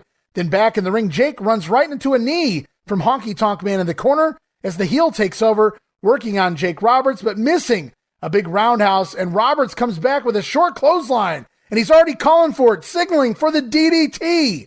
Jake calling for the DDT early on, and the crowd erupts for it. And we get a cool shot of Damien sticking straight up in the burlap sack, the bag in the corner. Jake locks on the front face lock, looking for the DDT, but Honky Tonk Man dropping down to his knees and sliding out to the floor, escaping before it could be applied. Roberts once again outside chasing the Honky Tonk Man around the ring, but Honky reverses a whip and throws the Snake into the ring post. And a really cool bump here as Jake ricochets off the ring post and into the steel railing as well. Jake takes 2 shots into the steel for the price of 1. Alice Cooper attempting to help Roberts back in the ring, but Honky Tonk Man again knocks the Snake into the guardrail, adding insult to injury there. Finally back inside, the fans are chanting for Jake, while Honky comes off the middle rope with cousin Jerry Lawler's patented flying fist drop. But the match goes on, Honky working Roberts over and calls for the shake, rattle, and roll neckbreaker.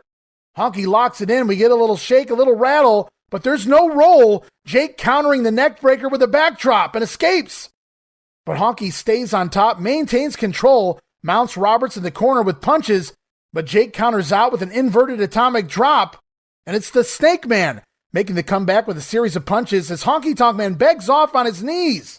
Please, Snake Man, don't hurt me. But that doesn't deter Jake Roberts. Roberts with a backdrop, and then the fans calling for the DDT once again. Honky Tonk Man trying to escape, finds himself sitting on the middle rope as they play a little rocking chair gimmick here. Jake the Snake delivering punches to the Honky Tonk Man. He's holding the top rope, keeping himself up, but rocking back and forth on the middle rope for a fun spot. Great little comedy sell job there by the Honky Tonk Man. As Roberts once again looks for it, Jake once again hooks in the DDT. Front face lock applied on the Honky Tonk Man. And this time it doesn't appear Honky is going to escape. But Jimmy Hart on the outside grabbing the Snake by his ankle, distracting Jake Roberts. And the Honky Tonk Man rolling Jake up from behind with a handful of tights for the win. 7 minutes and 4 seconds. The Honky Tonk Man surprisingly stealing a win here over Jake the Snake Roberts with a roll-up and a hook of the tights. All thanks to the Colonel, Jimmy Hart. Honky Tonk Man rolling out of the ring, attempting to celebrate, but immediately after the match, Jake the Snake Roberts grabs the guitar on the floor and literally swings for the fences at the Honky Tonk Man's face. And thankfully, Honky ducks here, and Jake just destroys the guitar. It explodes against the ring post. I wrote, holy fuck, what a swing. Had that connected, Honky would have had some serious damage done to him, no doubt. Honky Tonk Man ducks the guitar shot and goes running for his life. But meanwhile, back in the ring, Jimmy Hart still ringside.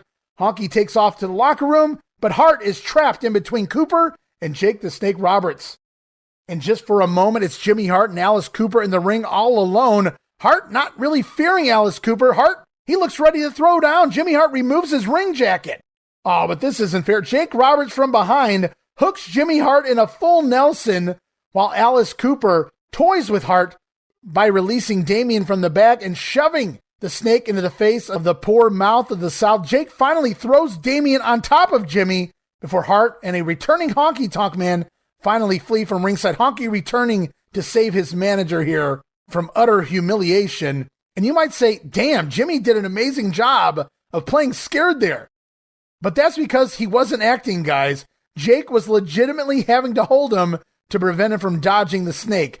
It's been told by many people, including the Honky Tonk Man and Jake the Snake, that Jimmy has said he strained his neck from that full Nelson Jake had applied because he had it applied for real. He was having to hold Jimmy Hart in place so that he wouldn't flee the ring before the spot was done with the Snake.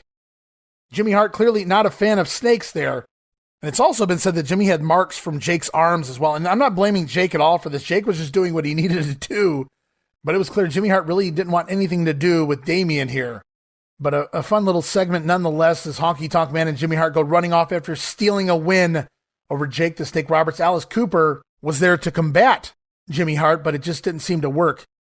Now, I've taken some excerpts from interviews from both Jake the Snake Roberts as well as Alice Cooper that they've done in the past in regards to WrestleMania. Wanted to share them here. Some of their comments appear to be spot on with each other, parallel memories. Some comments seem to show conflicted memories, and some of Alice Cooper's memories are just downright inaccurate. But let's go back and check out what Jake the Snake Roberts had to say about his match having to follow the match between the Macho Man and Ricky the Dragon Steamboat. The Snake says, following Steamboat and Savage for me wasn't that big of a problem. The only people that have a problem with following a great match is a guy that doesn't know what the hell he's doing. Number one, if you're following a great match such as Steamboat and Savage, the last thing you want to do is go out there and try to kick it off and get to their speed right after they left the ring. You don't do that. What you do is you settle the people back down, get them flat in their seats again, and take a deep breath, and then you start to build right back up, and that's the way you do it properly. Jake went on to say Honky Tonk Man, being the idiot that he is, he wanted to get it going because he thought, we're losing them, baby. We got to do something fast. And when you do that, you're digging yourself into a hole. I tell people, don't go out there and be something that you're not. Go out there and do what got you to the dance. Jake goes on to say, use some common sense here, guys. I can't be Ricky Steamboat. I can't be Randy Savage, but I do a damn good Jake the Snake. So Robert says he had no problem following the Savage Steamboat match. Now, I do question about bringing him back down flat and bringing the fans back up because they started this match off, Honky and Jake did, pretty hot. Now, here's what Alice Cooper had to say about going into the matchup. He says, I was in there probably an hour before the show started. I got myself acclimated as to what was going on, and they were trying to tell me all this stuff, and I was saying, hey guys, just let it happen. The only thing I had to know was when to jump in the ring, when to hit Jimmy Hart in the head with a guitar. Say what? When I was going to take the snake. Those were the things I had to know. The rest of it felt like it was pretty improvised on their part. So Cooper implies that he was supposed to hit Jimmy Hart over the head with the guitar at some point in this matchup. And I think we're going to revisit that here before we're done with these excerpts here. But we're going to go back to Jake the Snake right now. He's going to talk about Alice Cooper's part in the match. Jake said, the funny stuff for me was watching Alice Cooper in the match. You guys couldn't even hear the stuff that was going on in the ring. It was really funny. The Honky Tonk Man was really needling him. Honky was like, why don't you take that jacket off and come up in the ring? I'll tear your butt up, you skinny little girl. You must be a girl named Alice. Jake thought to himself, what the hell is going on here? As Alice Cooper got into the whole thing, he lost himself in the moment. It was so funny, says Jake, because there he was, Alice Cooper, ripping his jacket off. The guy might have weighed 125 pounds soaking wet. And it was just so funny, says the Snake Man, when Cooper ripped his jacket off. Jake was like, oh God, put that back on. Honky Tonk in the ring dying laughing. And here's a little more from Alice Cooper, who talks about being a part of the match and maybe some interesting things here before we get done with this excerpt. Cooper said, I was the littlest guy in there by far in the match. I weighed about 120 pounds, a pure, fierce Detroit muscle. Jimmy Hart said to me before the match, you and I are the guys that aren't wrestling. I'm representing this guy, you're representing that guy. So the crowd's kind of expecting me and you to go at it at some point, and you're going to stop that real quick just by breaking this guitar over my head. And they're going to love that because that's Alice. Alice Cooper would do that. Jimmy supposedly went on to tell Cooper, if you're going to break this guitar over my head, you've got to really do it. It looks really bad if you just kind of hit me with it. So when the time came, this is what Cooper said now, when the time came, I came down with the guitar like a sledgehammer onto the head of Jimmy Hart. Now, it might have been sawed a little bit in the back to break easier, but I didn't see where they fixed it or if they did at all. All I know is that when I hit him, it broke pretty easily. I was afraid I had killed him.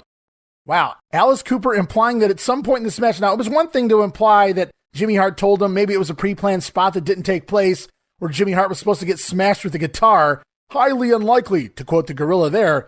But at this point, Alice Cooper remembers that he took a guitar and smashed it over the head of Jimmy Hart at some point in this match. Now, I beg you guys to go back and watch this. This entire thing never happens. Cooper never even comes near a guitar in this matchup, but the way he remembers it, at some point in this match, he broke a guitar over the top of Jimmy Hart's head, Cocaine's a hell of a drug. But I'm thinking he was on something much more harder than that. So we move on to a few more comments here from Jake and Alice Cooper. At the end of the match, Jake says that Alice is going to put the snake on Jimmy Hart. The problem with putting Damien on Jimmy Hart is that Jimmy Hart is actually terrified of the snake. And Cooper could not get the snake over there because the snake outweighed Alice. And Cooper is trying to pick the snake up, but he can't. Now Jimmy Hart, in the meantime, is blistering my shins with his kicks, says Roberts, because he wants away from this entire situation. And the longer Cooper took, the worse it got with Jimmy. If Cooper could have just got it over with, it would have been okay. It seemed like eternity, however, and he didn't really get the snake on him. He just sort of stuck it in front of him. It was actually Jake who put the snake on Jimmy Hart.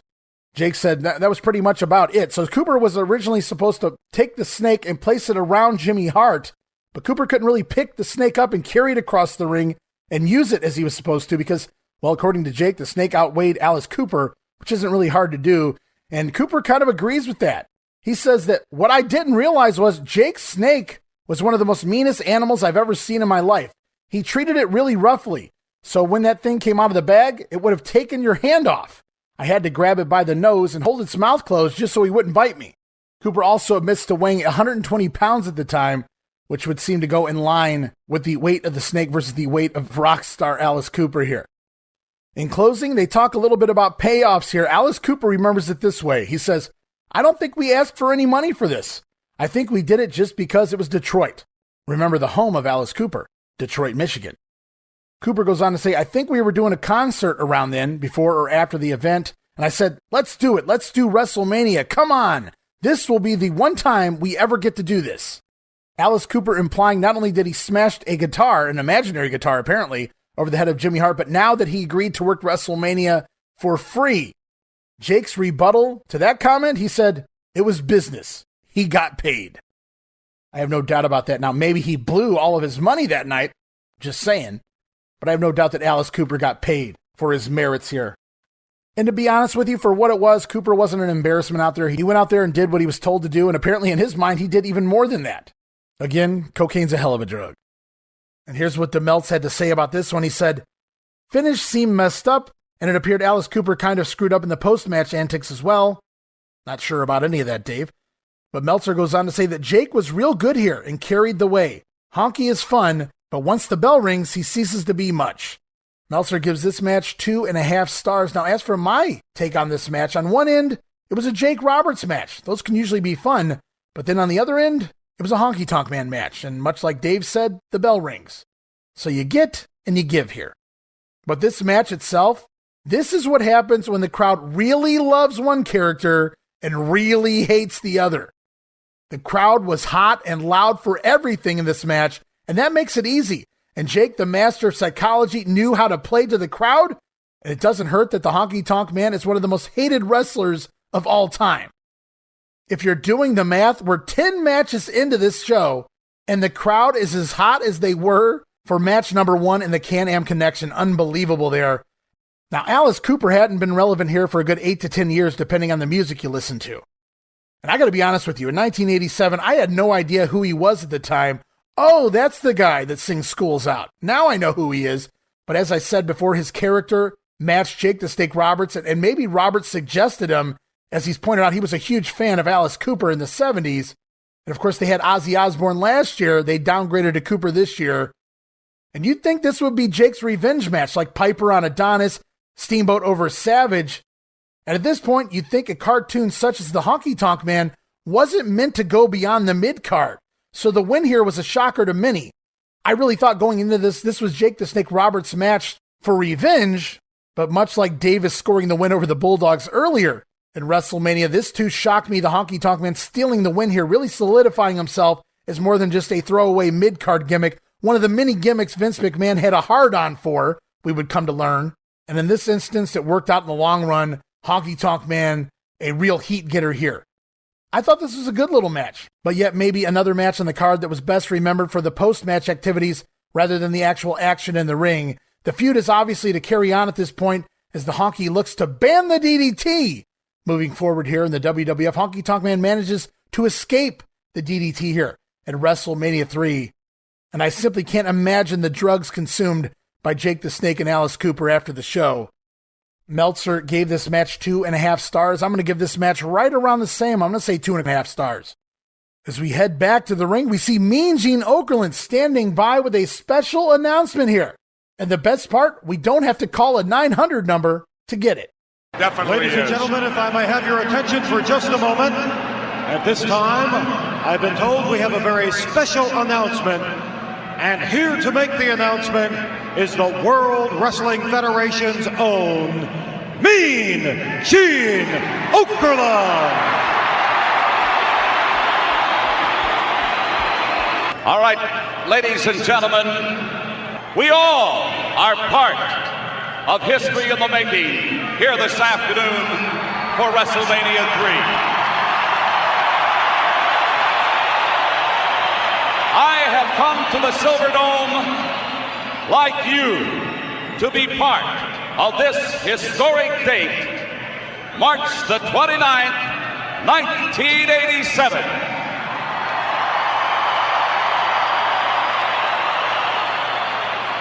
Thanks to our millions of fans all around the world, and a special thanks as we have established, all of us, a brand new indoor attendance record of 93,173. Give yourself a big hand. Wow! 93,173 here in the Silverdome, Pontiac, Michigan. Let's hear it! History has indeed been made. Bigger than the Rolling Stones. You got that right. Thank you. Broke the record of the Rolling Stones set in New Orleans. 93,173 gorilla. Did they count you and I in that, or is it 175? I don't know. I don't think they counted you and I, Jess. Well, then I think we should bump it up 2 more.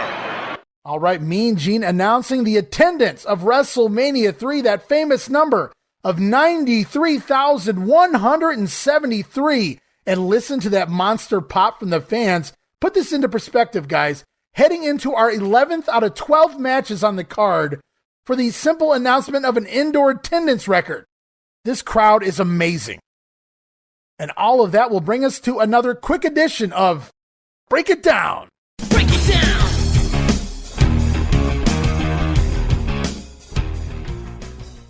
All right, we won't spend a crazy amount of time here debating the real numbers and the real attendance of WrestleMania 3, but we all know Meltzer's claim the number is 78,000, even though here in the Observer in March of 87, he was already announcing higher sales figures. Now, Meltzer himself has admitted he believed the original 93,000 plus announcement for some time, until he was told different by promoter of the event, Zane Bresloff, and eventually supposedly other former WWF employees as well. Well, here's a very quick audio excerpt of an interview that Dave did on YouTube explaining where he got the figure 78,000 from. Here's what the Meltz had to say. I always thought that the number was legit just because I had no reason not to. And then one night there was a TV special on Hulk Hogan, and Zane Bresloff, who was the promoter of the event, called me up and goes, God, they said 93,000, and then it's like, I wonder if they actually believe it. And I go, isn't that real? He goes, no, it's not real. And I go, well, what's the real number? He goes, 78,000. He goes, we sold out. I mean, maybe we could have gotten 93,000, but we didn't, and it was like that. It's like, okay, that's fine. I didn't really worry about it. And then, I think I probably mentioned it or something like that. And then, several other people over the years in WWE, when we talked about it, would, said the same thing. So it's like, people go, oh, one person told him. It's like, well, one person told me first, but I've had it. So many other people have told me about it since. And I know it's like one of those like legendary things. I even talked to Vince about it once.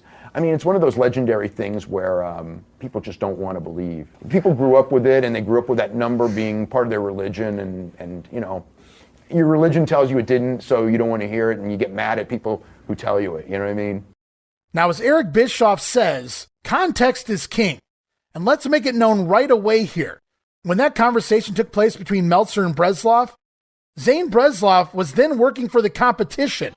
Bresloff very well known for working with WCW throughout the 90s, so I'm just saying there. Now, other than Wembley Stadium in 1992, it's kind of been hard to have anything to compare WrestleMania 3 to in regards to the size of the crowd that is until recent years WrestleManias, namely the Cowboys' AT&T Stadium. Now, was it 93,000 fans? Who knows? Probably not. Was it 78,000 fans? I kind of doubt that too. You see, the Silverdome accommodated 80 to 82,000 fans, not counting the seats added to the floor here. And as you can see from the show, very little was closed off. There wasn't a giant entrance structure back then in those days to take up space for production. And now that we've seen legit 78,000 sellouts, this crowd does look bigger than that. At the very least, I say, why not split it in the middle? Dave says 78, the WWF says 93. Let's just call it a day. Let's call it 85,000 here in attendance. And at the end of the day, who knows? But you can't deny the spectacle, the way the crowd looked. Many will always argue it was 93. Meltzer backers will always promote 78. Others, they could care less. But what a crowd. And they were all the way live as we head into the home stretch of WrestleMania 3. We're going to head off to Coliseum Video. Craig DeGeorge talking with the Iron Sheik, Nikolai Volkov, and the Doctor of Style Slick. Pre-recorded comments from the day before WrestleMania. The heels sitting in the lower level of the Silverdome. Something.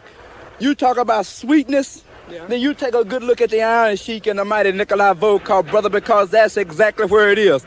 And the fact that there's going to be 93,000 people here, brother, makes it just that much sweeter because my men are going to do a job on them, right, brother? All right, some thoughts, Nikolai. You know, the Killers Bee, they're very strong, right under his pass, under his arm. They stink. That's why they're strong they are. When they come here, this ring, we're going to give them a wrestling. Is that right, Sheik? All right, Iron Sheik. You know, Craig, intelligent American know. I leave it to the people to decide. That 22-inch neck and that 22-inch arm. And tomorrow, thousand people, they're going to say, USA, USA. But that doesn't going to help us. Because our power, our wrestling ability is, we don't care about USA, we don't care about that Killer Bees tomorrow. We're going to prove it to the America. Russia going to be number That's one. It, baby. And Iran That's it, baby. You got it. Killer Bees, you're going down. The Doctor of Style getting his men ready for their big matchup. And I know you couldn't see it here on the podcast, but Nikolai Volkov in that same suit that he'll wear all the way into 1994. Remember when Nikolai's caught sitting in the crowd, eventually joining the $1 Million Corporation? Actually, I think I've seen Nikolai in this suit back in the 70s as well. So no joke. Nikolai was a thrifty fellow. And the story goes, when he came over to the United States, he didn't really have a whole lot to his name. And this suit was actually old enough.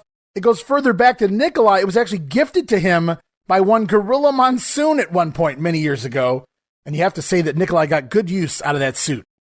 And the same lines from Volkov here. We heard it in a different promo on TV. He says, the Killer Bees are strong under their arms. Epic promo there by Volkov. Meanwhile, the Iron Sheik, intelligent American, no. They can chant USA, USA, but that won't help them. Sheiky Baby doing what he does best here. Cameraman zoom in. The intelligent Americans know they can chant USA all they want, but it's not going to help the Killer Bees in this one. And we're off to the ring. It's Nikolai Volkov and the Iron Sheik with the Doctor of Style Slick in the ring, awaiting their opponents, the Killer Bees, riding down on the mini cart. And literally the only interaction I can recall these two teams having heading into WrestleMania was in a recent match between Nikolai Volkov versus the living legend Bruno Sammartino. Iron Sheik was at ringside and interfered in the match. When it appeared Sammartino might have had Volkov beaten in the ring, that led to both Volkov and Sheik attempting to double-team Bruno, but the Bees ran out to make the save, even though Sammartino appeared to be handling it all on his own. And speaking of which, where the fuck is Bruno Sammartino on this show? Talk about dropping the ball here. Was this like a blatant FU from Vince McMahon to Bruno Sammartino, not allowing to be any part of WrestleMania 3 here? Absolutely disgusting. Now, as for this match, this is what you call the bathroom break match, the cool down match, the worst spot on the card. The match before the main event is what it is.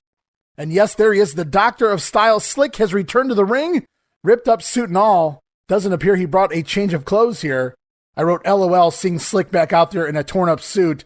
Before the match can begin, though, Nikolai Volkov tries to sing the Russian national anthem when Mr. USA himself, ho, it's WWF newcomer Hacksaw Jim Duggan, comes rushing to ringside and runs the heels out of the ring with his 2x4, complete with mini American flag attached to its side. Duggan running the heels out of the ring. And if you've been following the Grenade, you know by now that they've been airing vignettes of Hacksaw in recent weeks here on TV, and he just debuted on syndicated TV in the ring last week in his supposed match against the Iron Sheik, which never actually transpired due to Duggan running the two men off, similar to what we just saw right here with the 2x4.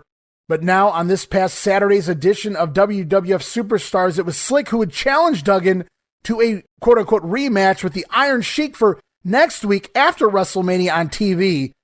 So setting up a match post-WrestleMania here, one-on-one between Duggan and the Sheik for next week on TV, promising to leave Nikolai at home if Duggan will leave the 2x4 at home as well. We'll have to see how that plays out when we get into the month of April. But back to Mania here, Duggan gets on the microphone and says that Volkov can't sing his Russian national anthem here because this is America, by God.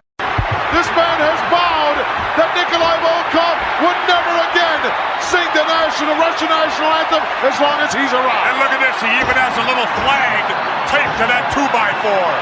He does indeed, the stars and stripes pinned on the end of that equalizer, that 2x4. Look at Nikolai and the Sheik, they're bent out of shape, Jess. Volkov, understand one thing. You're not singing that Russian national anthem because this is the land of the free and the home of the brave. Hacksaw Duggan reminding the heels this is the land of the free. We can't have you doing whatever you want here. Sarcasm there, people. And Hacksaw already more over than the Killer Bees here. That has to drive them nuts. And right before this match starts, I wrote here in my notes, Hacksaw and Bruno versus Sheik and Volkov? Sounds like money to me, but no, instead it's the Killer Bees getting a reward for all their hard work. And the referee for this one, John Bonello, and thankfully the Bees are back to their normal ring gear. They put away the silly ballet tights and shoes, at least for WrestleMania. The Foreigners jump the Bees to start things while Duggan paces at ringside. The Bees, though, reverse Irish whips with the heels. The heels try a little do-si-do action, but the Bees still end up with the advantage and take over on the Iron Sheik. Quick tags and double teams by the Bees on Sheiky. That Brian Blair whips the Sheik into the ropes and drops down. Sheik runs right into the Brunzell dropkick. This could already be over. Brunzell going for the cover, but big old Nikolai breaks up the count, and we get all four men back in the ring. And the distraction there allows the heels to finally take over on jumping Jim Brunzell, and they take him over into the heel corner. And I should note at this point in the match, the ring is still half filled with garbage from the fans pelting the Iron Sheik and Nikolai during the Russian national anthem spot. Racist Americans. Brunzell tries fighting his way back with a flying attack, but Volkov winds up catching him and locking in a bear hug. Jumpin' Jim sells it for a moment, but eventually escapes with the ear clap of doom. But the Iron Sheik steps in with a gut-wrench suplex and takes over the match, getting a near fall, and then another suplex by the Iron Sheik with yet another 2 count here. But Brunzell finally makes the comeback with a high knee on the Iron Sheik, and Jim finally makes that big hot tag out. But the referee misses it. Due to a distraction from Nikolai Volkov, Brunzell forced back into the ring. And with that, the referee forces that no good punk Brian Blair back to his corner. Double team Brunzell out to the floor, where even the Slickster gets in a few cheap shots. And it's at that point that Hacksaw Jim Duggan begins to chase Volkov and Slick around ringside, while Sheiky Baby puts the prone Jim Brunzell into the camel clutch. Yahallah, Iron Sheik, camel clutch. But this not Brian Blair, so I not break his back. Make him humble. But the Iron Sheik does apply the camel clutch to Jim Brunzell as Duggan chases Volkov through the ropes and into the ring. Duggan stops at the sight of the camel clutch. Hacksaw looks at the Sheik, looks at the fans. Hey, why not? Hacksaw whacks the back of the Iron Sheik with the 2x4, causing a disqualification in 5 minutes and 42 seconds. Duggan costing the Bees the match there. Really funny spot, though. Duggan chasing Volkov into the ring, just stops center ring, realizing that, hey, the Iron Sheik has a camel clutch on Brunzell. He looks at the Sheik. He looks at the fans. Why not? Duggan blasts the back of the Iron Sheik, though costing his presumed buddies the match here at WrestleMania. Now, following the match, Duggan gets back on the microphone again and has the fans chant USA as the heels run off in the night. So, Volkov, an eye for an eye, a tooth for a tooth. If you don't want to play by the rules, neither do we. and understand one thing. There's a new spirit in America, and you can hear it now. USA! USA! USA! USA! Hacksaw Jim Duggan leading the chant of USA by these 93,000 plus here in the Silverdome, Pontiac, Michigan. Talk about spirit. That guy's got it, Jesse. Oh, yeah, but one thing, I don't know why the Bees are patting this guy on the back. He cost them a chance to win a match. Now they get losers' money. And Jesse Ventura pointing out the obvious. He says that Duggan cost the Bees the match, but nobody seemed to care here. And even the Bees themselves have questioned this finish in past shoot interviews. Here's what Meltzer had to say about this one. He said, post-match, Duggan ran in and hit Sheik with the 2x4 and did one of those xenophobic speeches. Duggan has been put in a tough position as he'll be in the key headline position this spring. Really now, Dave. Post-WrestleMania never draws well, and Duggan's foe is Sheik, whose drawing power burned out more than a year ago. It's going to be awfully easy for Duggan to not look good here. Volkov has nothing left in the tank, but Sheik did do a few moves. Action was fine, although by this point in the show, nobody cared about it. 1.5 stars, says Meltzer. Now, as for me, I wrote, this wasn't really a bad match, seemed like more of a vehicle to get Duggan over than anything. Hacksaw cost the Bees the match, but it was a good finish to counteract the nonstop cheating from the heel corner throughout the match. I was actually surprised the Bees weren't rewarded for their services here. Scoring a pinfall win would have been nice. Maybe fighting back with their own mass confusion gimmick to score the win, or even Duggan using the board behind the referee's back. That would have been just desserts for the heels as well. But instead they protect Sheiky Baby and Nikolai Volkov for whatever reason. And I hate non-finishes, so at least Duggan's run-in made sense. But still, you're telling me that you couldn't have a finish in a match like this and still get Duggan over post-match? Like if the Bees had won by pinfall, like that was going to hurt anything? If Sheik and Volkov had somehow scored the win, like that was going to hurt anything? Did we really need a DQ here in this particular match? Just seems like a silly match to have a non-finish in. Dave gave this thing 1.5 stars. I give this thing 1.5 stars. I have a feeling those parallel ratings will change here very soon as we move on to the main event of WrestleMania 3. It's WWF Champion Hulk Hogan taking on the 8th wonder of the world, Andre the Giant, with new manager Bobby the Brain Heenan. And we'll go back in time and talk about how this whole thing transpired. So we'll go back almost a year ago. Andre the Giant suspended shortly after WrestleMania 2 for no-showing a tag team match against Bundy and Studd. Bobby Heenan is actually the man who gets the Giant suspended in a hearing with President Jack Tunney. In reality now, Andre was dealing with back issues and would eventually do a tour with New Japan before briefly returning under the Machine's mask in the summer of '86 as the Giant Machine. But before Heenan could prove that Andre was indeed the Giant Machine, Andre was gone again by the fall of '86, this time to film the Princess Bride film. But near the end of '86, we were alerted that there was another hearing in place before the President Jack Tunney, this time to reinstate Andre back to active competition. But what was odd about said hearing was that we learned Andre wasn't at the hearing at all, but Bobby Heenan was. And it made sense at first. Heenan was the one that had him suspended after all, so why not protest the reinstatement, if that's what Bobby was there for? Shortly after the hearing, we learn of Andre's reinstatement to the WWF rings. Both Bobby Heenan and the returning Giant played coy with the announcers, neither man fully explaining what transpired at said hearing. But nevertheless, the smiling-faced beloved Giant made his return to WWF TV by the beginning of 1987. And his longtime buddy Hulk Hogan was awarded a large trophy on the set of Piper's Pit for being WWF champion for 3 years. Wow, that's a long time. Andre surprised the Hulk by coming out to congratulate him on his trophy, subtly squeezing the hand of Hogan during their handshake in the process.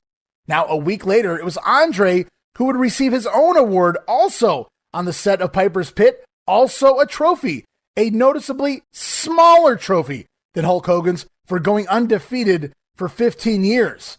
But before Andre could express his emotions in words on the microphone, he was cut off by the glory hog himself. Dude, Hulkster, brother.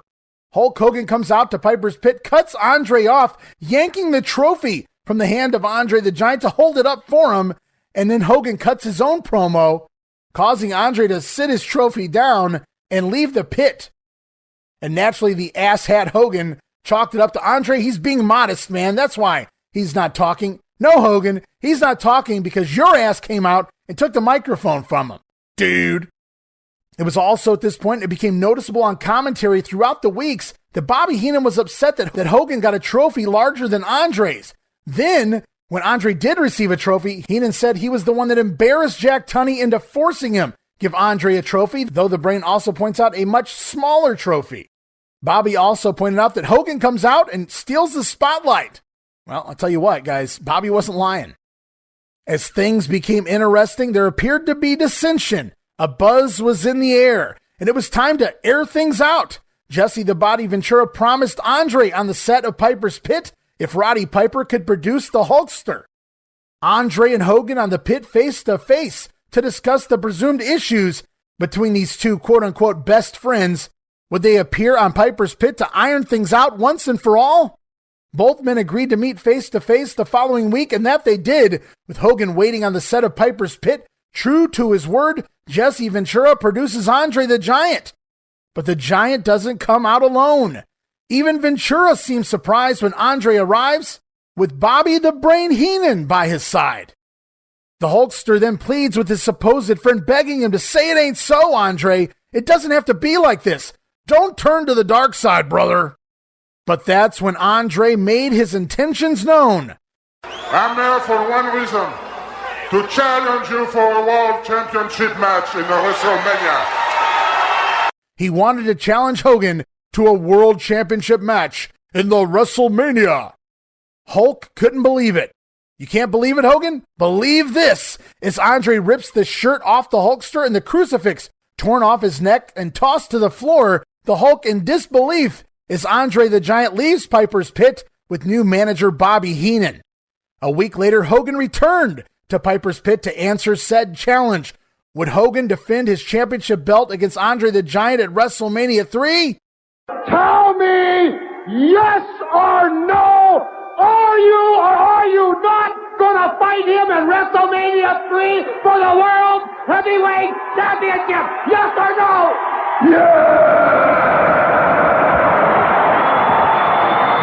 Yes! The Hulkster agrees to the match, and the contract was signed.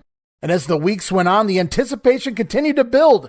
Bobby Heenan and Jack Tunney even appearing on an episode of Piper's Pit, producing a new WWF title belt, one that would fit around the waist of Andre the Giant, leaving even many of the smartest of marks feeling a title change could go down.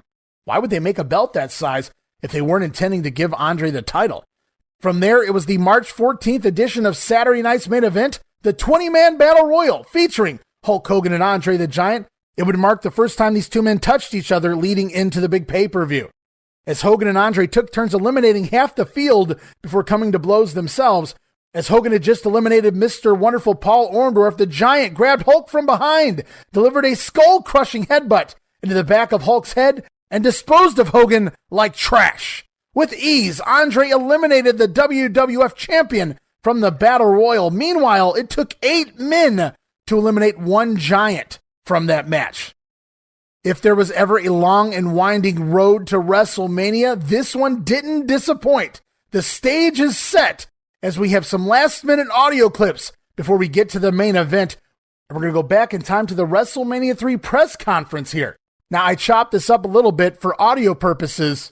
Now, you won't find this footage on the live version nor the Peacock version of WrestleMania 3, though the WWE Network used to have the WrestleMania 3 press conference available. I'm not sure if that's still out there. But I actually took these excerpts of audio from these press conferences here from the Coliseum video version of WrestleMania 3. First, we're going to hear from Bobby the Brain Heenan, and then the WWF champion, Hulk Hogan. The biggest professional athlete in the world today, the 8th wonder of the world, Andre the Giant. You brought me out here to do an interview, right? Right. In front of the media here in Michigan, right? Who's going to do it, you or me? Well, I'll ask the questions if you don't mind. And I'll be glad to give you the answers. What would you like to talk about first, Mr. Okerlund? Well, I think we should talk about Andre the Giant, very dear, close personal friend of Hulk Hogan. Hogan actually looked up to this man for years and years and years. That's because he's 7'5". A little decorum, Bobby Heenan. I understand that that you have requested from World Wrestling Federation President Jack Tunney that a new heavyweight title belt be made specifically for this event. Is that correct? That's correct. And the belt was supposed to, I guess it'll be ready next Monday. And it's going to be made. Are you sure that it's being made? Boy, I'd sure hate to be up in front of a judge and have you as my mouthpiece. They'd be walking me down the road, shaving my hair, and trying to strap me in a chair. Can I speak? Do you mind? Am I sure it's going to be made? Yes, I'm sure. I'm on top of everything. I know what's happening. I'm not some glad hander like some people I know. There's a new belt being made, and it's being made to fit a man, a giant of a man, the next champion of the world. All right, I'd asked you before, perhaps I can prevail upon the big Frenchman. Andre, could I prevail upon you, sir, to say a few words? It's obvious the man doesn't care to speak to you today. Now, you want to go maybe slap him around a bit and see if you can get something? Bobby Heenan, you know better than that.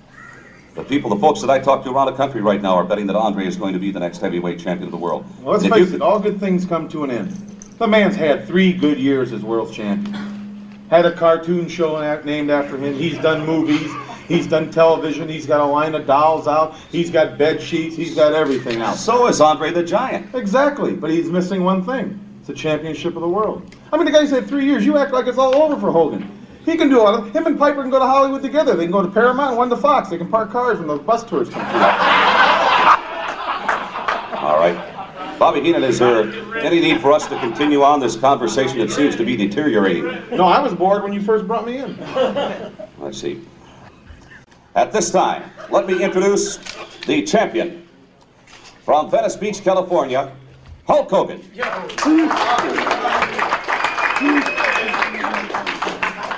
Well, you know me and Gene, I'm glad to be back, brother. I just wish it was under different circumstances, man. You know, we got WrestleMania 3, got all of Detroit City, the whole state of Michigan, everybody's fired up. Yeah, you're human, brother. Yeah, you're human, man, and you're going down. You know, for so long, man, I thought this was a big man. 7'4", 550 pounds. Used to look up to him, you know. Now I see his true colors, ain't much there. Can't wait for March 29th. Used to respect the guy a lot, man. Taught me everything I know. Don't have any respect for it at all now. None. Can't wait. All right, and Bobby having a little fun there with Mean Gene Okerlund. Hogan used to look up to the Giant. That's because he's 7'5", Gene. Classic stuff there from the brain. Then on the other end, if there's one thing we know, Hulk Hogan is ready. No longer has any respect for the Giant. Hogan stating that he no longer has any respect for Andre the Giant. And boy, does he sound ready for this one. Taking things seriously, as well he should, is the Hulkster here. As we head off to final words from both men. For weeks now, Bobby the Brain Heenan has been doing all the talking for Andre the Giant. But this time, the Giant finally speaks. Let's head off to Mean Gene Okerlund as he gets last-minute words before the main event with the challenger, Andre the Giant. And Andre the Giant, just moments away from your stepping through the ropes and into the ring to meet Hulk Hogan in the biggest title match of all time. I want to get your thoughts. Gene, you will see me now, and I'm going to the ring, and believe me, it not going to take me too long to come back right in the front of the camera with the World Championship belt around my waist.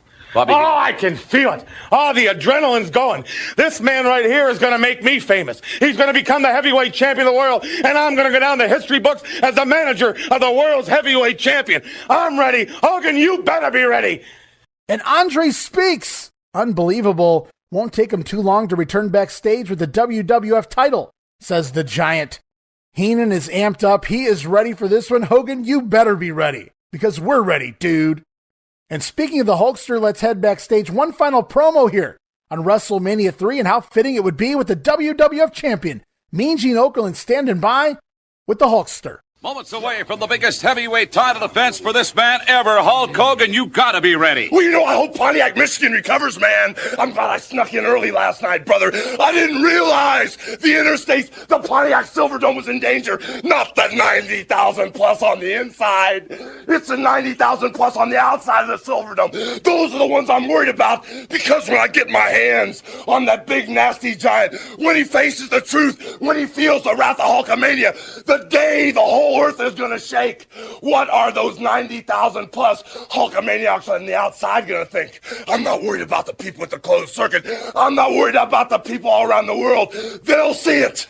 But the intensity of Hulkamania, the way it's turned this whole state upside down, the way the whole world's turned upside down, what are they gonna think when the giant hits the ground, he feels the wrath of Hulkamania, and the whole world shakes at my feet? We could conceivably blow the roof off this great facility, the Silverdome. Right now, let's go back to the booth. All right, and as you can tell now, we've sort of moved into the over-the-top Hogan promo. And truly, it worked in this era. Hogan stating he might blow the roof off the Silverdome here tonight, dude. It's going to be one epic battle, that's for sure. As we head to the ring and Howard Finkel introduces our guest ring announcer, Mr. Baseball, Bob Uecker. Oh, just listen to the hand from Mr. Baseball, your friend and mine, Bob Uecker. Well, I'll tell you what, this is the closest ticket Bob Uecker's ever had in his life to an event. I mean, he's usually in section 307 in the upper northeast corner. Well, he told me he felt quite at home while he was up here in the broadcast booth, because this is about the height that he usually watches from. Oh, yeah, most definitely. You know what? We got a lull here, Gorilla. I want to say hi to Terry, Tyrell, and Jade back in Minneapolis. Oh, okay. Okay. Two of our lovely Federettes escorting Mr. Baseball inside the squared circle. Our special guest ring announcer. He's one heck of a guy. There he is, Mr. Basketball, Bob Uecker. Baseball. I thought it was basketball. No, baseball. Baseball. Thank you very much. At this time, I would like to introduce to you our timekeeper. She is the host of Entertainment Tonight. How about a big Michigan welcome for the beautiful and talented Mary Hart. Mary Hart making her way down to the ring is our special guest celebrity timekeeper. She's beautiful, Jeff. Oh, you're not telling me nothing. She calls me all the time in the middle of the night, Gorilla. Get away from me. You know, she would like just to touch a little sweat off my body sometimes. So? Oh, I know so. Look at her. You wish. You know what's great about her, though? Not only does she have beauty, she's very intelligent. She's got a tremendous mind, too, Gorilla. She certainly does. Getting some help being led inside the squared circle. Look at that old Jack Lanza. You know he's trying to get close down there. And there you hear Bob Uecker into the ring as Jesse Ventura says hi to Terry, Tyrell, and Jade in Minneapolis. As he would do every year, Jesse purposely waited till the main event to do that too. You got to know that. You got to love Jesse Ventura. Jesse's had a good 3 hours to do that. He waits until the main event when he knows everybody's watching and everybody's listening to say hi to his family back in Minneapolis. Of course, you hear the announcers there also joke about Mary Hart greeting Blackjack Lanza at ringside, kind of implying that Lanza might be a little bit of a pervert there. As we head back to the ring, Bob Uecker getting ready to make the introductions, and even more eager to hear Jesse Ventura do the tale of the tape. As we await. Mary Hart remarked when she was in there, look at all these people. This is the main event of the evening. It is for the World Wrestling Federation Heavyweight Championship, scheduled for one fall with a 1 hour time limit. First, the challenger, accompanied by his manager, Bobby the Brain Heenan. He hails from Grenoble in the French Alps. He weighs 520 pounds. Andre the Giant. An awesome figure. There he is, 7'5", 525, neck 24, chest 71, biceps 21, hands 16, wrist 11 inches, forearms 17, thighs 36, calves 22. We could be looking at the next heavyweight champion of the world. And I just gave you the tale of the tape. And now, his opponent. He is from Venice Beach, California. weighing in at 294 pounds, he is the World Wrestling Federation Heavyweight Champion, Hulk Hogan! The roof of the Silverdome about to explode here as the Hulkster greets, and these 93,000 plus greet him. You're looking at the greatest professional athlete in the world today, the world's heavyweight champion. For right now, Gorilla, he may not be a few moments from now. Let me run it down. Hogan, 6'8", 294, neck 21, chest 58, biceps and a phenomenal 24 inches, forearms 18, wrists 9 inches, hands 13 and a half, thighs 30 and a half, calves 20, the tail of the tape. A phenomenal individual. And Hulkamania, look at it, Jess. It's alive and running well. You got 93,173 fans standing on their feet for this one, Gorilla, and I hope my voice holds up. It's holding up just fine, Jess. And look at the Hulkster. All right, and when I grabbed these sound bites, this literally sent chills up my spine. I felt like I was back in 1987 for just a moment in time as I captured this audio. And I really can't explain why, but what a feeling it was. I just felt like I was there, just for one moment. And remember last episode of The Grenade, we talked about 2 of the 3 missing celebrities here at WrestleMania 3. We talked about Samantha Fox and Gordie Howe. Of course, Samantha Fox is supposed to be the keeper of the crown before being replaced by Moolah in the JYD and Harley Race match. Gordie Howe was announced by the Can-Am Connection as being their corner man for the opening match. Now, neither one of those came to fruition. Well, remember, it was also on that first WrestleMania 3 report with Mean Gene where he mentioned that Hulk Hogan was to have a special guest in his corner too, brother. And Dave Meltzer speculated that, well, it could be Sylvester Stallone or even Arnold Schwarzenegger. Put that cookie down now! It's not a tumor. Who is your daddy and what does he do? Get to the chopper! I'll be back.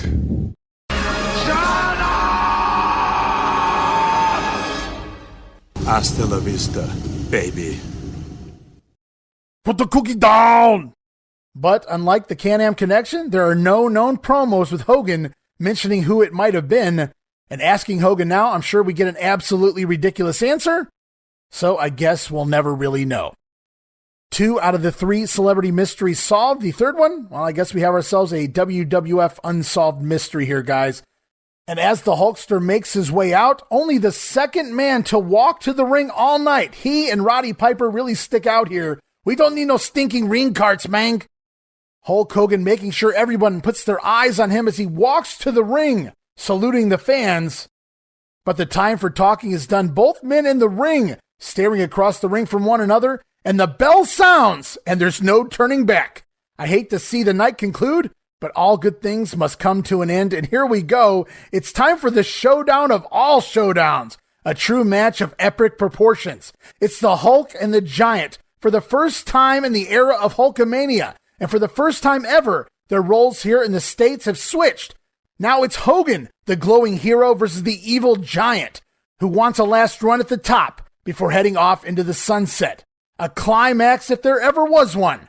The stuff legends are made of. As Gorilla Monsoon reminds us, the irresistible force meeting the immovable object.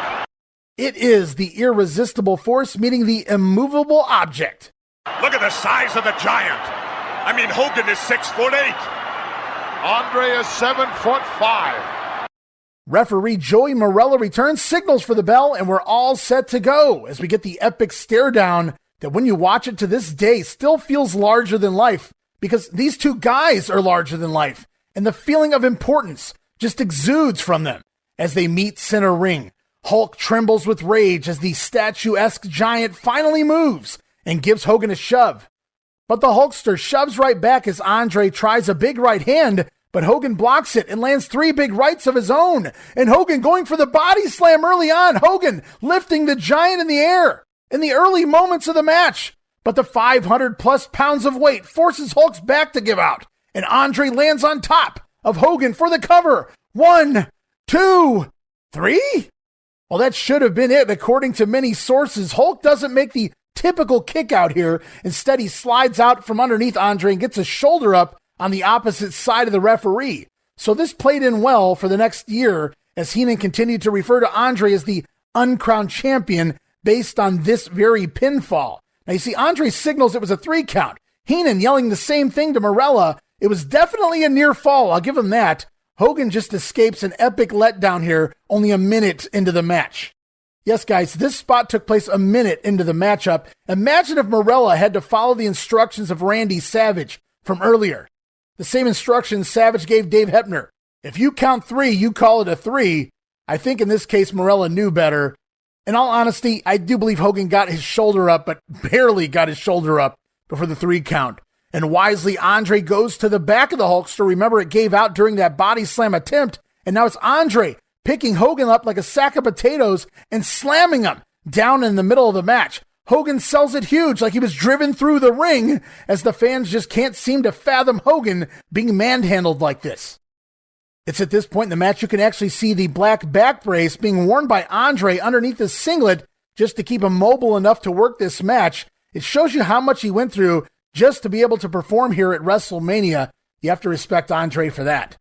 Andre calls for the Hulk to get up off the mat before scooping him up and slamming him down, boom, a second time, before walking across the back of the Hulkster.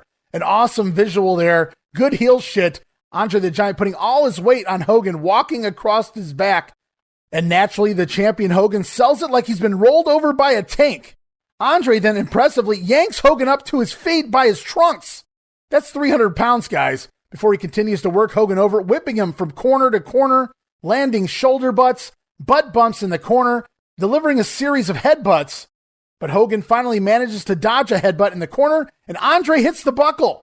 Hogan finally makes a comeback, drilling the Giant with big right hand after big right hand. From there, it's a running elbow from the Hulkster and some big sweat-smacking chops. See the sweat go flying off the Giant's chest here, which send Andre back into the corner. From there, Hogan drives Andre's head into the top turnbuckle to the count of 10.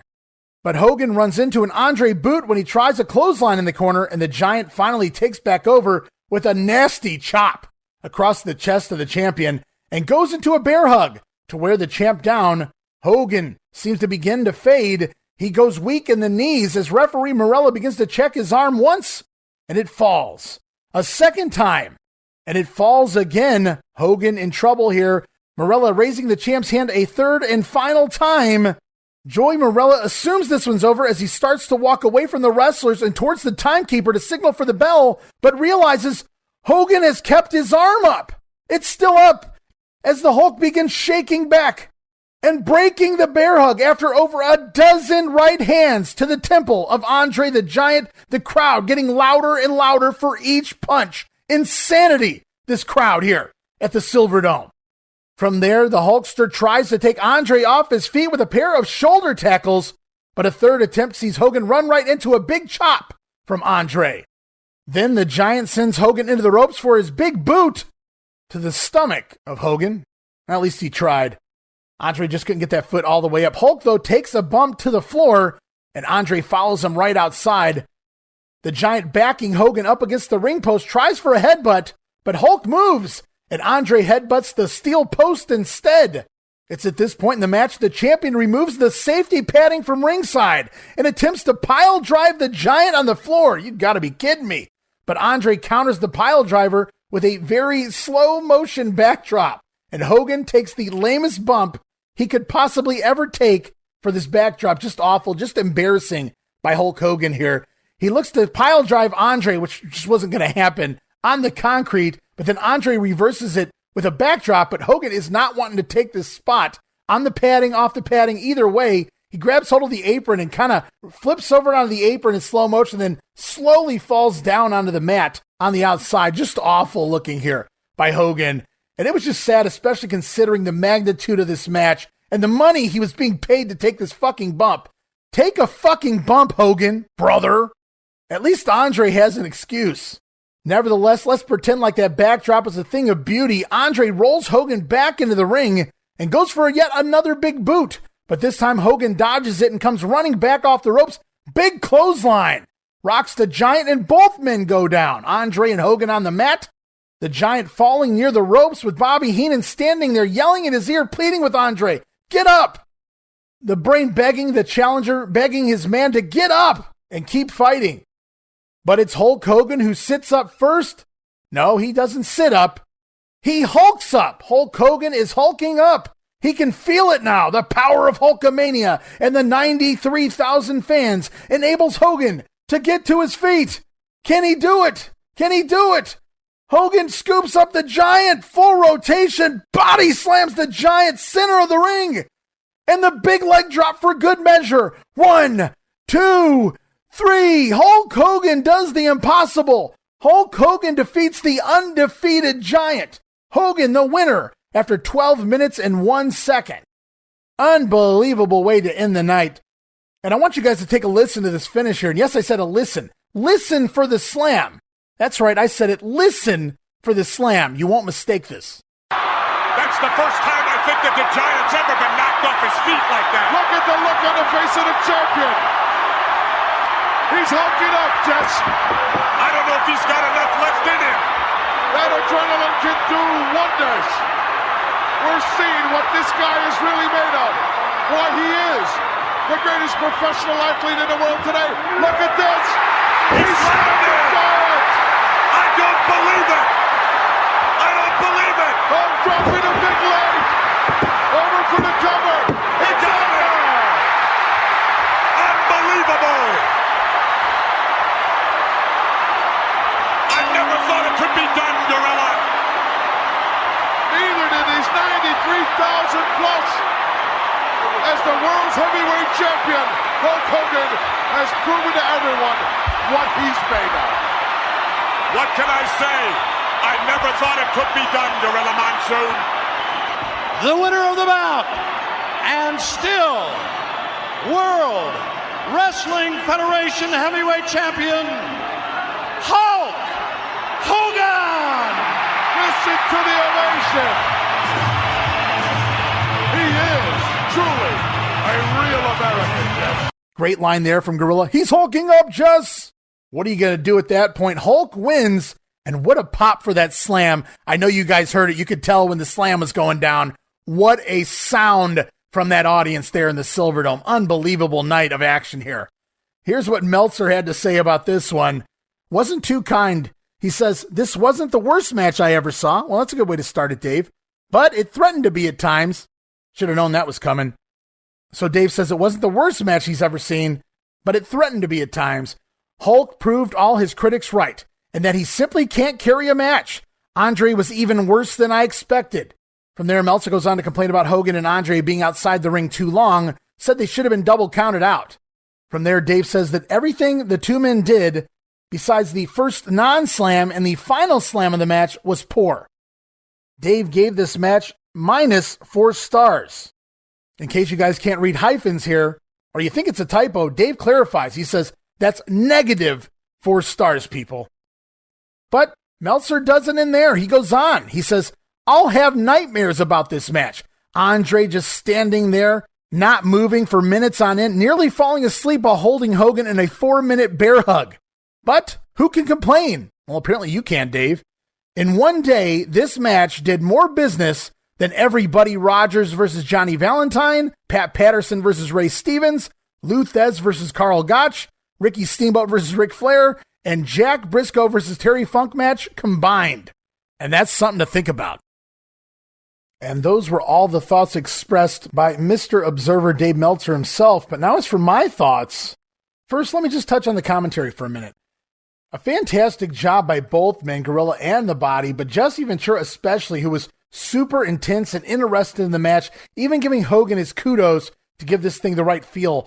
Rather than bury the good guy here, Jesse sold these two as equals, making this the greatest battle in wrestling history. With just weeks to work with, the WWF managed to sell out the gigantic Silverdome with this one epic encounter. And that, my friends, is why this match has such a huge aura surrounding it.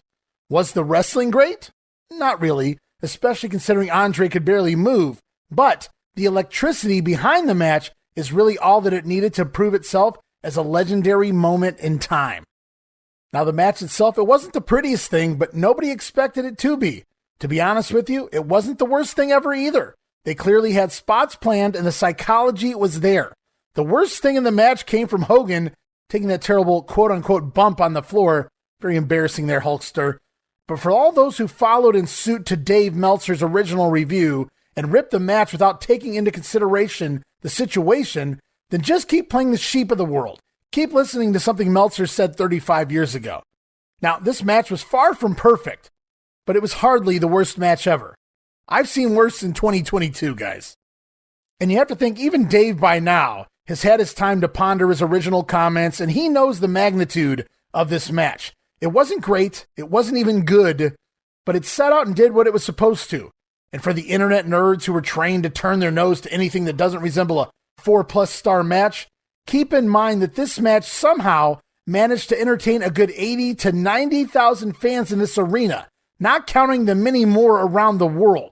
Listen to that pop for that body slam between Hogan and Andre. You're going to tell me nobody was interested in this match? Get the fuck out of here. Nobody woke up the next morning and asked, did you see the lack of work rate involved in the main event last night? So they did their job. There really isn't much more to it. Andre couldn't do a whole lot, but that slam and the pin at the end was really the big payoff here. This was the proving point that wrestling wasn't just about wrestling, it was about the spectacle, and most certainly the story. Everyone was talking about this match going into WrestleMania, and it became a major piece of professional wrestling history afterwards. It was in the news, it was in the schools, it was in the work offices, and everyone was talking about the epic match where Hulkamania defeated the undefeated, where Hulk Hogan slammed and pinned Andre the Giant. Dave Meltzer gives this thing -4 stars? Gotta be shitting me, Dave. It wasn't the prettiest thing in the world, but if the fans add anything to the star ratings, which they always seem to do, I don't know how anybody can give a negative star to this match. And honestly, it wasn't as bad as some of the other stuff I've had to sit through in recent weeks. The match told a very basic story, and it worked in this instance. I'm gonna give this thing 2 stars. So I think all night, within 12 matches, the first 11 matches, I don't know that I was ever outside of a half a star up or down from where Dave Meltzer was rating the matches. But here in the main event, just seems like a lot of bias here. Meltzer gave this thing -4. I'm going to give it a positive, that's a plus, Dave, 2 stars here for Hogan and Andre. Now, as for the storyline at this point, Hogan has beaten the biggest monster possible, which means back to the drawing board for the challengers for the champion. Just in the past year, Hogan has knocked off the ultimate traitor and arguably his equal in Paul Mr. Wonderful Orndorff. Hulk has slayed the monsters King Kong Bundy, the Ugandan headhunter Kamala, and now Andre the Giant. And we won't see Andre back in the ring until the Survivor Series. And that's all the way in November. And that's when these two will pick up and continue their story in the ring. But for now, it's time to reset for the WWF champion. We'll have to wait and see what's next for Hulk Hogan here, heading into the spring of '87. And with Hogan picking up the epic win, the show concludes with Andre and Bobby Heenan seen riding off on the cart, Bobby with his head down in shame, Hogan in the ring posing for what seems like 10 minutes, brother, while Jesse Ventura and Gorilla Monsoon on commentary send us home from high atop the Silverdome. The show plays out to Aretha Franklin's hit, Who's Zoomin' Who? While featuring picture stills of the action from tonight's event, really telling a nice story of the entire show here as we conclude WrestleMania 3. Now, if you guys thought the wrestlers had a big bash immediately after the event, think again. Because of the monstrous crowd, the wrestlers hung around the Silverdome for a good 3.5 hours after the event before they could actually leave the stadium. That'd be closer to 11 p.m. Eastern time. And I'm not saying the guys didn't go out and have a blast afterwards, but they had to wait a while. Hope they had a bunch of cases of beer sitting in the back. And I have no doubt that they did. Now, as for me, as we finish up the pay-per-view, in a word, exhausted. But in a good way, guys. It became obvious by the end of match number 2, Hercules and Haynes, that this definitive edition was going to have to split into 2 epic episodes of The Grenade. There was just so much to tackle, and we're not even done yet. Yes, the pay-per-view has concluded, but I haven't even given you my final thoughts on the overall show. And I mean, it's WrestleMania 3, and by 2022 standards, the name should sell itself. And I'm not even going to try to sit here and try and sell you on this specific show. Even the youngest of fans have at least an inkling of the importance of this particular WrestleMania. I was just lucky enough to live through this boom period myself. Some people just focus on the work rate, but WrestleMania has so many more standards than just match participation. The fans, oh my God, the fans were into things huge all night long. The announcers spot on throughout the entire night. Even the celebrity guests got it. And Bob Uecker is likely one of, if not the best celebrity guest they were ever able to acquire from a getting it point of view. Bob never missed a beat on commentary, took the time to get to know the people involved. Unlike most of those celebrities who would follow him, Bob was just a true professional and really fit in here. He could have been WWF. Mary Hart tried her best, and she did very well compared to pretty much all the other females that came through the WrestleMania stages as a celebrity. And Mary, she also got it. And she also tried to fit in here. It was a case of two people who were genuinely happy to just be there as a part of this spectacle. Great job by Mary Hart and Bob Uecker. Let's talk just a little bit about the production. Not a single noticeable issue with the production. From the camera cuts to the audio to the promos and videos, the lighting as the sky became darker. This was high tech for any production company at the time, for any sporting event or any live event for that matter. Unbelievable production from the World Wrestling Federation here. And I know modern day fans have probably went back and watched this show. Hell, for years I went back and watched the show, and even I had forgotten some of the small things done to further many of the storylines and build to some of these matches. The little things they did in the weeks leading up to WrestleMania, I don't know that any other WrestleMania or pay-per-view for that matter has come close to giving this many matches meaning. Even the least of the matches like Coco and Reed had something going on leading into it. Then they managed to squeeze just about every major star you could think of into one night. 12 matches doesn't leave room for a lot of long matches with the just over 3-hour allotted period they were given, but everybody did well with what they had to work with here. And one thing that could be said with the booking, if the fans were getting shortchanged in match time, they were getting memorable finishes, post-match shenanigans, and other angles in between. If WrestleMania 3 did one thing, it left a memory of each and every match imprinted in your mind. Of course, the main event matches gave us all those feel-good moments from Piper to Steamboat to Hogan, while the heels went over where need be with Harley Race remaining the king, the Harts and Davis continuing their feud with the Bulldog, Honky Tonk Man continuing to be built up in his feud with Jake the Snake Roberts, and even some of the wrestlers who lost their matches were given memorable post-match spots. Beefcake turning babyface, shaving the head of Adonis, the Junkyard Dog send-off, Jake the Snake going after Jimmy Hart, Tito Santana tearing into the Slickster. Another case of everyone coming to work here tonight, even if they weren't all handed lengthy matches. They made sure to get themselves over with what they were given, make the best of the time they were given, and it really kept the energy of the night flowing all night long.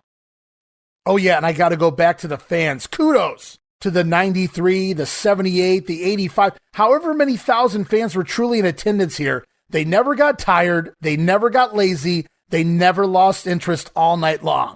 They were alive and absolutely made the show all that much more enjoyable for me, and I'm sure for you. And I'm sure some of that had to do with the amazing storytelling that made everything on the card feel important, or at least engaging. Now, having gotten burned out on WrestleMania 3 by the late 1990s, I had probably watched the Coliseum video version and even the late 90s home video version so many times, I really hadn't sat through this entire show in quite a while. And I'm actually glad I finally did. I'd seen this show so much over the first decade that it came out that I thought maybe it was overhyped. But I'm happy to say that's simply not the case here. It truly belongs among the best, because while there aren't several 5-star matches, there are plenty of fun little memorable moments that will forever be embedded into my mind. And how many WrestleManias can you say that about? And of course, we got all those great angles, the Savage Steamboat Classic, the Hogan-Andre Showdown. It had something for everybody. There's no way you can watch this show and not find something you like on it. And I've had people say, Ray, you're reviewing a year, an era with only 2 pay-per-views to cover.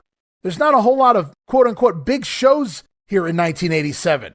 And to that I say, yeah, that's true. But one of those pay-per-views was WrestleMania 3. So from the production, to the announcers, to the celebrities, to the epic match of Savage and Steamboat, to Hulk Hogan slaying the Giant and everything in between, this was WrestleMania 3, the definitive edition But we're not done yet, guys. Lots more to cover here on the fallout of WrestleMania 3, and we're going to start things off with some fun facts and some misconceptions about this epic event. And I'm going to start off talking about the referees. And we touched on this in the first episode of The Grenade, but I'm going to talk about it a lot more here. We had 5 referees to cover these 12 matches here on the card. John Bonello and Jack Kruger, both former wrestlers themselves, referees here, as well as Dave Hebner, all tied with 3 matches each. All 3 of these men given 3 matches here on the card. And Hebner got some good ones here. He got the Savage Steamboat match, of course, Piper and Adonis. So 3 of the referees tied with 3 matches. That's 9 of the 12 matches. What happened to the other 3 matches? Why did these other 2 referees get to split 3 matches? Well, one of those referees being Jack Lotz, who gets tossed a bone here, gets to work that mixed tag match with Bundy, Hillbilly Jim, and the little guys. And our 5th referee, the son of the late great Gorilla Monsoon, Joey Marella, is given 2 matches to officiate here at WrestleMania, opening the show with the Can-Am Connection, I presume just to check out and soak in what he's going to be doing here later tonight, officiating the opening match as well as the closing match. Marella, the referee for the Andre the Giant and Hulk Hogan bout to close WrestleMania here. No shocker, referee Rita Marie, nowhere to be seen, and we saw her earlier here in March, at least at the Boston Garden. She might even be gone by this point, not really sure, but I doubt Vince would have given her a match here either way. If I can just be picky just for a moment, would have loved to have seen Dick Worley over Jack Lotz here. Would have been cool to see Worley on the show. Not sure if he would have made the travel, but just saying. Few other fun little notes before we get to even more WrestleMania news. Some fans reported that parking was a bear for this event. Some fans had to park more than 1.5 miles away and make the hike to the Silverdome. I don't doubt that. Other fans reported there had to be at least 15,000 people turned away outside tailgating that couldn't get into the event. Now, I think 15,000 a little on the high side, but I think if anything, pictures have proven there were absolutely fans outside tailgating, and many who were turned away at the door couldn't get in. WrestleMania 3, a sold-out event days, if not weeks in advance. Also, Violent J of the Insane Clown Posse attended WrestleMania, though he didn't pay for a ticket. No, Violent J does it the Juggalo way here. Sneaking into the event, Jay said he couldn't get a ticket, so he snuck in and finally sat down on the steps in the nosebleed seats. He said in his song Miracles, we say something about, I've seen 85,000 people all in one room together as equals. And that was WrestleMania 3 that I was talking about. That's what I felt on that epic night. 85,000 fans, all as equals.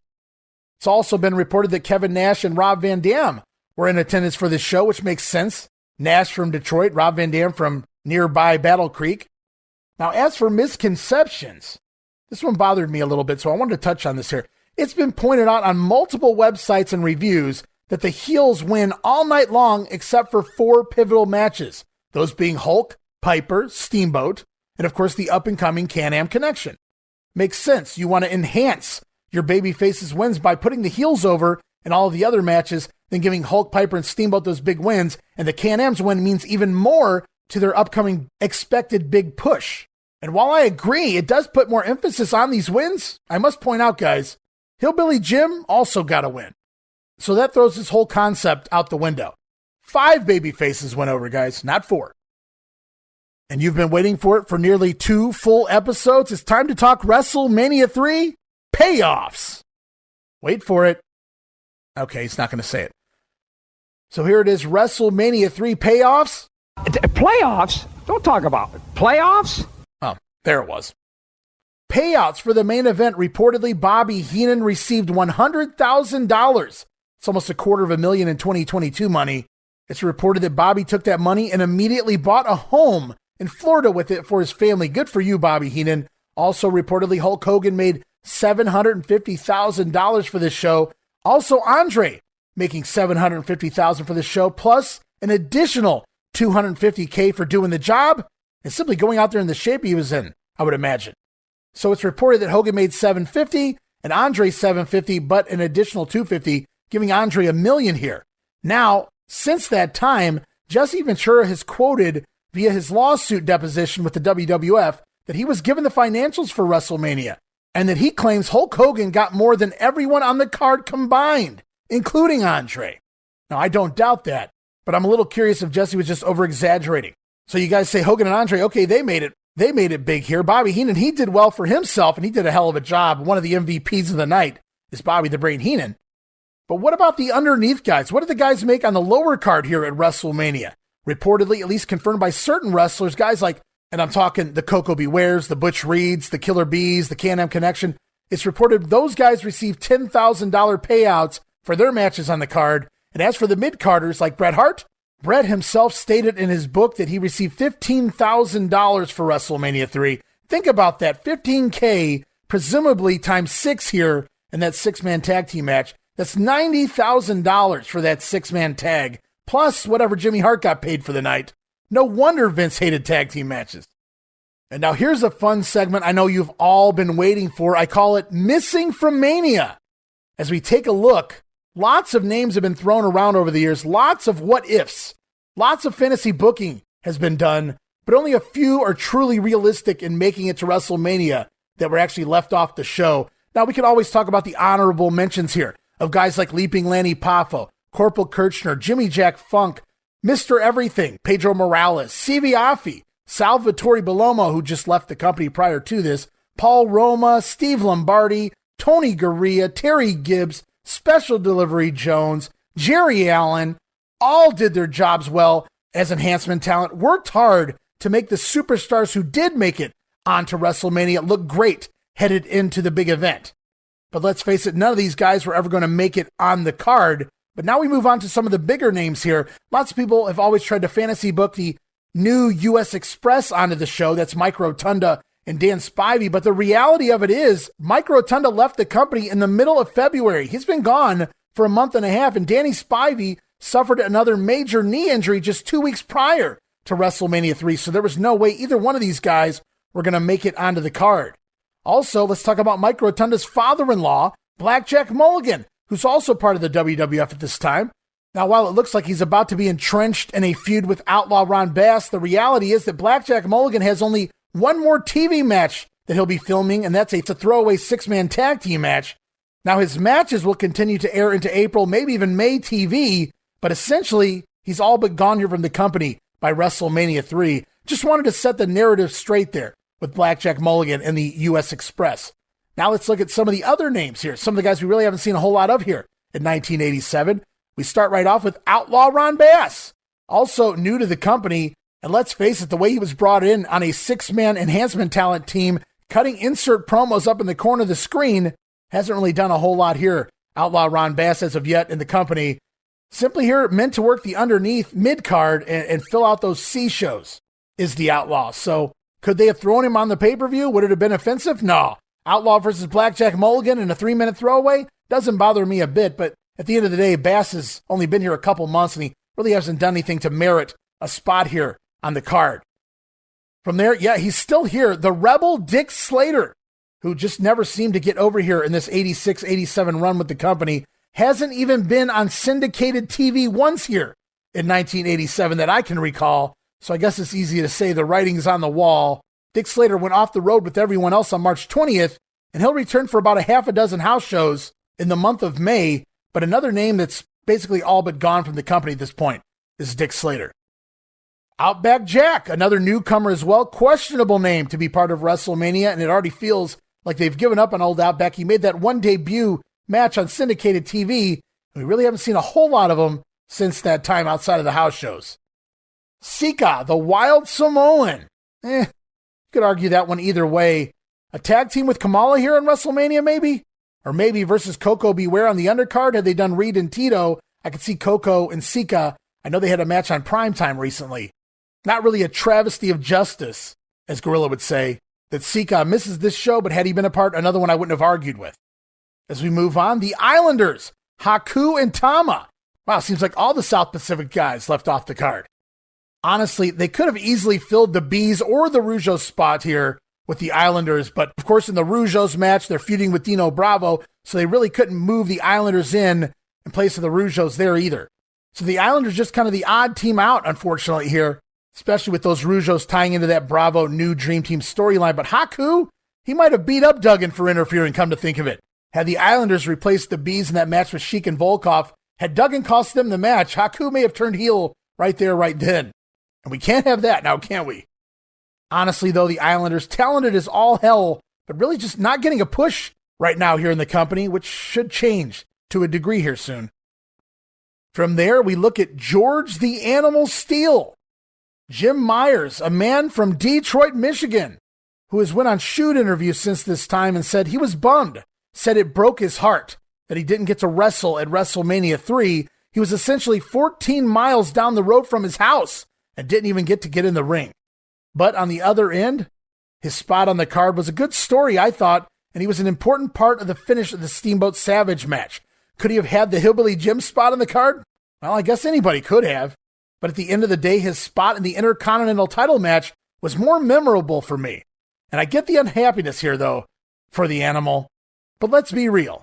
For a guy who couldn't do a whole lot during this stage of his career, he was utilized to the utmost of his ability at the time, and then some, getting to work all these Saturday night's main event shows with Savage, and somehow appearing on 3 WrestleMania events here in the 1980s as well.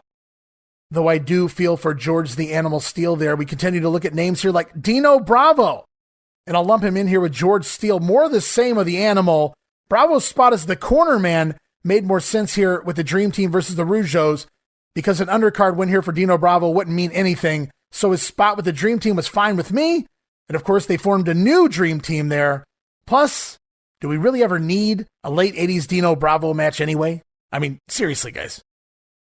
And then we move on to the tag team of Axe and Smash, Demolition. Now, I feel that this one's noticeable based on what they accomplished down the road versus what they are here in March of 87. But in reality, they'd only been with the company 3 months, let's remember, and Barry Darsow is Smash only with the company for 2 months at this point.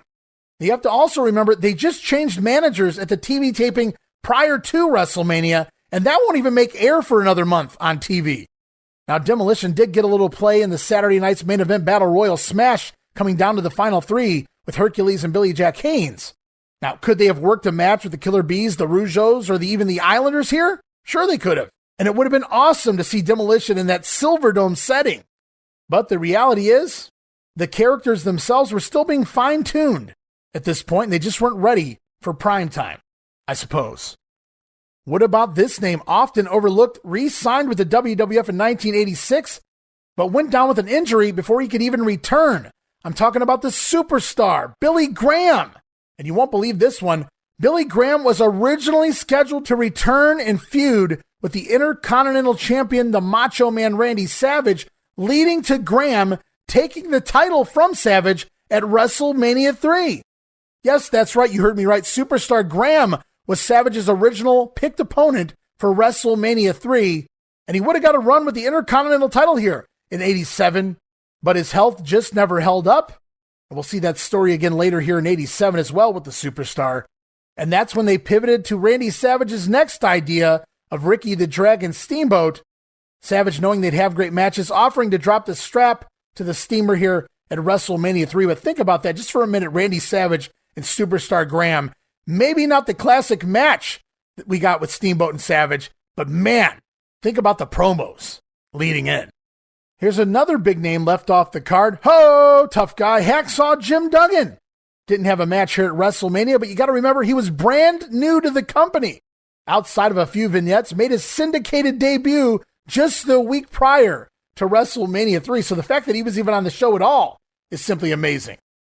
Remember just a couple months ago when it was announced Duggan would be coming in, Dave Meltzer speculated it would be Hacksaw and Kamala at WrestleMania. One of the WWF magazines even alluded to something along those lines, but it wasn't meant to be. Hacksaw barely gets on TV in time for the big pay-per-view event and immediately paired with the Iron Sheik, and to a lesser extent, Nikolai Volkov. And now we've run down a list of names that could have participated. Some weren't able to have participated here in WrestleMania 3. Those are all names that have been batted around for years. But now let's get to the big 3. 3 names that realistically could have and should have wrestled here at WrestleMania, and all of them left off the card. And we're going to start right away here with the Ugandan headhunter. I'm talking about Kamala. Kamala, the last superstar to headline with Hulk Hogan on the house shows leading in to WrestleMania 3 here. So why not throw him a bone and give him a match? Why not Kamala versus Bundy? Battle of the Splashes. Remember that build up on TV just a couple months ago? We never got that. And hey, you could have gave King Curtis a payday on his way out. Or like I said a little bit ago, Kamala and Sika versus the Bees.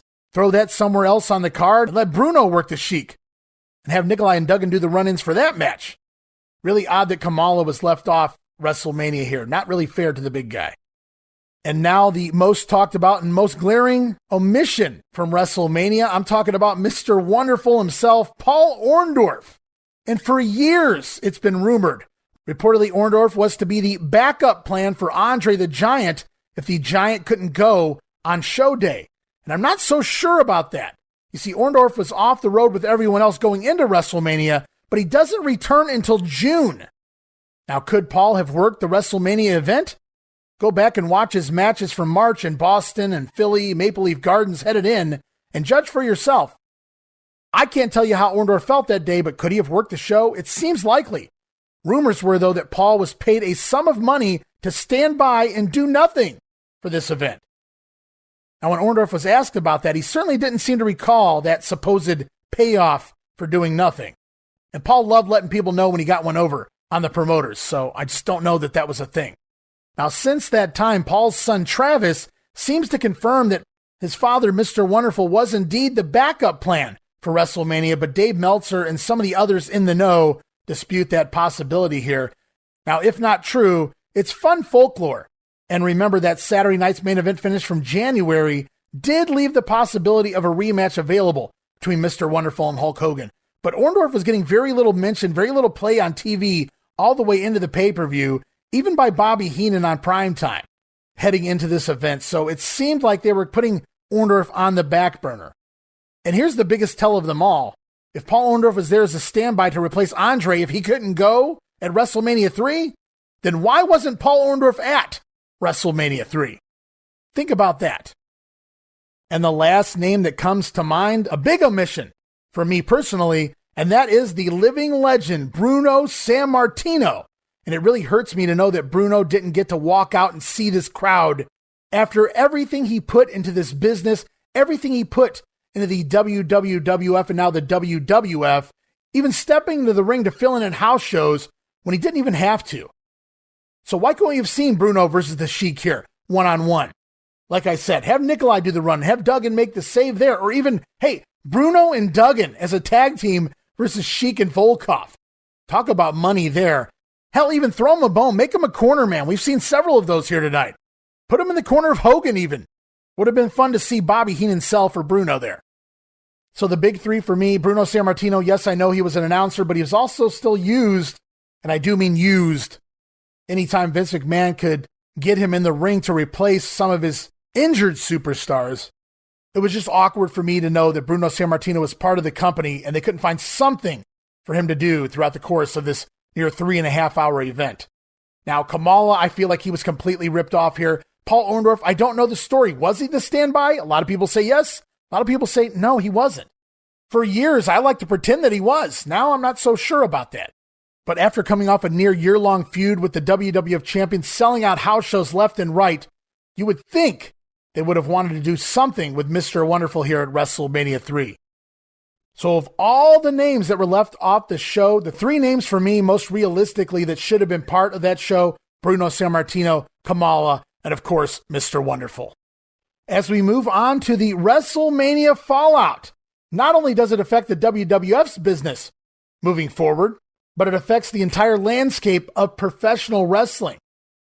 And that includes the UWF promoter Bill Watts, who has said after watching WrestleMania 3 that he knew immediately he was done.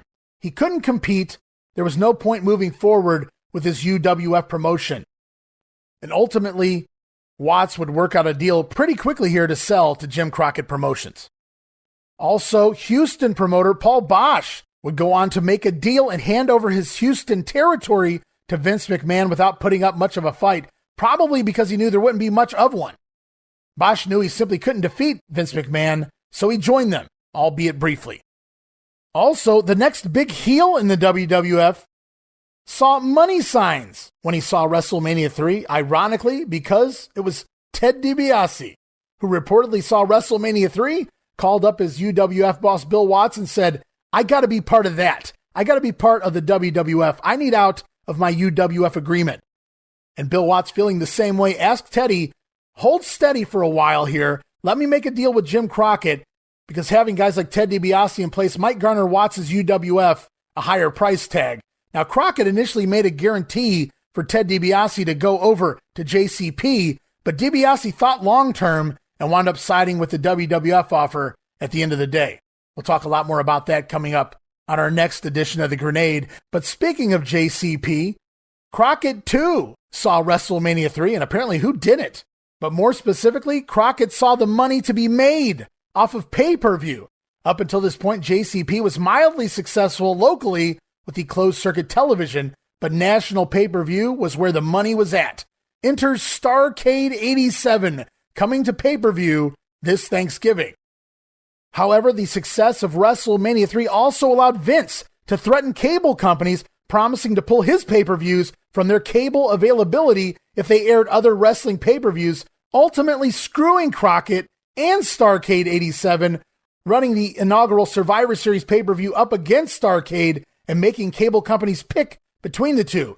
Now, as you might imagine, most picked the WWF after the success here of WrestleMania 3. So following these issues, the cable companies put down their own demands, telling both the WWF and the NWA they won't make them choose. They will make money off of both or neither.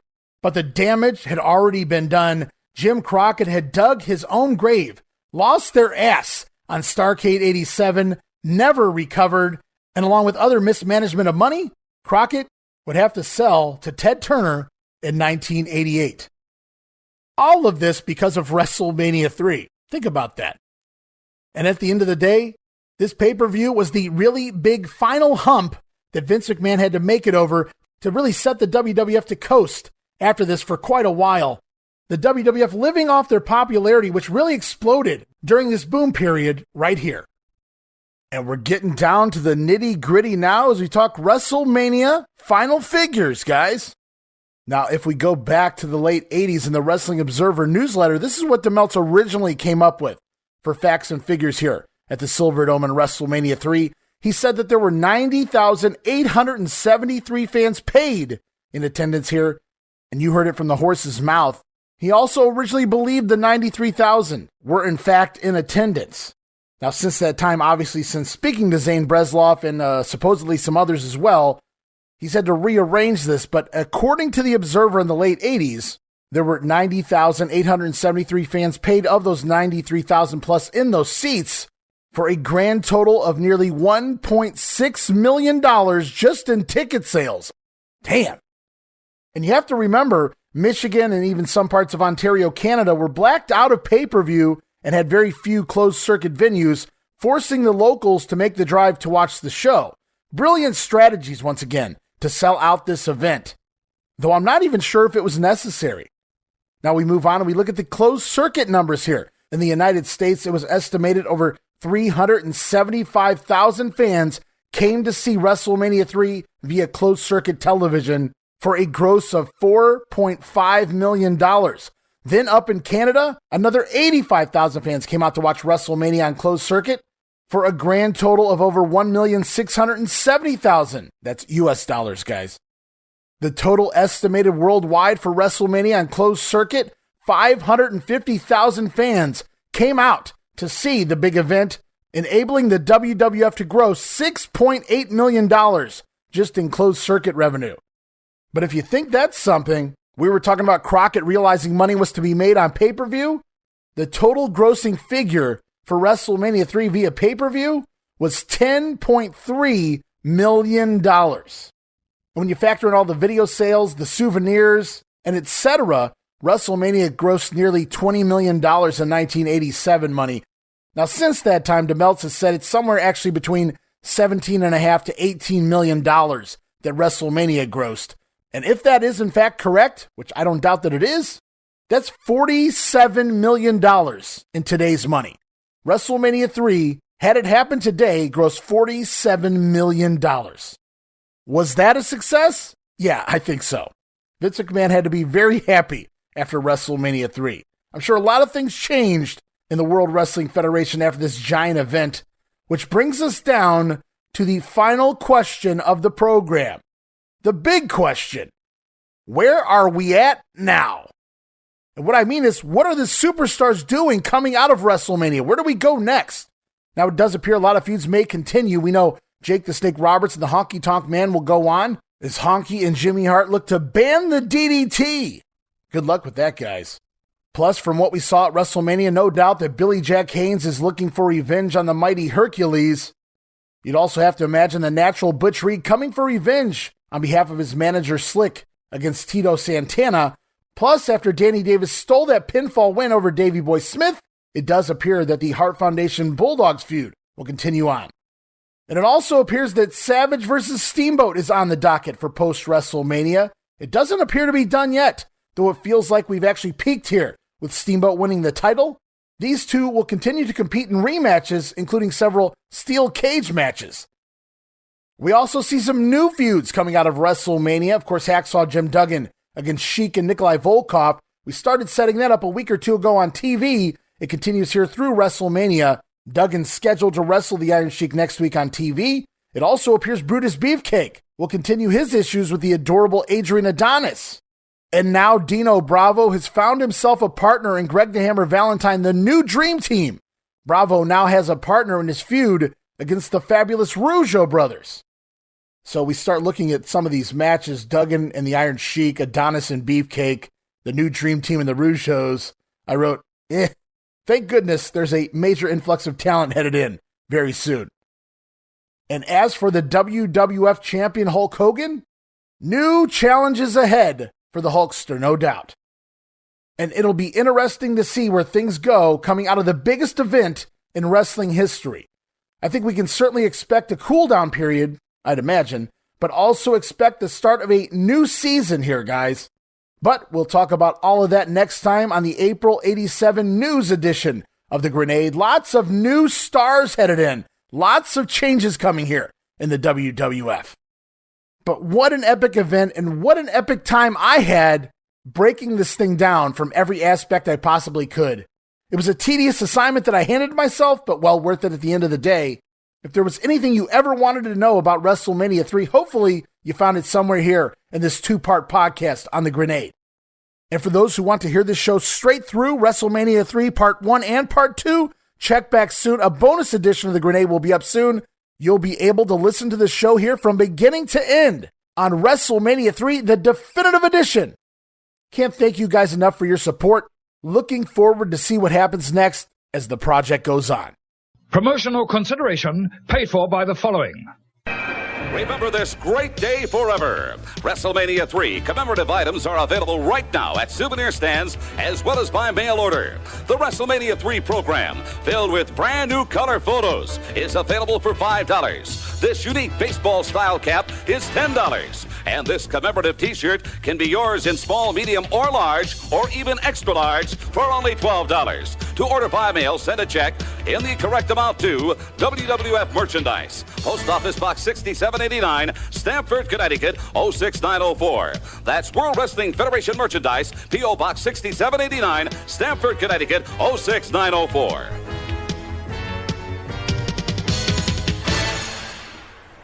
And that'll wrap it up. WrestleMania 3, the definitive edition, is in the books.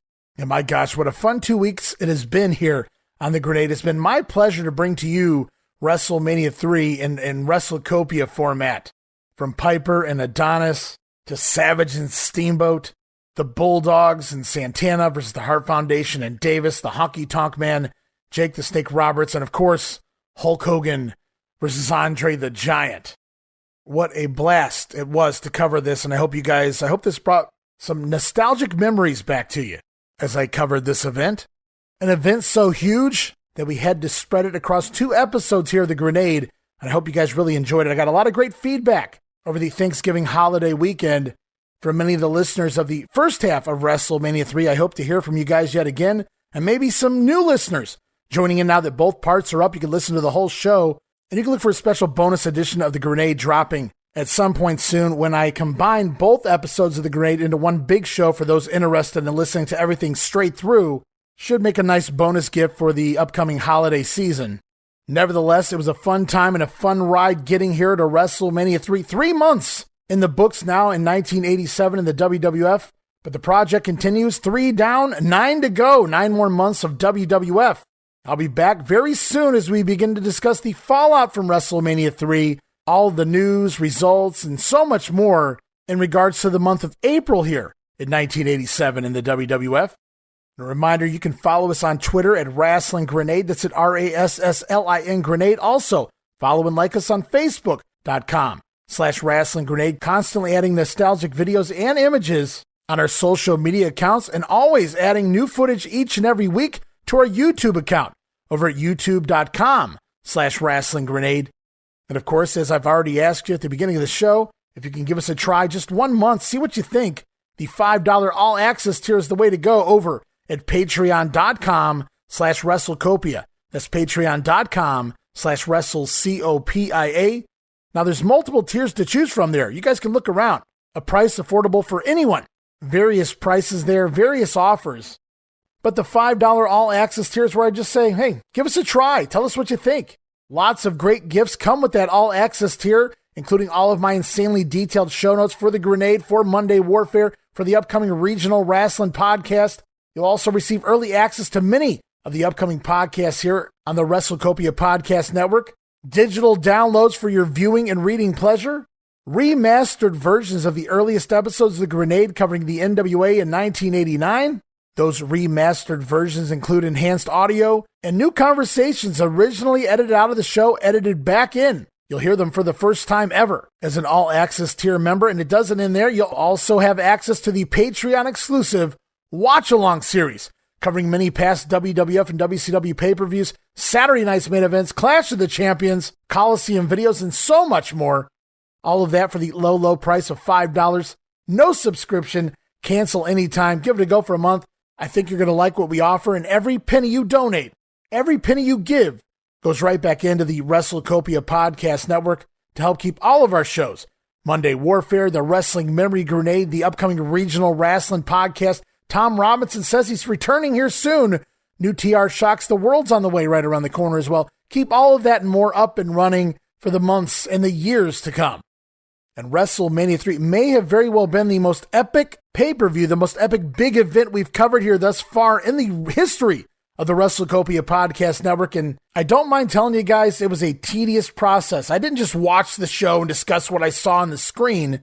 As you guys know by now, we've been dissecting and analyzing, researching every aspect of everything going on behind the scenes, as well as from television here, heading all the way into the big pay-per-view.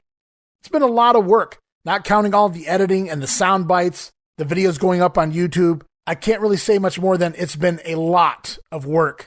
So I can't express to you how much your comments, your kind words that I've received through DMs and on Twitter and on Facebook about our recent episode, Part 1 of WrestleMania 3, how much that meant to me.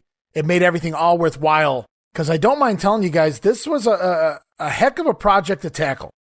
Anyone can watch a show, watch along with you. Anybody can watch a show, take a few notes, and write down a list of what they saw or heard on a TV screen. I wanted to make this definitive, as you guys may know by now. And by that, I meant I wanted to cover every aspect of the show, every nook and cranny, everything I could uncover, from things like Gordie Howe and Samantha Fox canceling out of the event, to the tidbits and behind-the-scenes stories I could find and share with you as well. I even tried to answer some of the listeners' questions that I had answers for. I tried to hit everything I could so that anybody who had any questions in regards to this event, you could point them in the direction here of episodes 73 and 74 of The Grenade and say, go listen to this guy. Chances are your questions will be answered if you listen to this show. At least that's what I was going for. I hope I continue to entertain you guys in between the behind-the-scenes news while breaking down the results, the sound bites, etc. I really put my heart and soul into this WrestleMania 3 project, and I hope it shows. And we will continue to do that here on The Grenade because we don't half-ass anything here on the WrestleCopia Podcast Network. That is one promise I can always make you. Now that said and all of that out of the way, I want to thank you guys one final time, all of our loyal listeners here, not just for WrestleMania 3, but just for the WrestleCopia Podcast Network in general. We really appreciate you. Without you, we wouldn't be here. It's your interest and your kind words that keep my drive going each and every week. And for that, I can't thank you enough. But with all of that out of the way, we will be back soon as we begin the fallout from WrestleMania 3. We'll look into April of 1987 in the WWF, and you guys wouldn't believe the shakeup. And I touched on it a bit before with Paul Bosch and Jim Crockett, Bill Watts, and the like. But we are getting ready to see a major influx in talent coming to the WWF like you wouldn't believe. We're going to talk all about that in the upcoming April news edition of The Grenade. But for now, I hope you guys enjoyed WrestleMania 3, The Grenade Way. And until next time, this is Ray Russell saying from pillar to post and coast to coast, you pull the pin and we'll pick up the pieces right here on the Wrestling Memory Grenade. I'll see you next week. Don't miss it. Be there.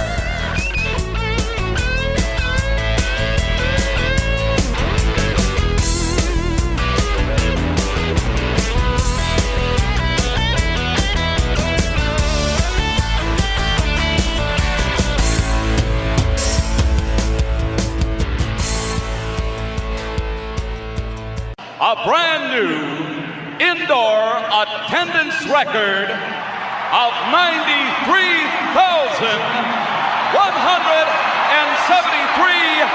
Give yourself a big hand.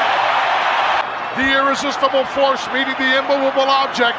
You know, of course, Gorilla, the B stands for buckwheat. No, it doesn't. Oh, stand yes, for it does. buckwheat. He told me he's got a brother, too, named Stymie. Where's a derby?